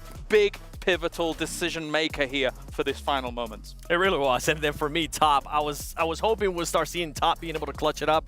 One of the factors that was a bit questionable out of Team Falcons in their region is their clutch factor. Unluckily for him, he wasn't able to do it, but Alliance, 24 points, and Mad Bulls, the way that that team was able to rotate, we'll talk about that a little bit later, it was quite impressive. They ended up with those 15 points. Alliance might have passed Tianba here for first place, and Alliance, they're guaranteed through to make it to the main event now. So now it's all for them about how many more points can we score to potentially take home, what is it, 70 grand for first place here in the group stage? Big stuff. I mean, yeah, and the difference in which both of these teams have been able to make it to the top as well, right? Tianba, no win under the belt just yet, but Alliance 3. They were the first to get 2, and then they were the first to get 3 straight away right after it here for the tournament. A team that we're talking about that we actually got a chance to see there again on that second page was Al-Ula IHC. I mean, we're wondering what was going on in the first 2 matches. Now back-to-back matches where they are able to put up points. And it wasn't just elimination points out of IHC. It was some placement points as well. Yeah, very true indeed. And we're taking a look at the second page. You can see Team Liquid there off the back of their start with their win. They have been a little bit quiet, to be honest. Yeah, a little bit. A lot. I think Team Liquid is able to thrive in situations where, again, as I mentioned earlier, where they control space, but they need to be able to control, in controlling space, they need the lobby to be a bit more predictable about how things are going to be moving in around them. Again, there's a bit of chaos right now in the first 2 days. Chaos was the perfect statement for that last match, too, considering the zone we had going very far southeast, 50% of it was water. We saw multiple teams, Team Liquid and Vampire, both take into the island as well, where obviously Vampire came out ahead in that one, but that was not an easy zone to play whatsoever. It really wasn't. And for me, Vampire decided to make the push towards Mad Bulls. Mad Bulls was able to defend that compound super well, considering that they moved in super early too. With Mad Bulls, their early rotations, we've been talking about this, and it's something that we were talking about it yesterday, and we're starting to see it more today too. Those early rotations from most of these teams, being able to set themselves up, being able to defend a compound, if you are able to get into a compound, has been working wonders. We find ourselves in another interesting moment in this game as well, where 4MV had sent it very rapidly into the center of some of these final circles, and again, it comes down to what Team Liquid did in the previous Erangel, where they went to a location a little bit too early. If 4MV goes there a little bit too early, you see Al-Ula IHC get in there right behind them and then make it work. So again, it's all about timing in a lot of these moves. But with that 4MV push, that 2v2 split, sending it to the middle during Circle 5, were you happy with that? No. Because I was not, man. I was. I actually, we were talking about this. I thought that they were going to be sending it towards Falcons and then clearing that area and then controlling that compound and then working the way out. But once I saw them split, I was like, oh, no, this is not going to end well. We're taking a look here at our overalls, and Alliance have been able to do it. But as you always point out, seven placement points outside of their chicken dinners, whereas Tianba has 29 points outside of their chicken dinners. Night and day between the two teams. But nonetheless, it's been enough for Alliance to get themselves through into the main event. Alliance, I'm not complaining. All right, if you're going to be getting back-to-back chicken dinners and you're going to continue to get chicken dinners, you know what? Do whatever you want to do in regards to those playing points. I want to look at D+, and it's a team that I'm going to keep a close eye on because besides what they did yesterday, let me actually check real quick. They started off the day with 57 points. That means after 4 matches, they've only gotten 2 points, and it kind of goes along the lines of what you were talking about, Kyle, which is that team just kept getting blessed. They were able to take advantage yesterday, and it's starting to look like a fluke. Man, it's been a non-starter today, hasn't it? Only the 2 points on the board. And again, you know, we've seen you pose the question of, okay, how are they going to fare when they have to chase the circles a little bit? And unfortunately, it's been kind of catastrophic. It's not been great. You know, it's been absolutely awful. Boom Esports here. One of the few teams who have played out 6 matches so far and being surpassed by others. TJB, IHC, Team Liquid, even Falcons knocking on that door. It's getting some rough times for some of these teams in Group Yellow, which I think we're kind of all having to agree Group Yellow is definitely looking like to be the weakest group overall. Yeah, 1 through 8 has been completely painted red for now, but beyond all of that, I'm expecting in the next game or 2, teams like Reject, who by the way, Brute Force have now taken over, I'm expecting these guys to, if they don't do something, they're going to be falling down beyond where some of these Group Green, or the better performers in Group Green, are going to be actually able to push up. So if that happens in the next game, something needs to happen for these guys. Something needs to happen indeed, and they're starting to run out of time as well. Remember, this is the last day of play here for our Group Red, and it comes down to tomorrow with Group Yellow and Green still to play. By the way, Seven, I'm going to challenge you here to do something here that you're probably going to hate me for. Did you know, if you follow PUBG Mobile Esports over on TikTok, up from now until July 30th, and post a video of you doing your favorite victory dance, whether it's in-game or out-of-game, you're automatically entered to win potentially up to $3,000 in virtual gift cards. And I want to see what kind of dance you got going on here, Seven, for us today. I wanted to do something, but I saw your face. I was like, you know what? I'm not going to do it. No. No. Okay. No. Unfortunately, not going to happen. Maybe our casters could dance first, so we're going to head back over to Jackie and Blank to kick off our 5th match of the day.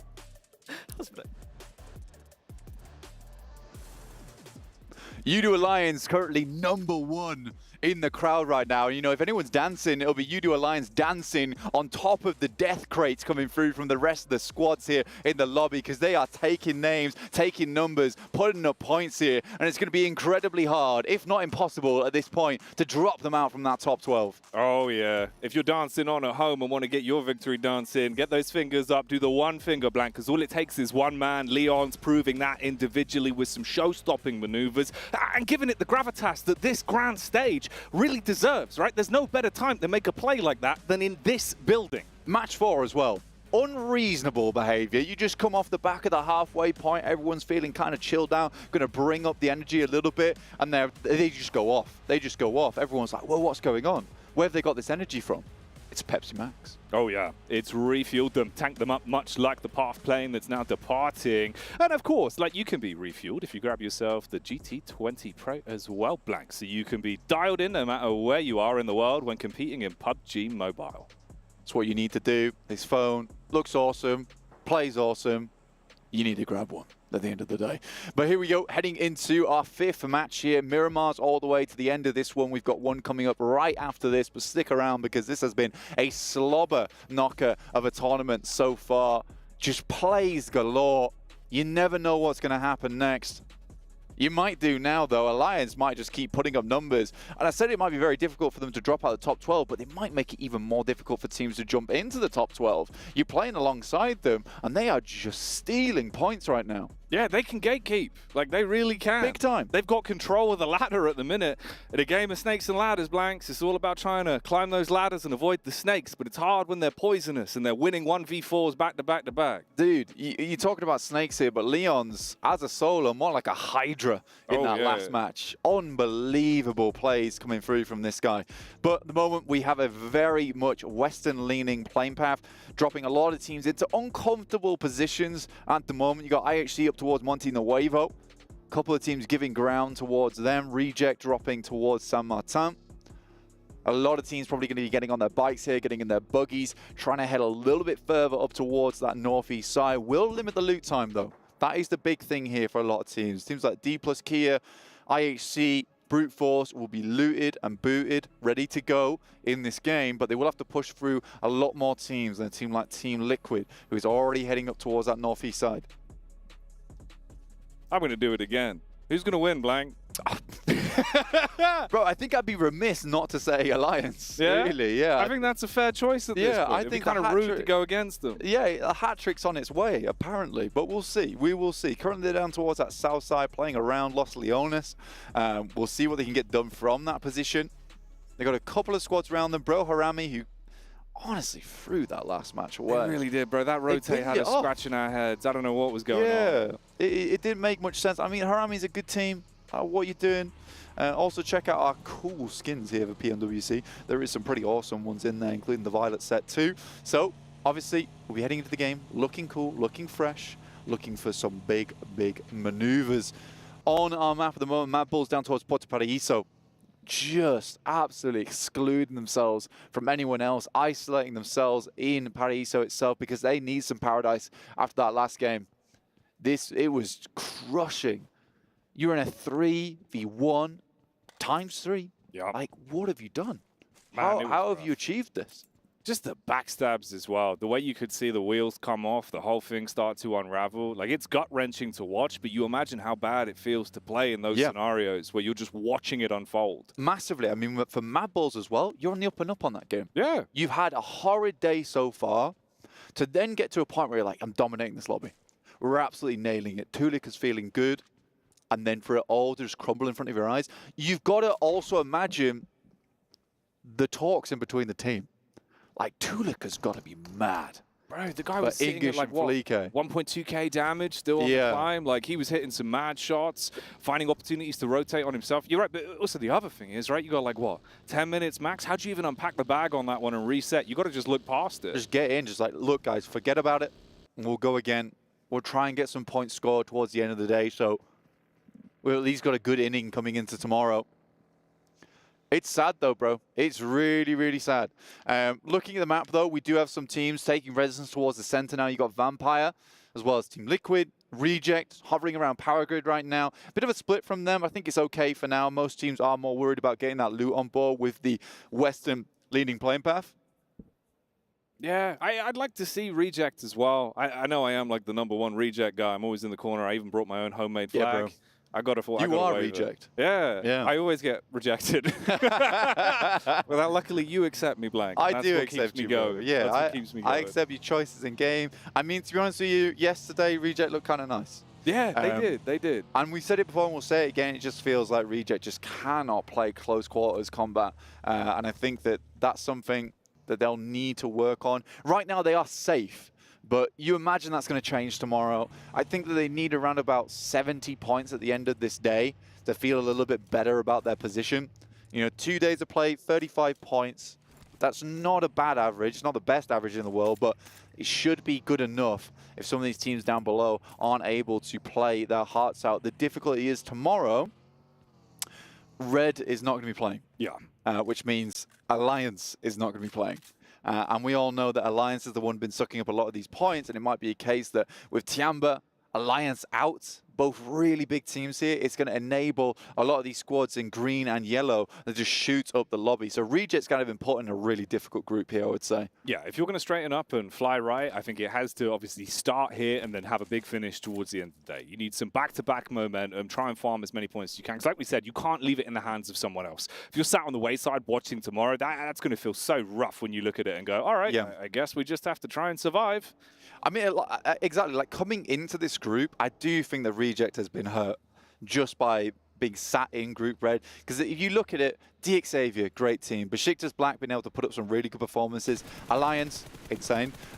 You've also got 4 Miracle Vibes, a big favorite for a lot of teams coming into this one. Brute Force, one of the best teams from EMEA. And then you've got Reject, which a lot of people didn't have too much hope for. But on our screens, that's your teammate.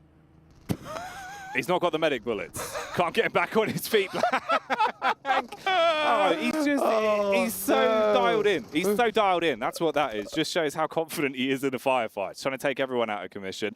This is you at least being tested early on. I mean, maybe there's a timeline here, TJB, if they can find the right targets, are able to build something off the back of it. But you get the swing around the corner. He's got the Air Maxes on. He bumps in. That's it, dude. It's done. I mean, it's a full reset as well for Alliance. This is nuts right now for this team. Tongji about taken out, but here comes Harami trying to make a more decent rotation before. But again, this is going to be a 4v2. No real possibility of getting a third player back up here, I don't think. Nade through the window could be devastating to the squad. Doesn't do all that much damage. It bounces back off the window frame. Uh-oh, okay, so they've still got a little bit of leeway, but the peek through the window is good at least. Federale's making issues as he comes in to sweep his way through the building and deny the response. They were trying to play medic and get themselves back in the fight, but it's all down to one man. This time it's Jimmy that's got to withstand the entire team, and they run on in to clean up, looking to throw him out of commission. They're going to get buckled, they're going to get battered, and honestly, Blank, it's going south quick. For Lions, though, taking 2 fights back-to-back. They had to bring 2 teams to the table just to shut them down. Goodness me. And what's this, Jackie? Mad Bulls. They're dead. They're gone. When did that happen? We were talking about the mental game. They flubbed it. Yeah, I guess it's kind of... It's ruined them. Probably going to be worse now as well, right? That doesn't get any better. Oh, dear, dear me. That is upsetting, to say the least. I didn't even see them go out. They're not on my radar. No, that's rough, bro. We're dialing in with You Do Alliance, just taking fight after fight. You look back for the overall perspective, untunnel vision. Mad Bull's gone. Whew, not even 1 point with their name as well. That really is going to be savage for them. Got to sit on the wayside for the whole match. Yeah, it wasn't even a reset. It was just a power off, apparently, for this team after that match. Hard shutdown. Hard shutdown. Looking here, though, we're going to get our second circle. This is the biggest shift we'll have on Miramar. It is the one that has the most weight on it. A lot of teams all trying to stay as central as possible, and it is the right play here. It is indeed. Get yourself set up. I would like to see a little bit from Liquid on this one, actually. Have them get back into it. I know coming into the event, you were pretty confident Liquid would have some good stock to them, Blank. Yeah, I was. I mean, they won the first game of the day on Sandhawk. They did well on that one. But again, it was just pretty easy rotation for them to make. It was the right heads-up decision. And again, that's something that Team Liquid are good at, is just making the right decisions in the right moments. But they're coming up against a caliber of teams that are so hungry to make it into the main tournament here. It's intense for them, and I think that they're getting to grips with the fact that no one is really going to be allowing you to just get away with this as much anymore. There's no freebies. There's no easy ones. We're seeing that with the quality of competition we've had over the course of the day already. Everyone is playing their absolute hearts out. And it's what you've got to do. It's so important that you accumulate those points at this stage. You know you're getting close towards that midnight hour. Yeah, 12th place or 13th place and down was like, that is a rough position to be in.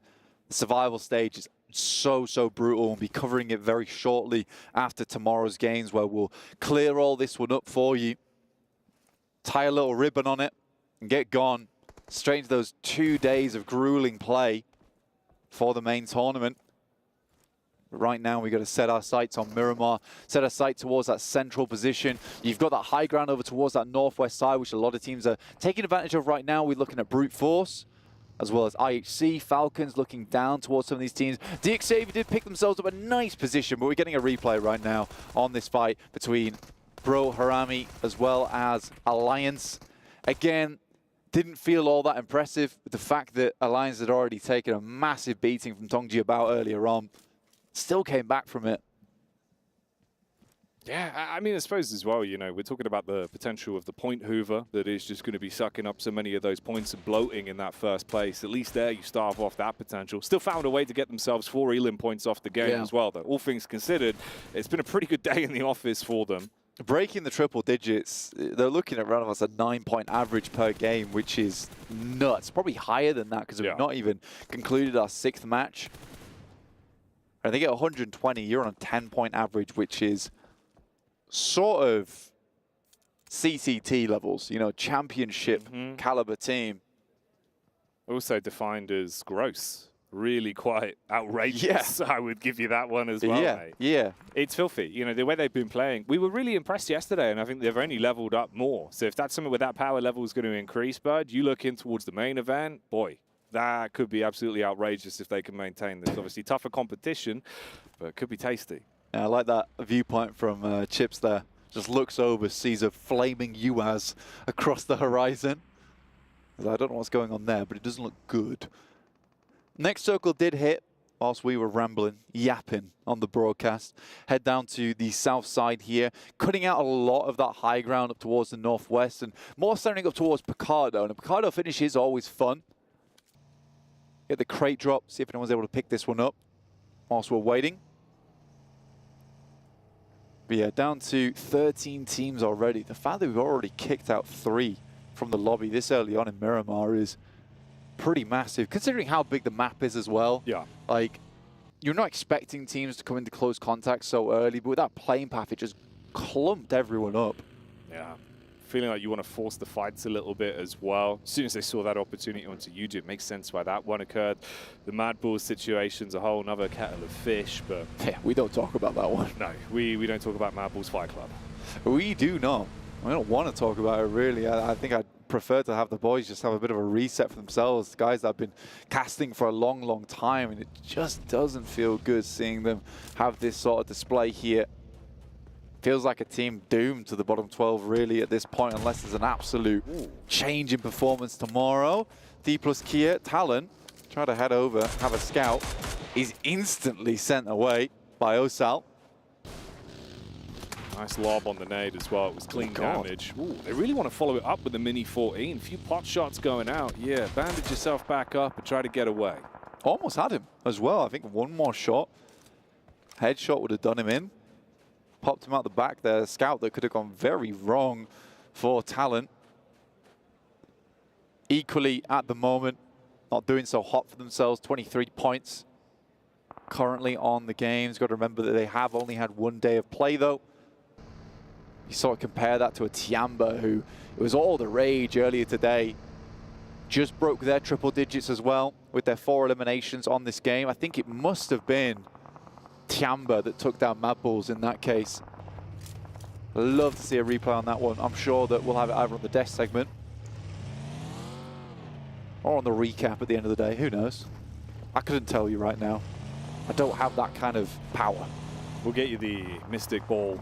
Thanks. You can divine it out. I need it. We'll have that set up for the rest of the event, don't worry. Full Miracle Vibes, though, I don't know if they'll be really able to use that ball to assess the situation here, because all they're living in right now is the present that results in them taking a ton of damage. Opening shots getting whizzed onto them. It's been a bit topsy-turvy for them over the course of the day, and again, here they're going to have issues. Tiamba, though, going in. This is what they do best. They like to try and converge on a unit together and see if they can swipe their way through. Talon do bring the claws out, and they slice back. Bond down, looking for the close quarters compound fight with the DBS. The team trying to reset. You've got Talon on the outskirts as well with an age. Can get a nice lob on that through the window, potentially cause some issues. And issues are what are happening here for Tiamba Blank. It's not getting any better on this one.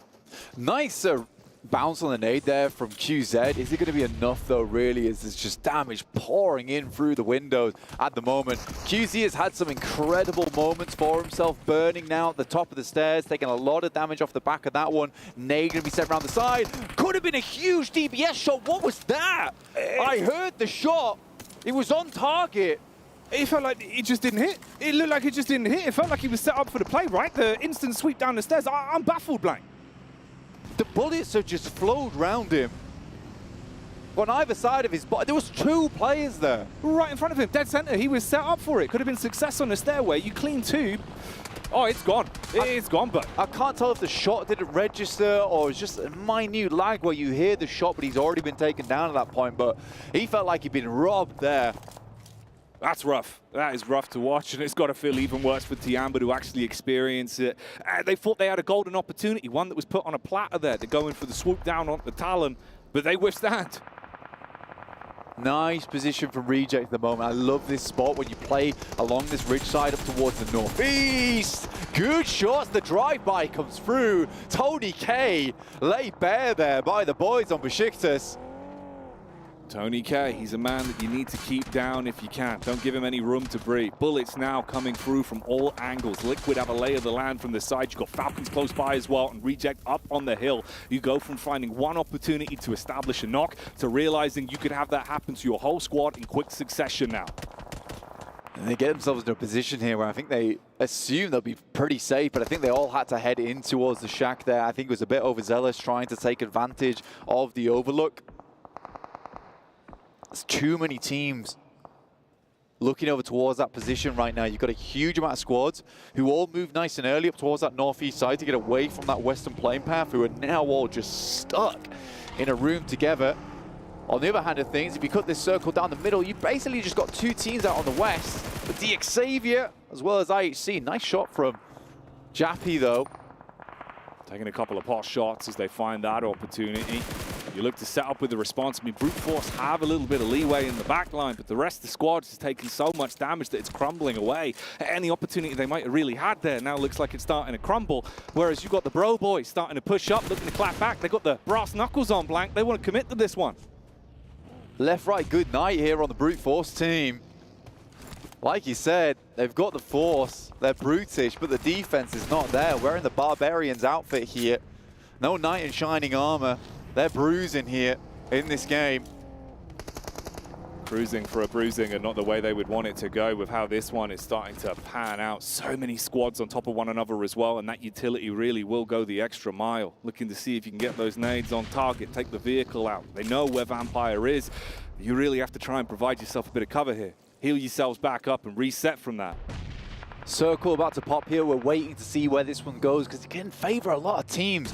Honestly, I do love Reject's position whilst 4MB is attempting to get rid of the guys here on D plus Kia. Nice nades after nice nades here from the boys. 3 of them left. They did take a big amount of damage earlier on. Circle heads up towards that northwest side. IHC, DX Xavier happy with this one.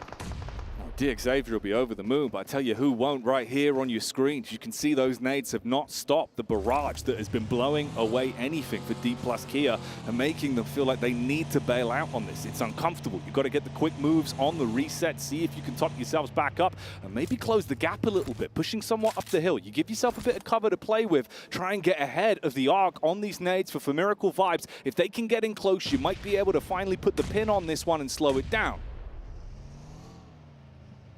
Closing this one out just a little bit for D plus Kia. They've been given some space to work with. 4MV sat down on the ditch and K's up close now. He's had some good moments in the past and he sees teams just running. He's going in for the run over. Opens things up here. 4K gets the double spray down. Will only pick up one though. Oh, the predictive shot round the corner. Ooh. He still gets the repeat blank. He's able to take the angle once again and find another one off the back of it. It was looking so good for Miracle Vibes. And they had him trapped. And now it's getting blown to bits. And Talon have seen their opportunity to sweep straight in and continue dogpiling the pressure on. They don't want to give D plus Kia any room to withstand this fight. You're right on top of them when they're low HP across the board. You spread the push round the back as well. You're up close. This should be simple for him. And he jives round. They're just crumbling. D plus Kia has had a hard task ahead of them. Just one left with chips here. Osal on the floor, crawling round, passing that information back, but this is a big moment now for Chips. Can he weather them? When the chips are down, he's got to do something huge. The DBS, we know it can roar, but not in this situation. Overwhelmed, too many angles to prioritize. He falters and the team falls. Roars as loud as he can, but Talon comes in with a quick trank dart there. Take him out. Tiamba couldn't handle it either. Just added to the amount of pelts that they are having on their backs at the moment. We're back on Reject side. 4 players still up, strong position on this eastern edge. They can still clear out here, I would say. They're going to be very worried about Bro Harami. So as Vampire Esports living in the wings here. For me, it's just if they can maintain the distance. When they've got space, it's fine. We've seen them hitting huge shots on the snipes, on the Mini 14. They're able to establish that control. When you get in close, it feels like it goes wrong in close quarters combat. So Reject needs to play to their strengths on this one. It's not going to be as easy as saying that. There's pressure being applied from the other squads that are looking to advance. Liquid as well, finding slight opportunities to take pot shots, establishing chip damage back over onto Vampire. Yeah, Reject playing kind of scared here, but I don't think he can at this point in time. 46 points after 2 days is not enough. You need to start picking up points right now, and they are thinning as we speak.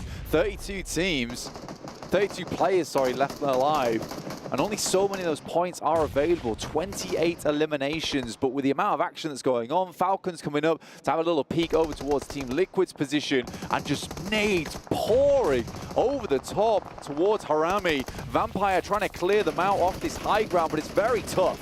Ooh, Osio took the peak as well and got flicked on by Falcons in the meanwhile as this fight carries on in front of our very eyes. You've got trade, but it's all about a nade. That's what's going to blow up to bits blank. Goodbye, Vampire. A stake in the heart for that team. Insane nade from Bro Harami. I mean, they sent back, what was it, 7, 8 nades up towards Bro Harami. They just need the one. Well placed. A detonation. They've been eating nitro for breakfast because this game's getting explosive right now. Things are starting to heat up inside of the battleground blank. Meanwhile, Xavier, they're still chilling. They've had control for so long in a comfortable position whilst the rest of the squads are forced to fight it out for any sort of rotate. Reject just not able to do too much here. I mean, Team Liquid, they're playing the slow game right now. The Knight on the Horse moved to D4, playing it tactically, but it's Bro Harami bringing the C4 over towards Vampire Esports, attempting to just blast them back, and I think that they can carry this one on. They got the full reset on the loot from Vampire 2. It's just this vehicle. They have to send it in, but Duello with the M249, the big gun in the back pocket, ruins their day. Throws in the clip and lets it rip. Everyone taken down in seconds there as the meaty weapon claws its way through them. Reject. It's looking like it was starting to go south, but if they can bring the energy back after commanding respect in that fight, could still have a good run ahead of them. Falcons been testing the waters for a long time, and they're starting to go from lukewarm to very, very hot quite quickly as Team Liquid has been keeping a lot of teams around them at bay. In the meantime, IHC, Xavier, living in their own land, really. Not much happening on that side of the map. They're just safe. They're out of the fight. They don't want to get stuck into it if they don't need to. Just look for an opportunity, maybe one that could be presented by Lamborghini's rotate. He's starting to pull up stealth style around the back of the compound. You're at a peak right now over towards Falcons. A really nice little off angle for them. I don't know what IHC is doing. They had a great position over towards that northwest side, but with Demo getting knocked out, as Xavier solidifies their position, Reject using that high ground to push Team Liquid back. This could be a good game for them, but it's a case of getting back across towards Talon, which is going to be the difficulty. Talon trying to hold back the boys from IHC. They're a tough team, they're a strong team, they're an aggressive team, but playing uphill, never simple for any team in PUBG Mobile. Talon have popped the smokes, and they're looking to leave them broke if they find an opportunity to peek down onto IHC. One man's gonna fall. Demo taken out of commission. Meanwhile, Reject, they've been causing so much infighting from both Liquid and Falcons. They're finding snapshots into the backline each time and making it uncomfortable for them to move, so they're just taking shots at each other, whilst Reject is sitting pretty. Talon is still just trying to hold this push as well. Slight moves up the hill. There is a tag back. That's Lamborghini that was building the flank. He gets one shot off onto Sarah. Yeah, heading down there now is a very bad ordeal. Here's the off angle we were talking about earlier though from Lamborghini. You spotted it, you sniffed it out, and he has spotted the guys on Falcons too now with the binocs, looking to make it uncomfortable with Chua though. Circle starts to move in. Do they pick him up or do they go on as 3? Pretty uncomfortable as well for the fact that they haven't had to do too much in the game. They're losing a player at this point, at this very exact time in the match. Is so uncomfortable to deal with. Looks like Lamborghini's hopped in the vehicle trying to make his move, at least now walking back on his feet, potentially going for that pickup on Chua, as they know it could be really lucrative to have the 4-player squad alive the longer this one goes on, especially with the damage that's being established to the other teams, like we're starting to see here. Falcons, they've been getting pushed from pillar to post. They've had nowhere to go. Liquid have always had their pathway blocked. They knew Lamborghini was in the back, but with him moving off, they get an opportunity to dive in the vehicles, try and create some space, try and cause some issues. There's a smart move there. They had to make it. They had to make it now. But look at this. Chief just ripping them to pieces on the side. Regiocio will actually slap back there a little bit over towards the guys on Team Liquid. But it's Einix from Talon who's got behind them. Can Reject stay underneath, stay undetected for long enough? They're able to play out this game. They've got a good bit of cover, but they're all inside this shack. One nade could be the difference between them and this game.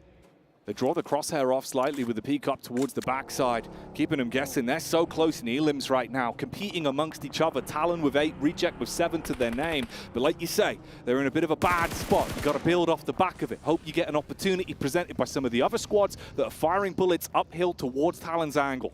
Man, it felt like things just got real intense in the PMWC here group stage. Teams are gunning for these performances. In comes Cardozin, not going to get very far though. Asara spots him with the AUG. We'll put an end to them. 4 eliminations, not quite enough. Good shots from Axel, though, on Talon. Takes down Duello, leaves Reject as a 3. Xavier were able to pick up Chua, and for good reason. That guy is sick with the nades. And in geometry like this, you desperately need someone who's able to just clear out those ditches. They knew they needed him. The Lamborghini. His mission was a success. And the damage he did previously as well, that's going to put them in a good mental space to try and see if they can bring this one out. You're going to have to start getting a move on though, Blank. Things don't come easy now. All these teams on the eastern side, a really difficult rotation for them to make. They've got to slip down this hill. For Reject, this is slightly more comfortable with the fact that Talon's going to have to move off this high ground further towards IHC zone. But look at this, man. What a great viewpoint we've got right now on the bird's eye view. Just looking at this position that DXavia's got set up, it feels like it's in the bag for them as Talon just starts to take casualties. Yeah, it could be a game-winning spot for them if they can just deliver when it comes to actually hitting the good shots, the money makers. IHC, it's been a bit bumpy on this one. They've had opportunities, but it's felt like it's been so rough on the rotates. Meanwhile, you've had Reject trapped inside of a building for so long. They knew they had to move. They start to fan out, but you're giving isolated fights where they can take 2v1s, focus the fire, and shut a man down. That is just the solo of Falcons as well. He's really revealed himself. He's put a target on his back for the other squads. Reject slow it back. IHC get pushed in. They're looking for the bonnet. They want to run him down. He turns, burns onto Misery that's now going to be feeling that emotion, and they try and keep it going. All right, Talon taking hot shots. You got the fight back from OCO as well onto Falcons, who finally finds the solo and shuts that man down. Issues being arisen. How on earth is he still standing as the vehicle whizzes by? Godless still alive for so long here. Doesn't need a god because he makes his own miracles, apparently. Nades over the top from Rogue. Will take out another. This is intense, Jackie. Incredible plays here coming through from IHC. And they managed to get themselves still in this game, playing alongside this Ridge. Reject in the meantime, they moved out. The M249 was barking like a K9, but they're not fine anymore over towards that top side of the map. And it's IHC, a 2v4. IHC, is there somehow, some way they can find the upset to pick up the 2v4 and clap back? Lamborghini denies the potential as he strikes first, leaves it all on one. They want to close it down and walk away with the chicken dinner. They played a smart game. They played a positional game. And in each and every fight, they're finding success. With the 4 players alive, they will take it home as they're going to grab themselves the chicken dinner. Great game there from DXavia. Honestly, it didn't look too impressive, but you take that high ground, you see it still in the circle. I think what was impressive from DXavia there, you know, they're not elated on that game. It's no surprise because it didn't take too much, but it's the fact that they were constantly looking, constantly spotting these other players in the lobby. They had great ideas of where everyone was in that end game to ensure that ridgeline was basically the winning move. And we called it really early on that that is just disgusting to play against. But awesome game from a lot of teams. Anyone on that eastern edge, my heart goes out to them because it was a tough match to play in. It was a scrap. It was an absolute scrap. You know, you're looking at that consistent fight between Falcons, Liquid, Reject, where they were just all taking pot shots consistently. One knock, one res, one knock, one pickup.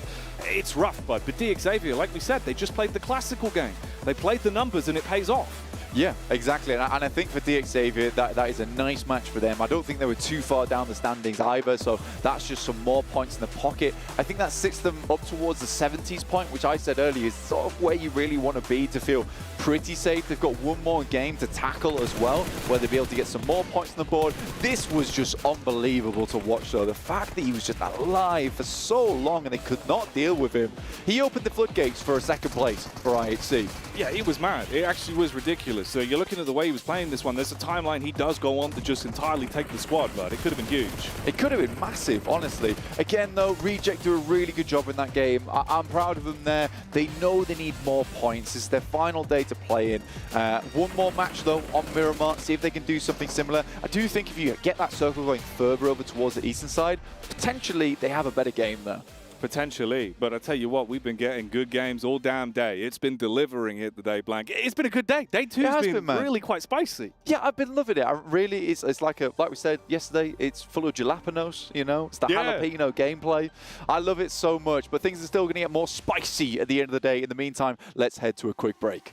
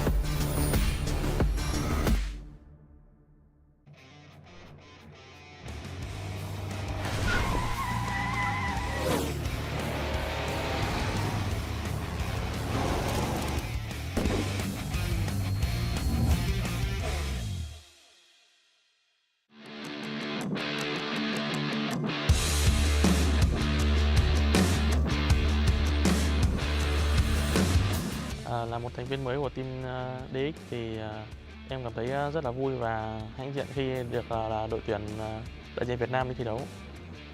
Còn về mặt em có mặt được ở trong đội hình chính thức để thi đấu giải đấu này thì em đã bỏ công tập luyện chăm chỉ và thích nghi với team, thích nghi với một đội hình mới nhiều. Mối quan hệ của những thành viên trong team thì em thấy rất là thân thiết, hòa đồng như anh em sống một nhà với nhau. Còn vị trí và vai trò mỗi người trong team thì Lambo thì đảm nhận vị trí in-game leader, Brazil thì là cover cũng như người scout trong team. Còn Shadow thì là tanker, Chô Cóng cũng là tanker. Em là tanker trong team. Sau những sai lầm ở PMSL vừa rồi thì bọn em cũng rút ra nhiều kinh nghiệm và học hỏi nhiều hơn, cũng như train nhiều hơn mỗi ngày để tham dự giải PMWC này một cách tốt nhất. Cảm ơn mọi người đã luôn theo dõi và ủng hộ team Deceiver và mong mọi người sẽ cổ vũ cho đội tuyển mình trong thời gian sắp tới đây, giải PMWC này.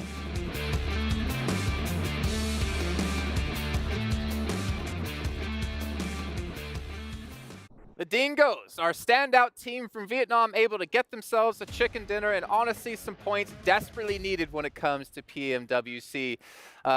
Obviously not a very high elimination game, but either way, getting as many points as possible to make sure they can make it into the main event. He's massive. He's gotten pretty big. This is what it feels like to be tall. This is awesome. I like this. I should keep it like this forever. We can't have this. No. 15 points for them with only 5 eliminations. Talon, though, Seven, you were talking about Talon at the start of the day. You wanted to talk about him yesterday. They are proven to be a pretty strong team, especially in the elim department. They are, and this is the second time that I see them perform really well. And I was talking about Mystery, one of the players that I wanted to see how he was performing. So far, he has been performing really good, too. Al-Ula ex-IHC, though, I want to keep an eye on that team. We were talking, I think it was 2 matches ago, how they were only being able to get elims. We were talking about the IHC that kind of won PMGC by them being able to win elims. Guess what? Now it's 2 games in a row where they've been able to get the elims, and on top of that, they've been able to get the placement points. Well, not only them, but looking at Harami, considering they were in 23rd place with 9 points, they pick up 10 points in this match to help catapult them up because they're desperately going to need it. Yes, they still get to play tomorrow, but it's not like things are going to be easier tomorrow. Well, yeah. It might kind of be because Group Yellow. Yeah, maybe. We'll see. From what we saw from day one. They find themselves in a really difficult spot, right, when it comes to just being put into Group Green. The fact that there's all these insane teams and Harami's going to have to try and compete against it. He's so tiny now. It's great. I love it. That's what she said. Yeah. What? Anyways, okay, we can come back. We'll let you back into the mix here. Trying to play around with the studio, and that's kind of actually how short he is in person. You can't really see there is an elevated ground below. It's not like I'm tall, by the way. No. But you are taller than me. We can do our segment like this. We can do a segment like this right next to each other. All right, let's see it. Which is unfortunate. We're looking at the highlights. Yeah, we can look at the highlights here. We had some sick nades as well come through. Was that Talon on the Vampire, if I'm not mistaken? By the way, not sure. DX, we've been talking about this team for the longest time in regards to how passive they play. And you were talking about how you think maybe they're playing passive because it is going to be the last 2 matches for them. I feel like they're just playing the way they've been playing the whole time, Jason.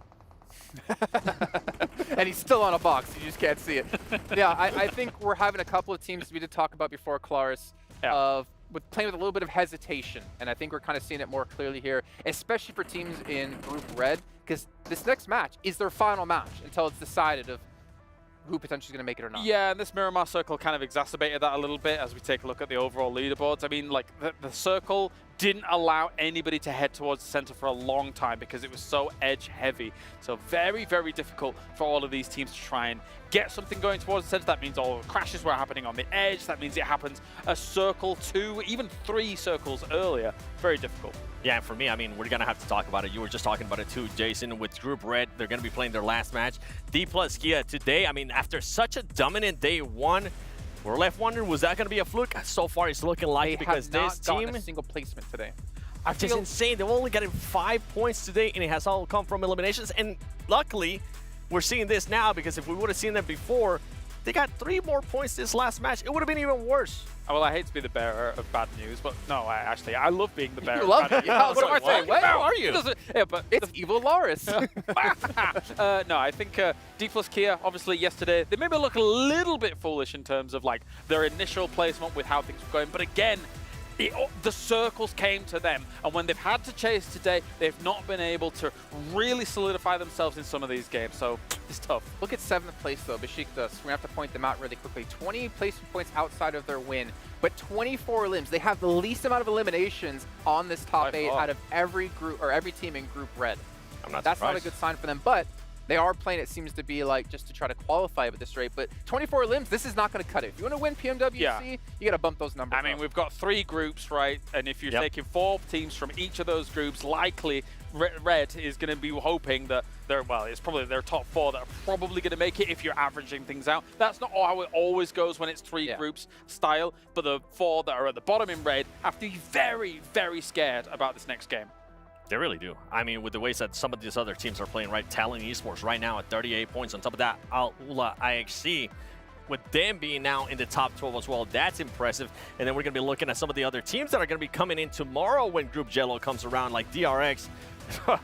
Boy, I guess with the performance that Harami just had, it's making DRX performance look even worse from day one. DRX, I don't see a world. Is there any world? They have to have an insane day tomorrow to try and climb up. And the thing is, that's to try to get top 12. I mean, if they don't do it here, they're going to be sent into the survival stage where only 4 teams get through. And you have, obviously, the teams who didn't make it from here, but you also have teams like Team Spirit waiting for them, looking to make their mark here at PMWC. But speaking of brute force, this is taking a look at their playing yesterday versus today. I know we checked in on this before 7, and they were kind of playing on pace with how they were doing yesterday. But this is the team lowest at the moment in Group Red. I mean, for a team that won their PMSL, for a team that had a little bit of hype behind them, because now they had more international experience. I was expecting a lot more. I was going to be honest. I thought they were going to be in top 12. They have disappointed. I almost bet you Kalaris is feeling the opposite way. This is kind of how we expected things to go for them. But you know what? We expect to go to our casters because it's time to get underway here with our final match in our 2nd day of play. Blink, Jackie, take it away.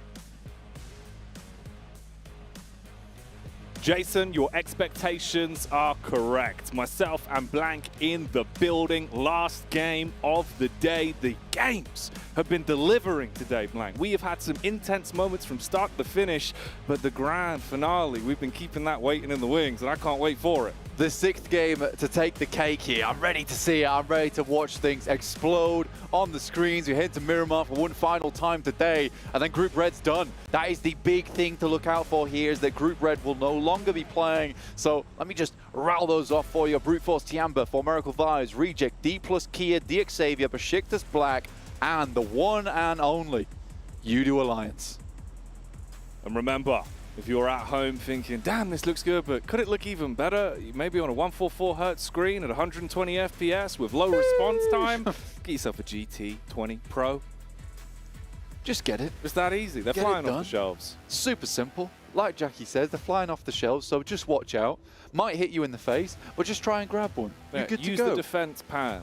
Use the defense pan. To catch it. You got the attack pan, the defense pan. This moment requires a defense pan. Yeah, not the attack pan. Don't attack the phone. Instead, purchase it and use it, as it will be a really good experience, much like this game is going to be. Match 6 Blank, we've been waiting for this one, and with what we've seen today, I think there's room for something quite crazy here. There is, yeah, but I mean, this ain't so crazy. This is the exact same playing map we saw from last game. What's this all about? We do have everyone just doing the exact same thing. Maybe they'll have learned. Maybe everyone's going to try and take up that position over towards Western Picardo. Pick up the same positions that D Xavier and ISC were able to get themselves. Pretty damn good game off the back of. But yeah, most teams heading out once again. Team Liquid, I think they had a chance in that game, but sort of messed it up just a little bit. We'd have a much different circle, though. Less forgiving, much further over towards that eastern side. Mad Bulls might be able to get a good one off of the back of this, considering they'll be dropping pod to Paraiso, but it's a hot drop between Falcons and Tiamba. All right, here we go. Strap in then, as already the action is kicking off. The handguns pulled out to deal some damage as Tiamba. They've been thrust into fights quite a few times today. It's been a bit hit and miss. Last game, they went down with 4 elim points off the back of being crashed on by 2 squads. Into this one, they have 1 man knocked immediately as Falcons look to see how much insult they can add. I mean, with the revolve, this just starts to devolve right now for Tiamba. Losing a player right off the bat like that is just not enjoyable. And again, Tiamba had built themselves up a massive score bank as well already. So going out, not ideal, but I think that they've already done enough, I would say, in today to make it through to the main tournament, ending this with a 2nd place. But you want to be first, man, don't you, really? Oh, yeah. You always want to be first. Second feels like, you know, first to come second, blank. Exactly. The worst. You don't want it. No. First to come second, maybe even third if things continue for a team like 4 Miracle Vibes or DX Xavier. Falcons, though, in 16th place. This fight, winning this one, be able to have a good game off the back of it would be very, very nice for this team because right now their point scoring potential on the day hasn't been amazing. Hasn't been great here, Jackie. Tiamba on the balcony, looking out for some shots here. I'm sure they'd love to take out Alliance in that 1st place spot. And remember, Alliance will be stopping playing today alongside of Tiamba, so that would be locked in if that's the case. That's what they're gunning for and hoping to take. For Falcons as well, as much as you get that opening establisher, you take the first elim, it's the knock-on effect that could come from this one. You have to clean up this fight without any real issues. You don't want to give away picks. You don't want to lose any players on this, as you're leaving yourself in a detriment of a position throughout the rest of this fight. You've got 1 man that's been lurking upstairs in the compound for some time, Uzi in his hands. If they come running around the corner, playing the little off angle on the stairs, it could be kind of cheeky, Blank. You got that headshot hitbox, he's ready. I love the fact that he's got the double Uzi. He's got an Uzi in the back pocket as well as a secondary. Stun grenade round the corner, blinds him. Quick Molotov, I like that Molotov actually, that's really good. Heads towards the side room actually as well, so this might actually catch him off guard. He is a solo, all on his lonesome. Tiamba brought down to 3 players pretty early. Here's the engagement. Nice. Bond knows that this is going on, and Bond does respond onto East. He was playing that off angle on the balcony for so long, saw the opportunity to get stuck in. Now, this is what we were talking about. If things really start to unravel here for Falcons, you're going from feeling like, yeah, that was a pretty nice drop, to, oh, what have we done? Yeah, exactly. It's all gone wrong. I mean, to be honest with you, Tiamba's sort of a weird team to be hot dropping, though I do think this is more of a case of the situation rather than the plan. With the plane being so far over towards that western side, sometimes you have to go for something like this. But Tiamba have sort of brought it back here just a little bit. Average eliminations here on Miramar, 1. Goodness me, Falcons. It's gone bad to worse. Since being pipped to the post in PMGC, it's just felt bad for this team. That's one statistic you do want to improve on.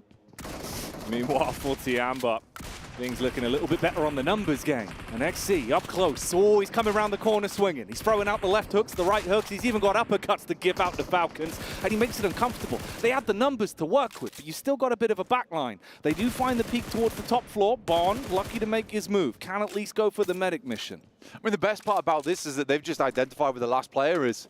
Nowhere in the building. You get a full reset on this. Action has to dip out. Knows he just has to wrap this game out now. Needs to snake it through towards the end to just get some points. 29 points. Total of 30 with the elimination able to pick up early there in that fight. It's not great for them. Similarly for VPE, Mad Bulls, Bro Harami, not had a great day today. Quick replay on the revolver at the start here. Felt like they were trying to regroup on the building. Unlucky start, but NXC, man, with the DBS. It's rough, but they really thought they had that one. And honestly, from the start they had, you're probably thinking, all right, yeah, we can really clean up on this, but not going to go that way.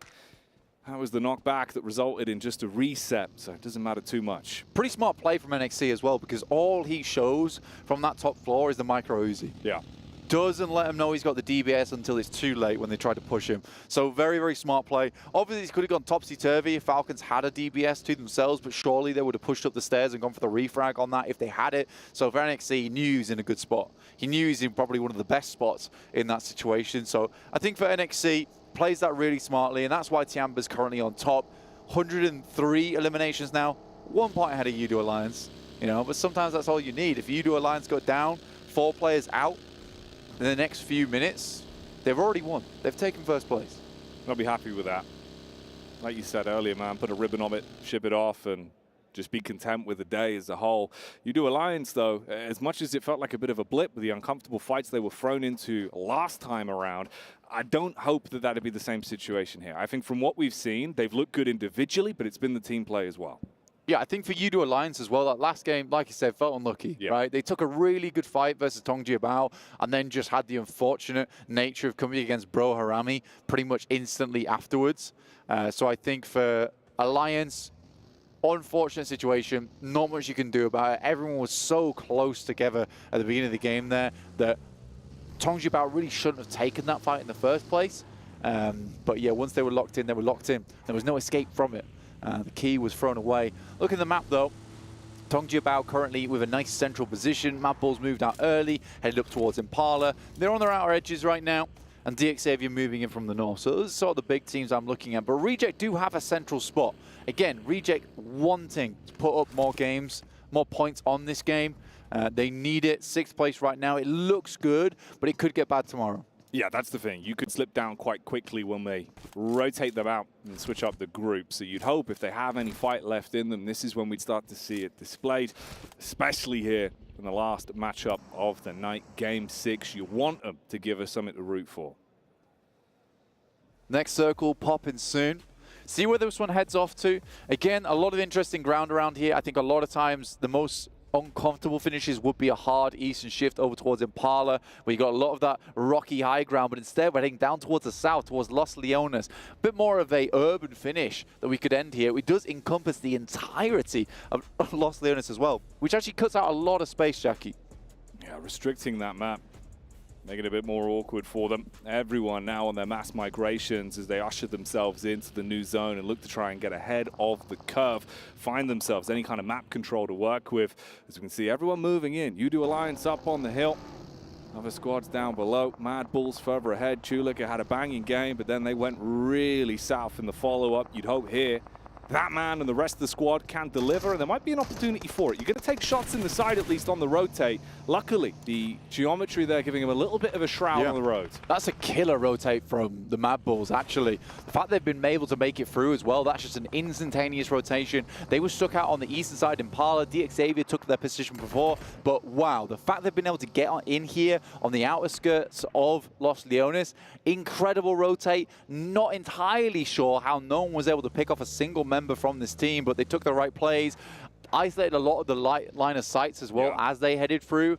This was overall a really good rotation from the Mad Bulls and could set themselves up for some success, where success looked limited just moments before. Look at this, man. This happened so long ago. Tianbo losing the first player, Falcons then just getting ripped to pieces, and they're still trapped amongst each other. You've got the nice establishers here of where our squads are setting themselves up after moving in.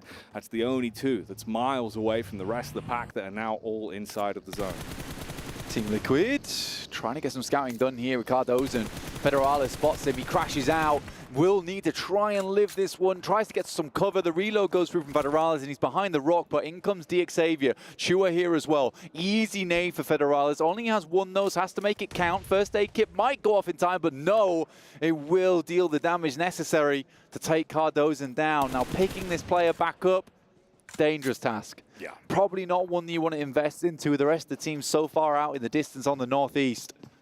Exposing yourself so much if you run the risk of going for it, knowing the angles that are there, and especially the players that are unknown as well further back. Tiamba looking to sweep, looking to clear. Oh, they drag the crosshair off at least and isolate the fight. You can get the pick up back in, so they do recover that and finally close down Falcons. Sort of a cruel game there from Tiamba as well. The fact that they stayed in San Martin just to confirm that last elimination, making sure there's no rat behind them. I mean, you'd love to see it. You'd love to see it. And Tiamba will find themselves that final elim, taking them up to 4, but they are very low right now. And we're heading into Zone 3 very shortly. This game has just been blazing by, even in terms of just the rotates alone and the speed of the gameplay that we've seen. Brute force up towards La Bandita, trying to play around some of that geometry in that location, but centers up again. A little bit of Los Leones in, a lot of this high ground towards that eastern side. Uncomfortable circle here.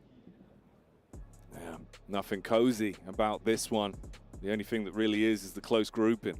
Bit of warmth from all these squads, Blank, because they're going to be on top of one another trying to fight for survival throughout the duration of this matchup. For Miracle Vibes as well, dude, it feels like they really are just having these games so they get thrown into the deep end. Brute Force as well. It feels like there's been opportunities to deliver, but they've been uncomfortable in a lot of the situations through other squads being able to control them, pen them in, leave them having to fight and play defense. Crate drops here. You can see we got some graphics. Yeah, we got some AR. We got some cool stuff going on. You like that? I like that. Good. Trophy came up behind it. It's a gorgeous trophy. It is very pretty, actually. Yeah, I am liking it. I'm liking it a lot. See how we get to lift that one at the end of the day. Rejects onto IHC. Good start for them. We'll confirm the flush onto demo. So their front man down. Ziol in the back lines. Ooh. It's a nice tag back at least. He saw the opportunity to get the damage on. Takes the shot, connects it. Means that he can't overcommit. And Divine does look to dip out, get himself into a better angle to tank himself back up. He's still got his squad around him as well, and they've got split ground to work with, so good height. Yeah, for Reject, the big difficulty comes in the fact that they're far on this western side right now. They have a lot of ground to cover. Luckily, there is a ton of cover to work with as you pass through Los Leones. You can see here, nice little shot of our map screen here as well. Mad Bulls 4 and V, as well as IHC all penning the guys from Reject in. They could go for a southern rotate, but where do you go after that, Jackie? That's the difficulty. D plus Key have already maintained a lot of that zone for themselves on that south side. It's just a tough circle overall, and will take a lot of cerebral action towards the end of the day, which is typically when you don't want to bring that out, right? You want a more of a chill match after your 6 games, but no, we want you to play your hearts out all the way to the end. Yeah, no flow state gameplay here. It's got to be switched on, smart decision making time and time again. For Tiamba, they've been making their slow rotation round the back, and there is some squads ahead of them as well. Timeline where they could run into a few. You got the spread out as well from Brute Force that have moved up. That's Liquid that are in their eye line that, of course, lost one man earlier on. Yeah, Cardozo going down is not a good thing for the team. I think he's a really good player on the squad. I think Ayala and Chief, though, definitely some of the big names on that team, including Mythic, and this is why I picked them as one of my big predictions, just because it is a team filled with powerhouses, but they have just not found that flow that they were looking for in these games, and that's a big issue, especially early on in the tournament. There's still time to bring it back, but you don't want to be bringing it back in the survival stage. Luckily, a lot of those top squads will be going out tomorrow, and maybe Team Liquid will be able to take some of these other teams to task in the more easy setting. Tongjiabao, though, coming through, and Tiamba getting cut out. I mean, they had a long rotation. They put so much investment into action from Falcons. They got that first strike off onto TJB in the backline, but it's not really going to amount to too much. You do get the one full confirmation off the back of it, but the remaining trio has gone down to just a solo. All on one man, barely fighting to keep himself alive in terms of the timing, with the blue biting at him. DX do take a strike onto Brute Force as well from the sidelines.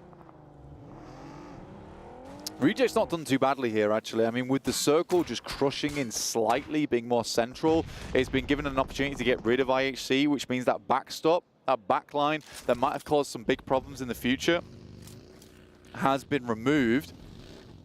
It's because the potential to come through. Massive split here from Alliance. It's something they do so frequently as well. On that north side, controlling so much space as they look over towards teams that are maybe trying to get through. Dick Xavier, spot a play here from Brute Force. Should be able to take him down pretty easy with an nade. Doesn't want to expose himself either. Just clean this one up. You see for the rest of the squad how they did opt out to just back off after they lost the first. They didn't like the fight they had to go up against with the Xavier, so they left Freezer for dead and rotated out with that. So another elim going their way as they pick that one up. Bit of a move now, a reshuffle from the Reject squad. For Miracle Vibes do have the height though up top. Hello. Yeah, nice position. A lot of times you kind of want to come off this one at this stage of the game as the circle comes through, because you know you're probably going to be needing to move at some point. Get your parachute back out again. For Reject, they lost Sarah on that rotate. Could have been a perfect rotate for them as well. All 4 players making it through. Still has a chance to try and crawl in, but you don't want to invest too many smokes when you know you desperately need those smokes in the future to get through Los Leones. But 4MV's definitely not making it easy. Here's Team Liquid. Car's on fire, but central position. At least they're still alive at this point.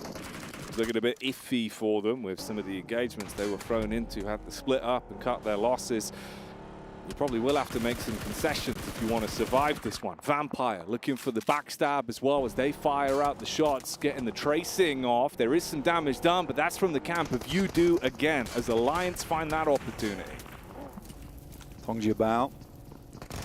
The flower coming through, but instantly dispatched here by Besiktas on that northern side. They spent quite a bit of time trying to deal with QZ, but he's making his way in too at this point.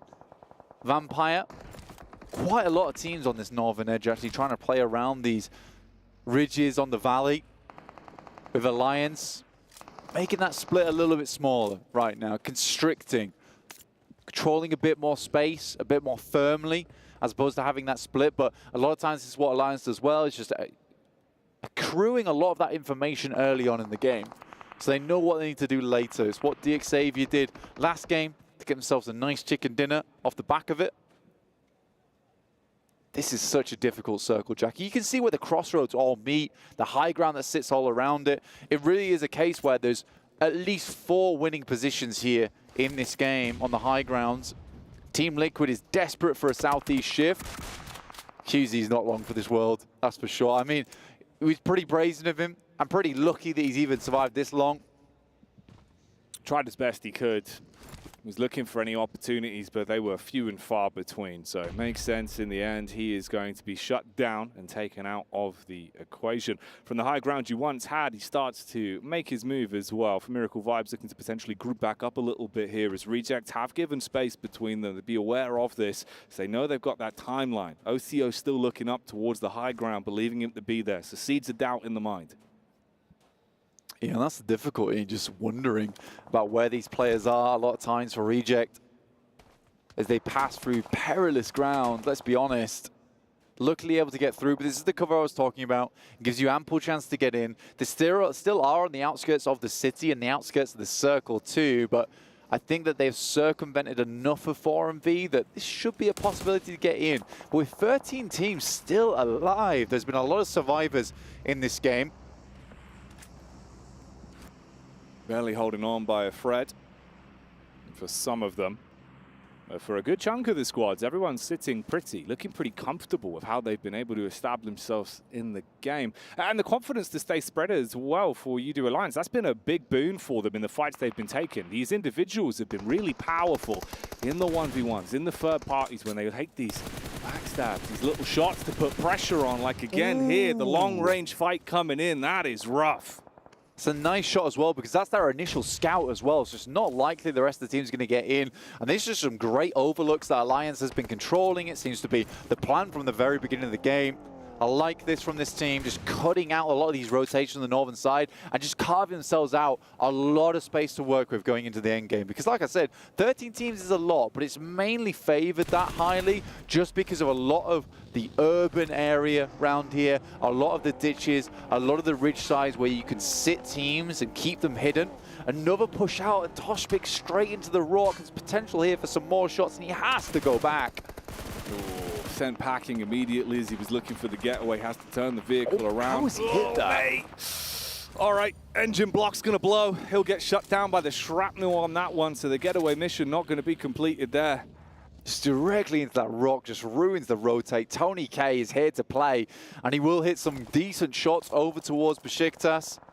Again, these lads have been sat over towards the eastern side for quite some time, and Vampire have not really had too much of an impressive day today, considering these guys were the back-to-back winners of mid-season the last couple of years. You're going to need something huge, though. Spread those wings, see if they can soar into action going into this last matchup, especially. We're still having 3 players alive at this point. If they can build back into it, try and turn our noses up, prove us wrong in some of these fights. Long distance again. Still opportunities for Alliance to put bullets down range onto Poser. And Leon's is pushing up. That's a mean nade. Nasty little nade there coming through. The Molotov just cleans him out. and they've been pressuring them for so long. Leon's jumps into the shack, I imagine, to try and resupply on whatever supplies they have. I don't think that Besiktas was in too many fights, so they should have a lot on those death crates. But here comes Brute Force from behind, and Vampires are now stuck between two difficult positions, and Leon's is just pumping the bullets in. Everyone's looking for damage and the shots are connecting. Alliance are getting a freebie firefight where everyone else is thrown into the commotion, the chaos that's keeping them guessing, and it's working. You hit onto Tony K, a man that we know can make big moves. With him isolated, you feel confident to push on down. Crystal clear vision, the elevated angle, easy for the hitbox, and they clean up. Alliance, 9 eliminations so far in this game. At Tiamba, the little lead they've got, it's not enough to keep Alliance at bay. And they're looking to hit that 120, the 10-point average, which would have been a crazy way to finish out this tournament. For them, at least, in Group Red. I'll be glad to see it, and with the way they're playing so far, it doesn't seem that unlikely to me. Bro Harame in a real tough spot. Nades available for Alliance. Smoke's going down to provide a little bit of cover to peek off the back of. All right, Alliance, there we go. He bides his time. Coil like the Viper and then pounce like an animal in beast mode again. Like you said, there's still nades in the backpack and he feels confident to dash them out now and rain down damage. Man, that's on point. More damage is flowing through. It's just one guy as well dealing this amount of pain. The smokes go down. They're going to attempt to get some of these reses through. Flex comes out from the side. Worried about some of the high ground though, and I think that's reasonable. No one's really looking at this at the moment. Sort of an isolated fight for Alliance versus Bro Harame. Talon up close, the claw's not sharp enough on that one. As D plus Kia are able to respond back, at least in the first engagement that's given to them. The nades are still being rained out as well from Flax, who does even more damage, but finally there is a bit of a response. Two Liquor spots the engagement. Will flush out Cluck as well. So unable to keep going. Jimmy's up close and personal. Molotov goes in. They're all burning. Send out the side, and with the jump shot, will finish things off here in the air. Feels the breeze. His own molly will knock him. The only one that can take out Jimmy seems to be himself here. But he is on fire, literally. Yeah, he's playing that way. An absolute infernus on the team, lighting everyone up and making it uncomfortable for them. Recovery mission is going to be a little bit of an X on his back, though. And the smooth moves, man.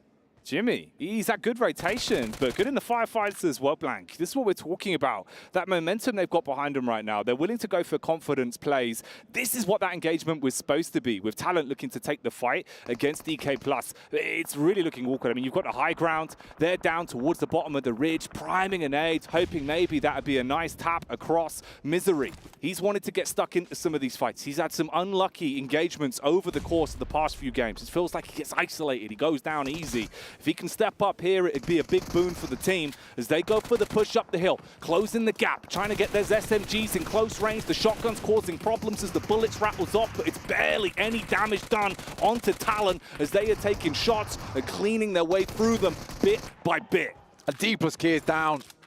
Talon's able to take them out. They tried to unlock the gates there with those smokes, which might have been able to get towards that top side, but they missed a crucial Molotov, which lines up towards that side. It's more missing on the timing, really, because they did stop them from pushing that ridge side for quite a while, but they sat around redesignating the smokes, and I think the difference maker there would have been a speedier push. Team Liquid up against the Xaviers. They try and assault their position. Some decent nades coming through. Flax will take down Tudica on the rotate there in the vehicle. A lot's popping off here. Nice nade, though. That's a big one.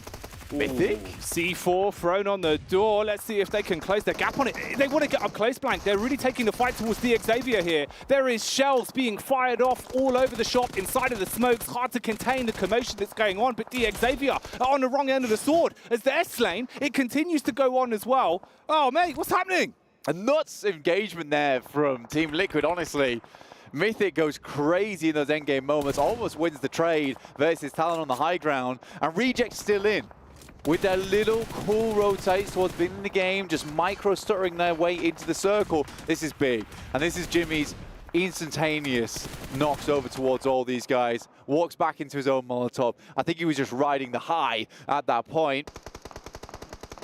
High ground is the fight that we're seeing before our very eyes here. Tulica again taking bullets from range as you've got Reject on that elevated angle. Meanwhile, down towards the bottom end of it, that's Alliance that have been forced to fight this continuously.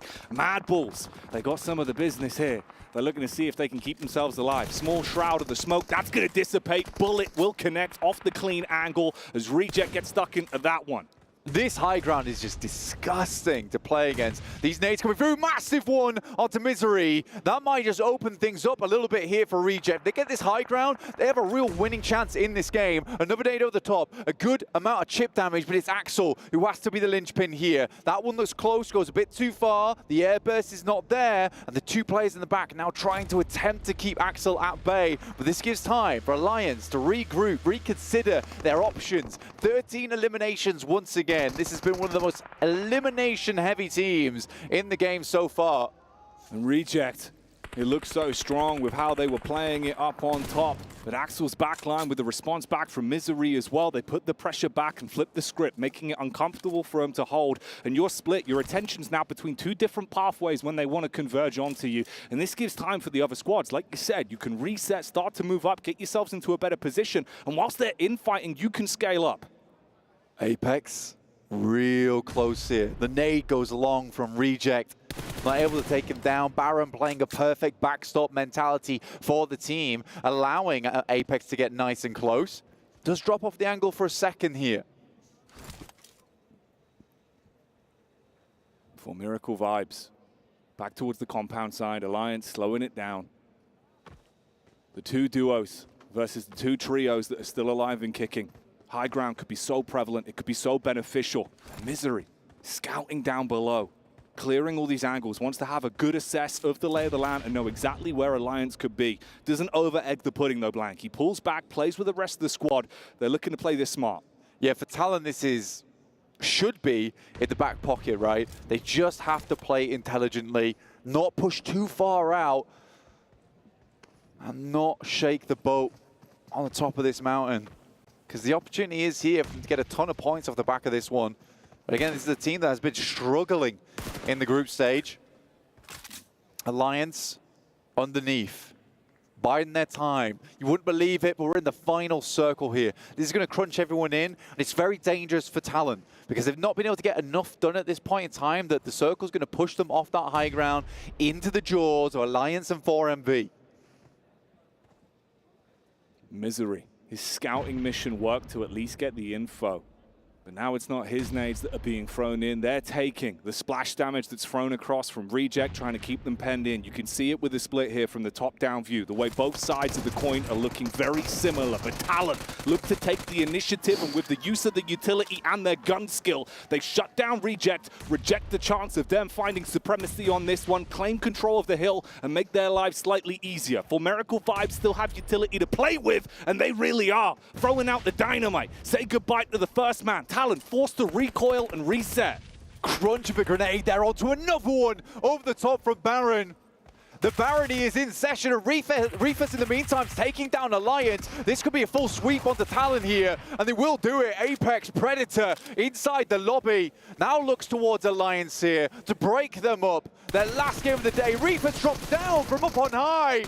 Oh, he goes for it. The drop down into the engagement, now panicking. The snap-second decision-making of how to recover this one. You know you're down effectively in a 1v2 isolated fight. You got nades running down on top of your head. Like you said, the Apex Predator, the man that's been making the difference here for Miracle Vibes, so close to upsetting the potential of another pickup, another chicken dinner for Alliance, if he can just find control of the game from this point. Doesn't want to waste his time going for the res, instead switches out to the nades. You got the push-up from Flax. He's looking to make his move in. Heavy chip damage done that's going to keep him pent. He's struggling as the drop comes through, denies Alliance, and they grab that one. 4MV, what a finishing game there. Was tough, great angles held, and Talon just could not face up against them. Reject crumbled under the force of the Talon's weight, but it's 4MV to lift them high and toss them down. What a game from them.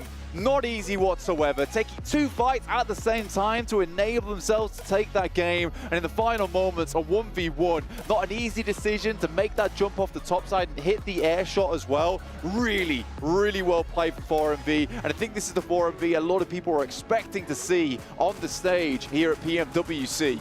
Yeah, they're playing up to the environment. Big stage players is what we just saw there. The decision-making, the way they controlled the fights, and the nades, man. That is absolutely sick. Can't quite believe it himself. Yeah. The nades, like you said, really, really well done, very well placed. And you can kind of see the difference between a team like 4MV and Reject. The way that 4MV set this fight up, they had that backline member. They had a general idea of where to be sending these grenades because they had constant information flowing back from their backline. So Apex just tosses these grenades in, and they're all on target. It really does require you to have a very well-oiled team, some good refrags here as well. And again, this is how a lot of teams describe 4MV is just tactical in their nature. It's a nice game, and I expect to see more of it out of this team because they've had a slow start.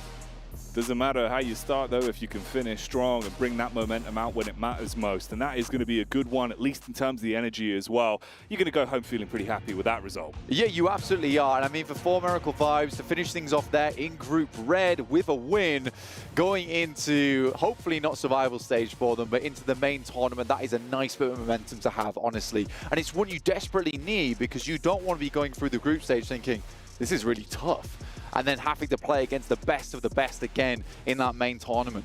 Yeah, you thought that difficulty level was hard? We're going to double it. Keep it going. We're going to dial that thing up. Yeah, bring it all the way up. But let's bring it back down to the studio with Jason Kaplan. Ooh, what are you saying, Jason? Man, I'm just happy to see 4MV close things out for another day. They closed out things yesterday, and they closed out things yet again today to pick themselves up another chicken dinner. And 7, I'm gonna start things off talking about those nades. You're seeing all these other teams. I brought up to you, you never like realized it, that other teams just can't seem to compete when it comes to 4MV with nades. Taking on Talon with no vision, opening things up for them to knock them out. I want to give a shout out to Boom. All right, because of Boom, you started mentioning how good 4 Miracle Vibes grenades were, and ever since then, I just, every single time, man, they throw a nade, it hits it perfectly without them even knowing if the player's actually there or not. It's really impressive. Why are they catching strays? What's this? Because it was really bad. Say, right? Boom's nades were. I'm not even gonna jump around with this, but Colaris, you did look at the end though for Alliance, and very awkward play you were talking about in the final zone. Yeah, so it's a little bit rough, right? Because if you're taking that 1v1, obviously neither player can really go for a res or anything like that. You kind of want to keep yourself up against the wall if you're the one on the ground. Of course, 4MV trying to charge up and in, trying to go for the damage here. I feel like you're a little bit better to just stay up against the wall and wait for 4MV to have to try and come off. Maybe you take a little bit less damage and maybe you win when the drop shot comes in, but it's really a fine line. Very, very close, and 4MV does make it out in the end. We're also talking about Talon Esports being able to finish off the day there with 14 points. And Reject, too, one of the teams that's not going to be playing tomorrow. They're going to be sitting out. It's going to be 10 points as they already played all of their matches. And going back to what we were talking about Alliance, too, I guess if we have to start nitpicking a little bit with that team, has to be their end games, because every single time they have gotten a chicken dinner in the past, it's always been a little bit sketchy for us. Well, speaking of nitpicking here, Team Falcons, the initial fight against Tiamba, you saw top just disappointed in that push they had in a 2-on-1. They get knocked out with only 1 point, and they did score a ridiculously low amount of points here today. But one thing we have to keep in mind is looking into tomorrow, as we were discussing, Group Yellow does seem to be, and statistically, as we saw with day one, the weakest team, or sorry, weakest group that we have here. Yep. So now kind of you have to look at the comparison of how did Red do against Yellow, but how's Green going to do against Yellow? It's weird, right? Because you would think to yourself, coming in, oh, well, if Red could do good against Yellow, then Green certainly will. However, it does feel like today Red kind of surpassed their expectations going up against Green. You know, we kind of like dominated, too. For me, though, the biggest question mark is there is so many teams in Group Yellow that performed absolutely awful in day one. Oof. I wonder if them being able to sit out today, being able to do a little bit more homework, watching those VODs, doing all of that stuff, if maybe tomorrow they're going to be bringing a spark that was missing in that first day. I think one thing that I'm having to keep in mind is this is the first day of play for Group Green, right? yesterday, Group Red played today. They had 6 matches under their belt. Then they come into today against warm against the toughest group, the Group of Death. But they went in cold against the easiest group. Now we're seeing the other way going to happen, where Group Green's going to go into tomorrow against the weakest group, warmed up. There is a potential. I'm sorry, I'm doing some like weird 4D chess right here, where they could pull off a ton of points. And that means if you're in Group Red at the bottom of your leader of your group, you could easily be knocked out. Yeah, but what if Group Green, right? If they... It's true. Keep going. What do you got? I've got nothing. I'm letting you cook. I was just, I mean, you just cooked for about a good 3 minutes. It was spectacular. Yum Chef's kiss, I think. I don't know. Yantasho. Well, you were talking about Group Red outdoing Group Green today. Let's actually take a look here at our daily winners, which actually means we had 2 chicken dinners for our Group Green, and the rest went the way of Group Red. Of course, Alliance with the back-to-back. I mean, they almost got 3 on the day. Let's be real. Like, Alliance completely surpassed my expectations. I'm very excited to see them in the main event here. I don't know. I mean, the thing is, when you get to the main event, the lobby, that is the lobby. It is going to be difficult to be able to get away with some of the things they did. But even in this last game, I loved their approach into the between Los Leones, not Los Leones scenario. Coming in from that north side, taking those fights the way they did. Alliance looked good all day, and they kept doing it throughout the day. Yeah, and even towards the end of the day, you could see teams like Tiamba that are, in a way, with the amount of points that they have, secure a spot already towards the finals. They seemed like they were just slacking off a little bit more. They were willing to engage into fights that maybe earlier in the day they weren't willing to do. And also, with us having a back-to-back chicken dinner winner today, it's kind of what I was mentioning yesterday in regards of how the uncertainty was happening within those groups. And now, you were saying, with Group Red, at least we now possibly have a favorite, but who knows? I mean, it's only day 2 of group stages. Yeah, none of us know, and that's kind of the upside here. Something that makes me really excited for tomorrow, what will happen. But it is time to get into this, and I asked you guys this beforehand, so you had time to prepare who our Sony MVP of the day is going to be. Do you have an answer for me? I think we're all in agreement it's probably from Alliance or QZ. I think it's somebody from Alliance. Oh, really? Yes. I'm going to also agree. Do you have a name? I have a name. I do not. Leo? Oh, yeah. We'll try. The survival time in the MVP formula. Across the team, everyone really put in a good shift. So, yeah. Okay. Let's take a look here at our Sony 15. MVP of the day and who it's going to be. More Ilims than yesterday? Yes. Oh, okay. Okay, that's fine. To be fair, in one of those matches, we did see him playing that high ground position, giving them cover on top of one of those buildings to get a lot of damage in, which I'm assuming is one of the reasons that he's actually, I think this is actually the position. No, it's not the position that he gets the MVP. But either way, this is the one. The fact is, Alliance, everyone was playing extremely well. I'd actually be really curious to see like the breakdown per player of how many limbs and how much damage they have across the team, because it's got to be pretty close. I think there's an interesting thing, obviously. We've seen them do those big wide splits, right? And in order to be able to get away with those big wide splits in lobbies like this, each individual player needs to have a lot of confidence about being able to stay alive, and in that case, they need to be having confidence in taking their fights themselves. So it doesn't surprise me that, again, any of them could have probably taken the MVP spot. Cluck was here, he was able to take it, and there was moments where he was in central positions in the splits. There was moments where he was able to do a lot of fragging as well. Great stuff. I think you got to give the flowers to whoever's scouting currently for Alliance, because every single time they do go into those splits, they make sure that their back is fully secure. They make sure that they're not going to be engaging into any surprise fights, which usually is the case for some of the other teams. They might end up getting surprised when they do end up with those big splits. Alliance right now played the perfect day. Yeah, and I don't think any of us would have ever predicted, and I think even the Indo talent would never predicted to see Alliance be the top team from SEA. But you know what? They're going to be doing it. They're going to be topping the table at the end of day 2. We're going to see here by how much. That's a pretty big league. That's good. That's good. I mean, nobody so far has got themselves 3 wins on the board. Never mind so many kind of extra higher finishes. I think 7C is exactly what I'm looking at. Fact is, okay, none of these teams on this front page play tomorrow. Yep. So that means they have over 70-point lead compared to any other team from Group Green or Group Yellow. For 70 points, for someone to close that gap, I think we might be looking at our first place finish at the end of group stage. Oh, okay. I think Alliance might be doing it. It depends on how dominating green can potentially be against yellow, but 70-something points on a day? Yeah, if someone has a huge pop-off day, maybe they can make it. I mean, Alliance only have... That's a huge testament to what they've been able to do 60 points a day on average from I think the thing I'm going to be looking at now is going to be on that 6th, 7th, and 8th place. Those teams, I feel like with the performance that they had today, especially D+, they're going to be kind of biting their nails, hoping that tomorrow some of the teams don't end up performing well and overpassing them, because I feel like they didn't do well enough. That's the thing, right? We were theorizing alongside John Allen what the cutoff might actually be for that 12th place spot. And because Alliance and Tiamba have soaked up the points that they actually have been able to take, I feel like Reject might actually be safe now. Obviously, you would think maybe 4 teams from red, 4 teams from green, 4 teams from yellow, but Reject might be safe, so maybe we'll get 5 from red going in. D+ Kia, Besiktas, Brute Force. It is scary times, I think. It's crazy to see Besiktas there because they did end up getting a win, but just those elimination points from that team were absolutely non-existent, and now we're looking at some of the other performances. Al Ula IHC, I felt like that team performed so well, especially at the first 2 games that we're kind of scratching our heads. We're like, okay, are we going to be getting the same IHC that we've been seeing recently, or are we possibly going to be getting a new IHC? So far, I'm impressed with the last 4 games. It's a big day for Talon. Yes. Day. That's it. That's your contribution to the conversation. I mean, yeah, big day nonetheless, as we can see here further down the list. And again, all these teams will be playing tomorrow. Are there any teams that you're kind of disappointed in their current positions? I would go with Mad Bulls. I would go with Boom. And even maybe IWNRX. Especially being that low. Are you just going to name every team on this I page? named 3. There's 8 teams there. I named 3, James. Come on. That's fine.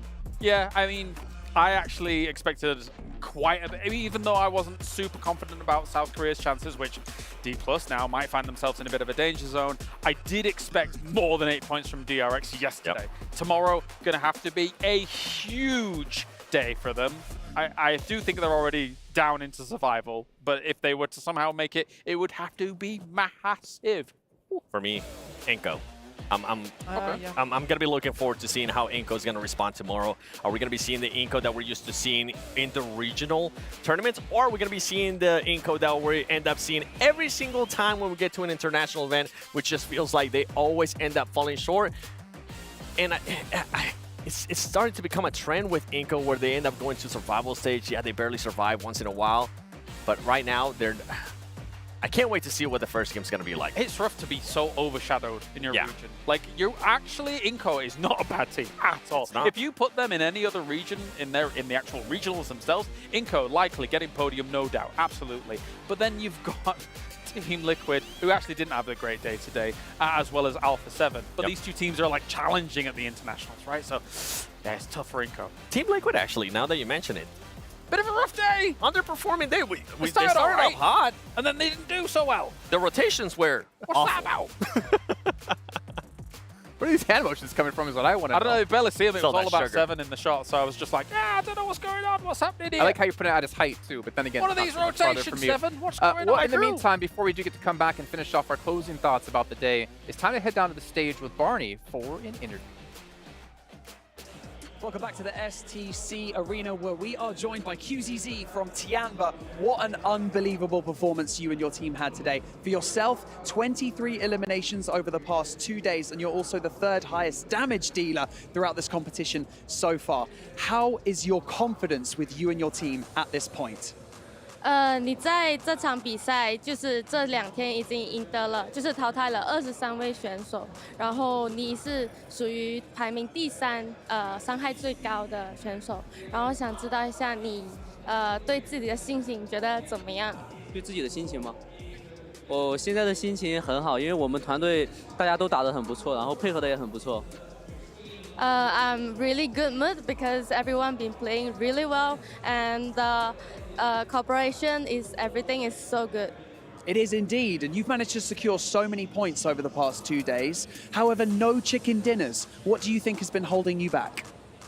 你这几天已经淘汰了很多选手，然后可是你也没有吃鸡，想要知道原因是什么？你觉得原因是什么呢？原因其实就是我们可能打得比较激进嘛，有的时候决赛圈有点上头，然后导致没有吃鸡，然后回去会好好改一下这个问题的。Yeah, it's because we've been playing really aggressive and sometimes we kind of losing the control. So we will try to be better and we will just talk about it within the team. Okay, so maybe being a little bit too aggressive. So this question is basically, what are you going to be focusing on between now and we can safely assume you're in the grand final? So yeah, what are you going to be focusing on between now and then? 我们已经大概会推测你会进入决赛，然后想知道一下，你现在还有到决赛之间这个时间的话，你都会做什么准备呢？ 我觉得更多是可能自己枪法上的准备吧，因为其实我们团队的准备，然后都会有一些，然后更多的是枪法上的练枪吧。 We need to train about our aim, and other than that, I would say nothing much, only the aim. You need to train your aim, and I apparently need to train my microphone skills. But that's QZZ from Tianba on the stage. What an incredible performance they've had over the past 2 days. Tomorrow, they're going to be chilling out. They've got nothing to do except sit back and watch everyone try and keep up with them. But don't go anywhere, because right now we're not done here on the stage, because Sandstorm's got an interview, and I believe it's with Sertani. Sandstorm, go ahead. Right here with you, Barney. And yes, I am indeed joined by Sertani of Vampire Esports. Now, Sertani coming into PMWC as the back-to-back MSC champions, the mid-season champions. How does it feel? Do you feel like there's a lot of pressure on your shoulders coming into this tournament? Yeah, it's a bit pressure because this tournament, you know, is a really tough tournament that you've ever seen because so many teams are so strong. And also you met another opponent that are really good. So yeah, it's a bit pressure. I mean, I would say so. Back-to-back MSC champions, it has got to be. And especially with the caliber of teams that we have present in the PUBG Mobile World Cup, it's not going to be easy for any team. But I want to ask you, what are the things that you're going to be working on for day 2 of your group specifically, so day 3 of the groups, because you guys seem to have struggled in today's games. It's not the performance that we're used to seeing from Vampire Esports. Yeah, today I think is really bad for us because you cannot interview me like last year. Just kidding. Because I think the more gameplay about the tactic is the chain. Like my team too, and other team too, and the circle is the most important thing too. So many people playing on the edge right now, so I have to adapt on the tomorrow, and I hope we will play more aggressive like we do last year. All right. Well, we'll see if Vampire Esports can bounce back and get themselves into the top 12, because going into tomorrow, the final days of groups, they will know exactly how many points they will need to qualify and join us in the grand finals, or will we be seeing them in the survival stage? You know what? I believe Vampire Esports can do it. I believe they can make it to the top 12. Make sure to tune in tomorrow for the day 3 and the final day of group stage for PMWC. But before that, we're going to head on over to the studio to wrap up our second day of groups for the PUBG Mobile World Cup here at ESPORTS World Cup. Take it away, guys. I really need to get some time to ask Sertani there if the gold on his shirt is actually real gold after their 2 wins in the mid-season event. But I think you got to hear from Sertani, got to hear from QZZ as well. And QZZ is saying that they're just playing too aggressive sometimes, which is why they're faltering and not finishing off these games. But you know what? Second place, like... Yeah. Yeah, but need to work on their aim. Yeah, I don't know about that. I think that's a very PR answer. What's he talking about? Can their aim get any better? Because if it does, I think everyone's screwed. Yeah, they'd be having a really hard time. I think they can continue doing what they're doing. I think that I'm not sure really who could actually rival them aside from what Alliance has shown so far. I think they've come in looking really good. They've clearly had great practice at PMRC. It's working out. I'm glad he mentioned them being a little bit aggressive, because we were talking about it towards the last couple of matches, but I thought they were just being aggressive because in a way that they had the spot secured. They're going to be going to the finals now. Yeah. They don't really have to worry about anything else. So it's interesting that he thinks even maybe he meant throughout like the whole day that we're being a little bit too aggressive. I don't know. I'll have to go back and look at their gameplay. I don't know, man. They're qualified through now. They get to take tomorrow, or the next 2 days actually, look back on what they did right, look back at what they potentially did wrong, and then really focus in. Actually, no, they have more than 2 days, right? Because the survival stage next, and then they have a day off, and then they have the main tournament. They have a lot of days off here, which makes it honestly something you have to think about. If you qualify on the group stage, you have so much extra time than qualifying through the survival stage, where you're going to be trying to rest and review what you did right and wrong. And you just don't want to go to survival stage. Oh, yeah. I mean, we've been talking about it too. I mean, there's more money to win there. It is more money, but then you're going to be... the pressure is going to make some of the players crumble, which we have seen it in the past, no matter how many times players say, no, I'm not nervous. Yeah, once you get to survival stage, you'll definitely end up being nervous. Well, you're either going to crumble from pressure or you're going to be made into a diamond. And diamonds are beautiful, just like our Violet Thunder set in S12K, which you guys can pick up now, which celebrates the 2024 PMWC and commemorates the players' participation in this historical esports event. Make sure you guys pick it up because it looks sick, it looks awesome, and of course, after you're done doing that, make sure you guys fill out the survey because we love to hear you guys' feedback. Whether it be 7, we need to get him a box. Whether it's Kalaris, we need to see good Laris come out. Whether it might be, make sure you fill it out because we always do appreciate it. But gentlemen, we're pretty much getting to the closing parts of day 2. Any takeaways from you, 7? I can't wait to see what Brazil's going to be doing tomorrow, honestly. Takeaway, I mean, Alliance, what they were able to do in regards to the splits, how they were able to perform really well, how they were able to get those back-to-back chicken dinners. Yeah, that's good. Tiamba, too, with the Chinese team being able to perform back, making us question now, are we back into the Chinese era? We'll have to wait and see what they do in the finals. Overall, though, I'm excited for tomorrow. He said takeaways. He was just thinking about food as soon as you said I know exactly what he's thinking about. Exactly what he's thinking Some type about. of chicken, definitely in his mind there. But Kalaris, what's your takeaway from the day?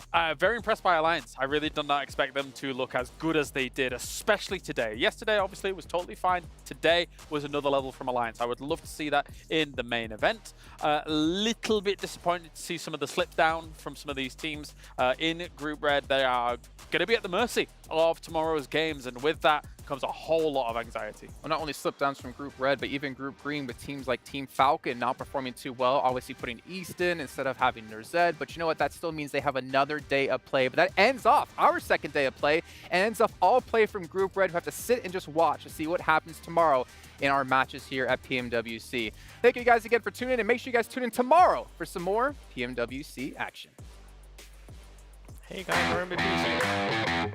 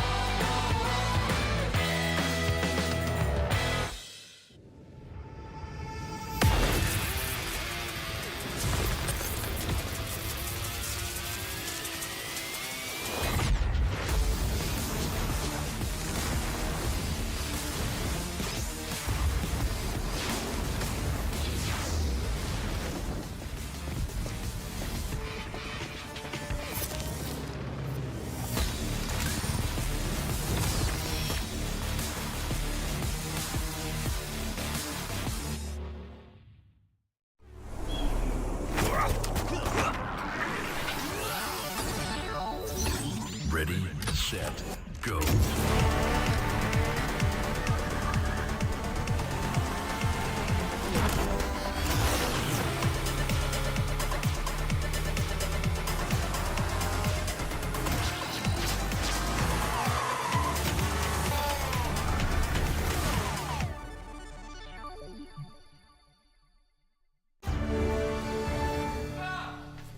You ever wondered how a Hollywood movie is shot? On a Sony. You review it on a Sony. And how do you make that sound epic? You record it on a Sony. Lunch break on a Sony. So why wouldn't you watch it on a Bravia by Sony? لحظات البداية عاشت معنا. كنا نحسبها وقت للتسلية بس. نحسبها بس ذكريات. عبود أعطي أختك اليد يا ولد. ابتكرنا فيها ابتكارات، وإذا بغينا قلبناها خرافات. كنا نحسبها بس لمة وصحبة وسهرات. انتبه نو ترى نو. لكن كنا نشوف عالم ما حد يشوفه. لا تشغل وقتها بشيء يفيده. الله عليك على اليد صدق. عالم كبر وعاش فينا. عالم الحماس فيه يوصلك كل مرة لحلم أصعب، بس ما يصعب عليك. بارد معك وين ما تروح.